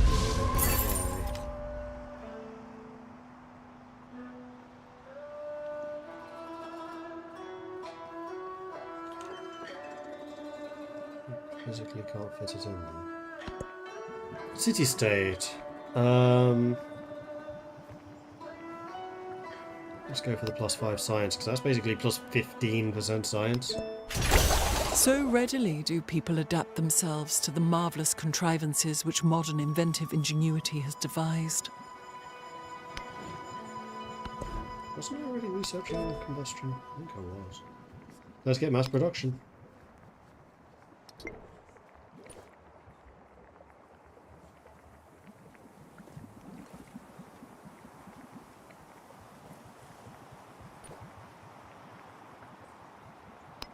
Do I need to 510? Chance you. That can be arranged, but now that I have combustion,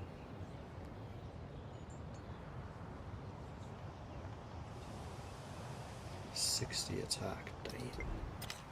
I could start upgrading some of those guys, but what I really want to do is start upgrading the towns to make sure that we all have the connections that we need. So Takume, let's get that rail station built.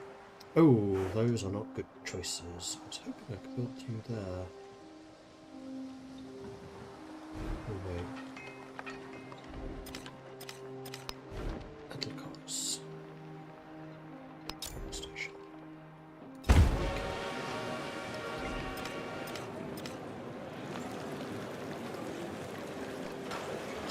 Doesn't really go very far. It goes to the station and then back to this little siding. It'd be nice if it actually had animated trains going along the railways. Like just a little bit more life on the map, I think is what this game is lacking. Does humankind have that? I feel like it does. Here you need to repair a bunch of things.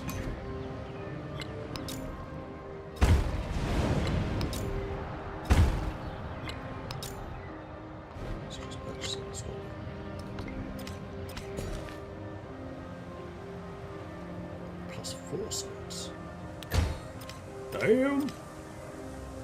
We're up to 403 science now. Confucius is still ahead of us with 600. And I'm going hard on the science choices right now. Still don't do any more of those. Funny enough, this game makes me want to play many other games, just not this one. Yeah, playing this I'm kind of thinking Civ 6 is just better. Humankind is just better, especially now that they've apparently nerfed the spies. After my last experience, they definitely needed to do that.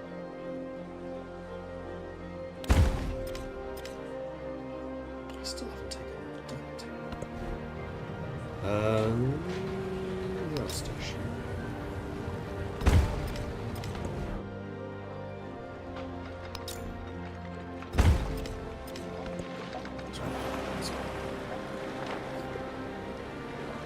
Resource adjacencies. Yes, I can now afford another one, I think. Dusseldorf.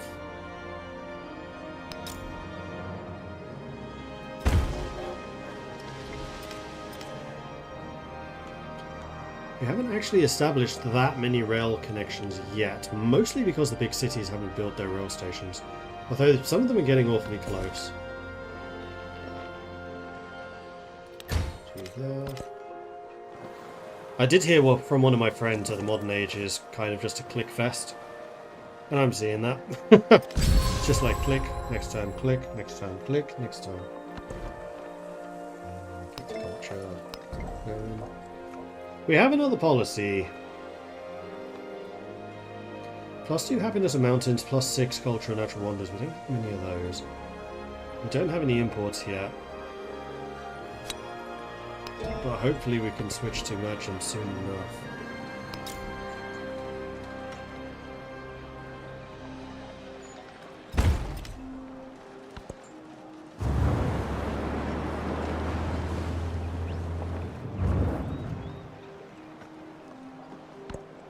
The memory of having sat at someone's feet will later make you want to trample him underfoot. Dogo Onsen. Base happiness 4. Gains population every time you enter a celebration. That's not terrible. Right, do I want to do any of these where I have to spend more resources for specialists? Food maintenance. That basically just means I have to spend 1 extra food for a bunch of extra resources. I'm kind of okay with that. Let's remove you. Maybe the gold adjacency for resources. This is going to be a big money hit, but I'm okay with it. So we want you, we want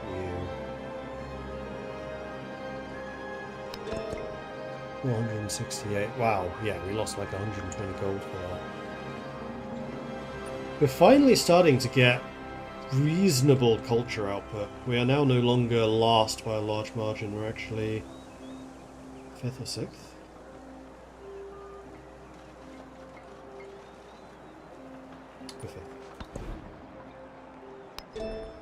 Political theory. This unlocks ideologies. Which is what I was kind of rushing towards. And Cahokia has its railway set up. So I think it's probably time for you to get the department store for some of that happiness. Cost 20 happiness, is it? Rather outrageous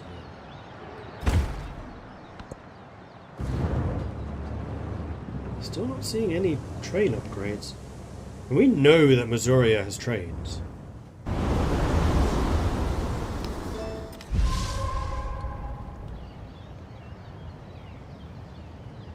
Where's your train station? There. Missouri is there. So why then are these not connected by rail? That's a bit disappointing. Maybe this turn?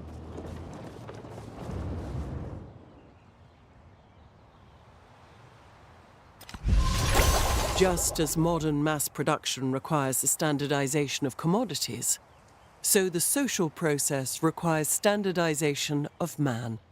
So now we can get canneries and factories. Factories allows one type of factory resource to be slotted into the settlement, increases the number of resources that may be assigned to the settlement by 1. Modern resource building must be built in the settlement connected to the capital by railroad. Cahokia, build me a factory. Right.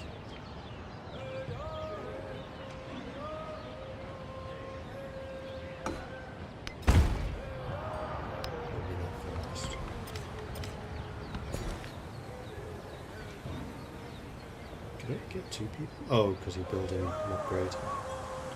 Wow, science. Yeah, of course. Specialists now provide a lot more science and culture now.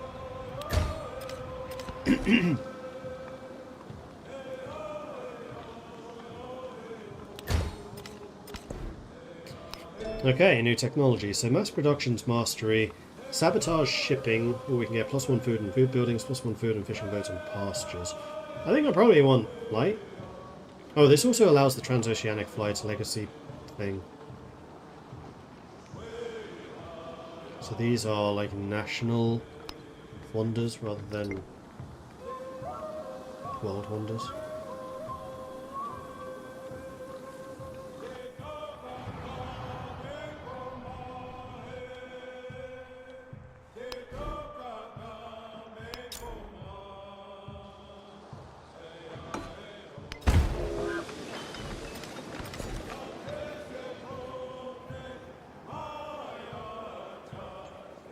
Happiness for these.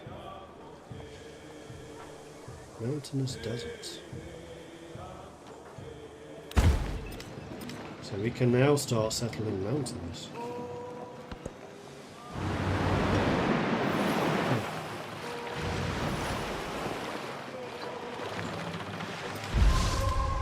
Oh, my city limit's gone up by 1 again, so I should probably be looking abroad to start trying to establish some more cities, although they've been colonizing this area pretty aggressively. And Igashina will start.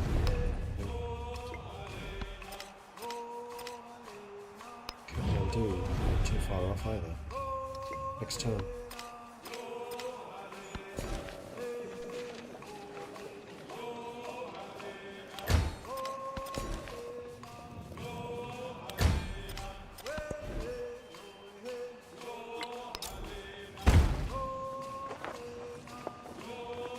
Have you just built the railway? You have. Built me a factory.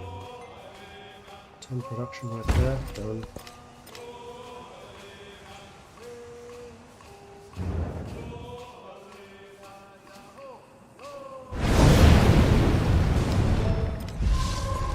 More city growth. Anywhere that's jumping out. Yes, actually happiness for that spot. Or rather, you use less happiness. Plus 16 production from a factory. Make it happen.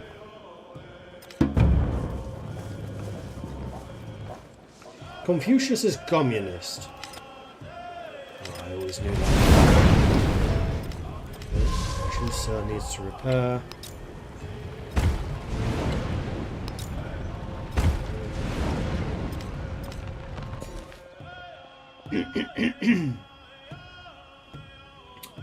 The oranges give a lot of free stuff, so go ahead and do that.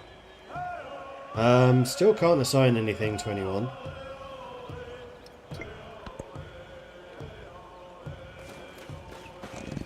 Cahokia will be the first factory city. 5 turns.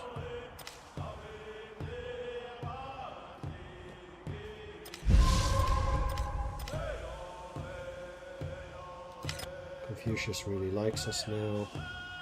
I can start doing a deal with you. Because remember, each one of these that I befriend is another free city. So I basically want to be... sorry, another free technology. So I want to be befriending just everything. Huzzah! Crazy Tom! No, Gathan! Giving out 10 community subs. Thank you very much for that, Gathan. Very much appreciate it. Does it say anywhere who got them, though? Huzzah! Yes, it does. 6X, Paul X9, Drodin, John Storm, Doc Rosie, Triams, Ferret Fiend, Northern Snowcat, Crazy Tom, Huzzah! Ephemachius, and Beniki. Congratulations on the gifted subs courtesy of Gathan. Thank you so much for that, Gathan. Very much appreciate it. Thank you. Huzzah! That's a lot of explorers.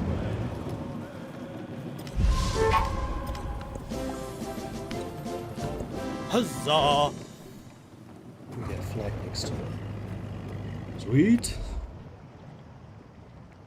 3 turns away from the factory in Cahokia. The sound of 41 wings. population. Huzzah! Truzy is actually even bigger. Where do I want to put this?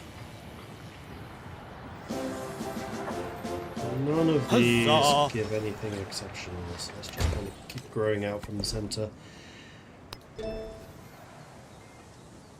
We can go for radio, for the extra happiness from the radio stations, but frankly I'm just not Huzzah! building those yet. Production on production buildings would be good. We could just go for armor. Yeah, let's go for the tier 3 Huzzah! stuff. Sure, why not? Gets me closer to aerodynamics too. Well, I'll need to get radio immobilization for that one.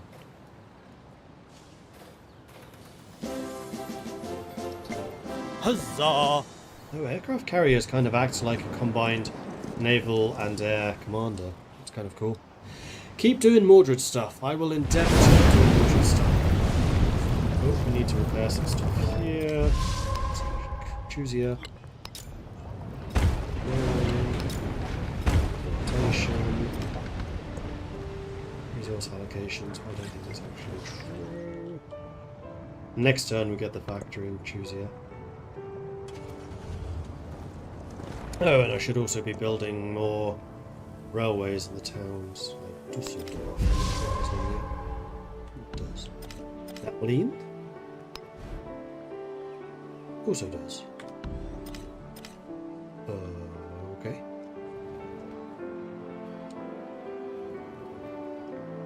In that case, everywhere may already have one. So Hitichi is going to build a factory. No, Hitichi's already got a factory.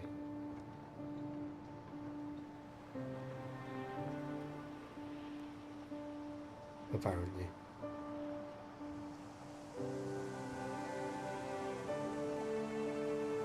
Well, you've got negative happiness, so the department store is probably what you want to do.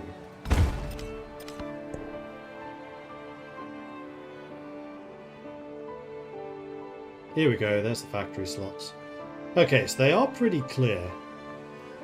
And now we just need to make some decisions about what we want to do. So you are happiness producer. Cahokia is low in happiness. That's production, happiness, production, culture. Hitichi is our main cultural output. Coffee, oh, that's specifically for buildings and wonders. Growth rate from fish. Land units from cotton. I mean, it's the capital, so having the extra growth would be pretty decent. And oranges is for naval units.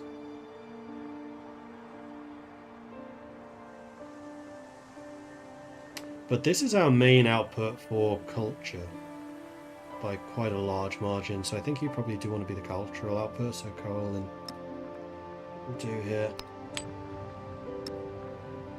Oh, you can slot in multiple.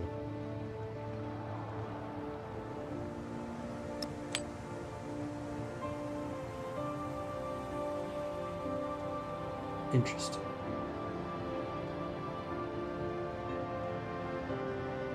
And then Hitichi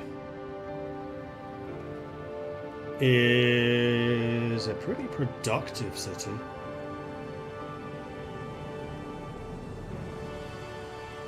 Actually a lot more productive than Chusa. So let's make you our land unit production hub. Oh, it automatically filled in you. Well, in that case, let's get rid of some of the horses. Put that in there instead. So Hitichi is now very much our land production center.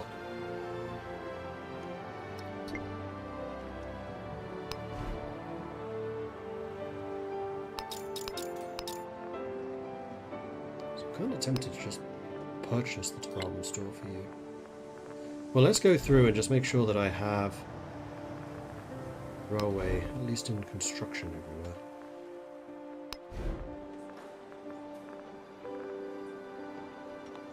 Takume can go factory.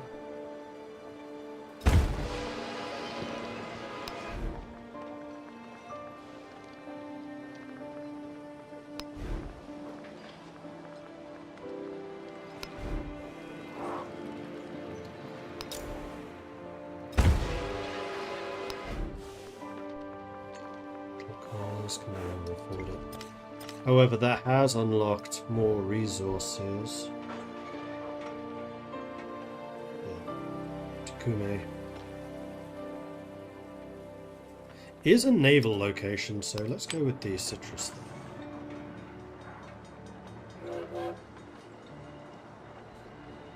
Or we go with growth. Oh, let's go with growth instead.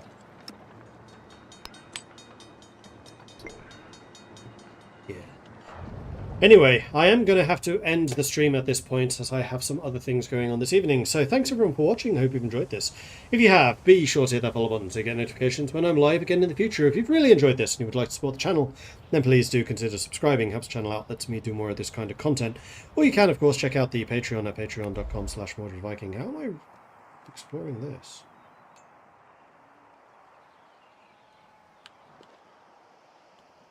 Maybe because these places are trading with me? Or trading with my minions. Or my minions have explored there. My minions have explored there. It's all the areas that are independent. They had scouts. That's how. What was I saying? Yes. Thanks for watching. If you've enjoyed this, follow. If you've really enjoyed this, subscribe. Or if you're on the uptubs, subscribe, and if you've really enjoyed it, then become a channel member. If you want to join the community, then they are a very cool bunch, and you can see us over on the Discord, which I can do by doing that, or if you're on the YouTube, you can find that in the description below. Otherwise, I think that is it for me, so thanks everyone for watching, and I will see you next time, which will be tomorrow, 12 PM. We will play some more. And probably just see if we can blitz our way through the modern age to see if there is anything else more going on, but I kind of doubt it. So maybe we'll just try and get the victory, or maybe we'll play something else entirely. Haven't decided. To be determined. Thanks everyone for watching, and I'll see you next time. Until then.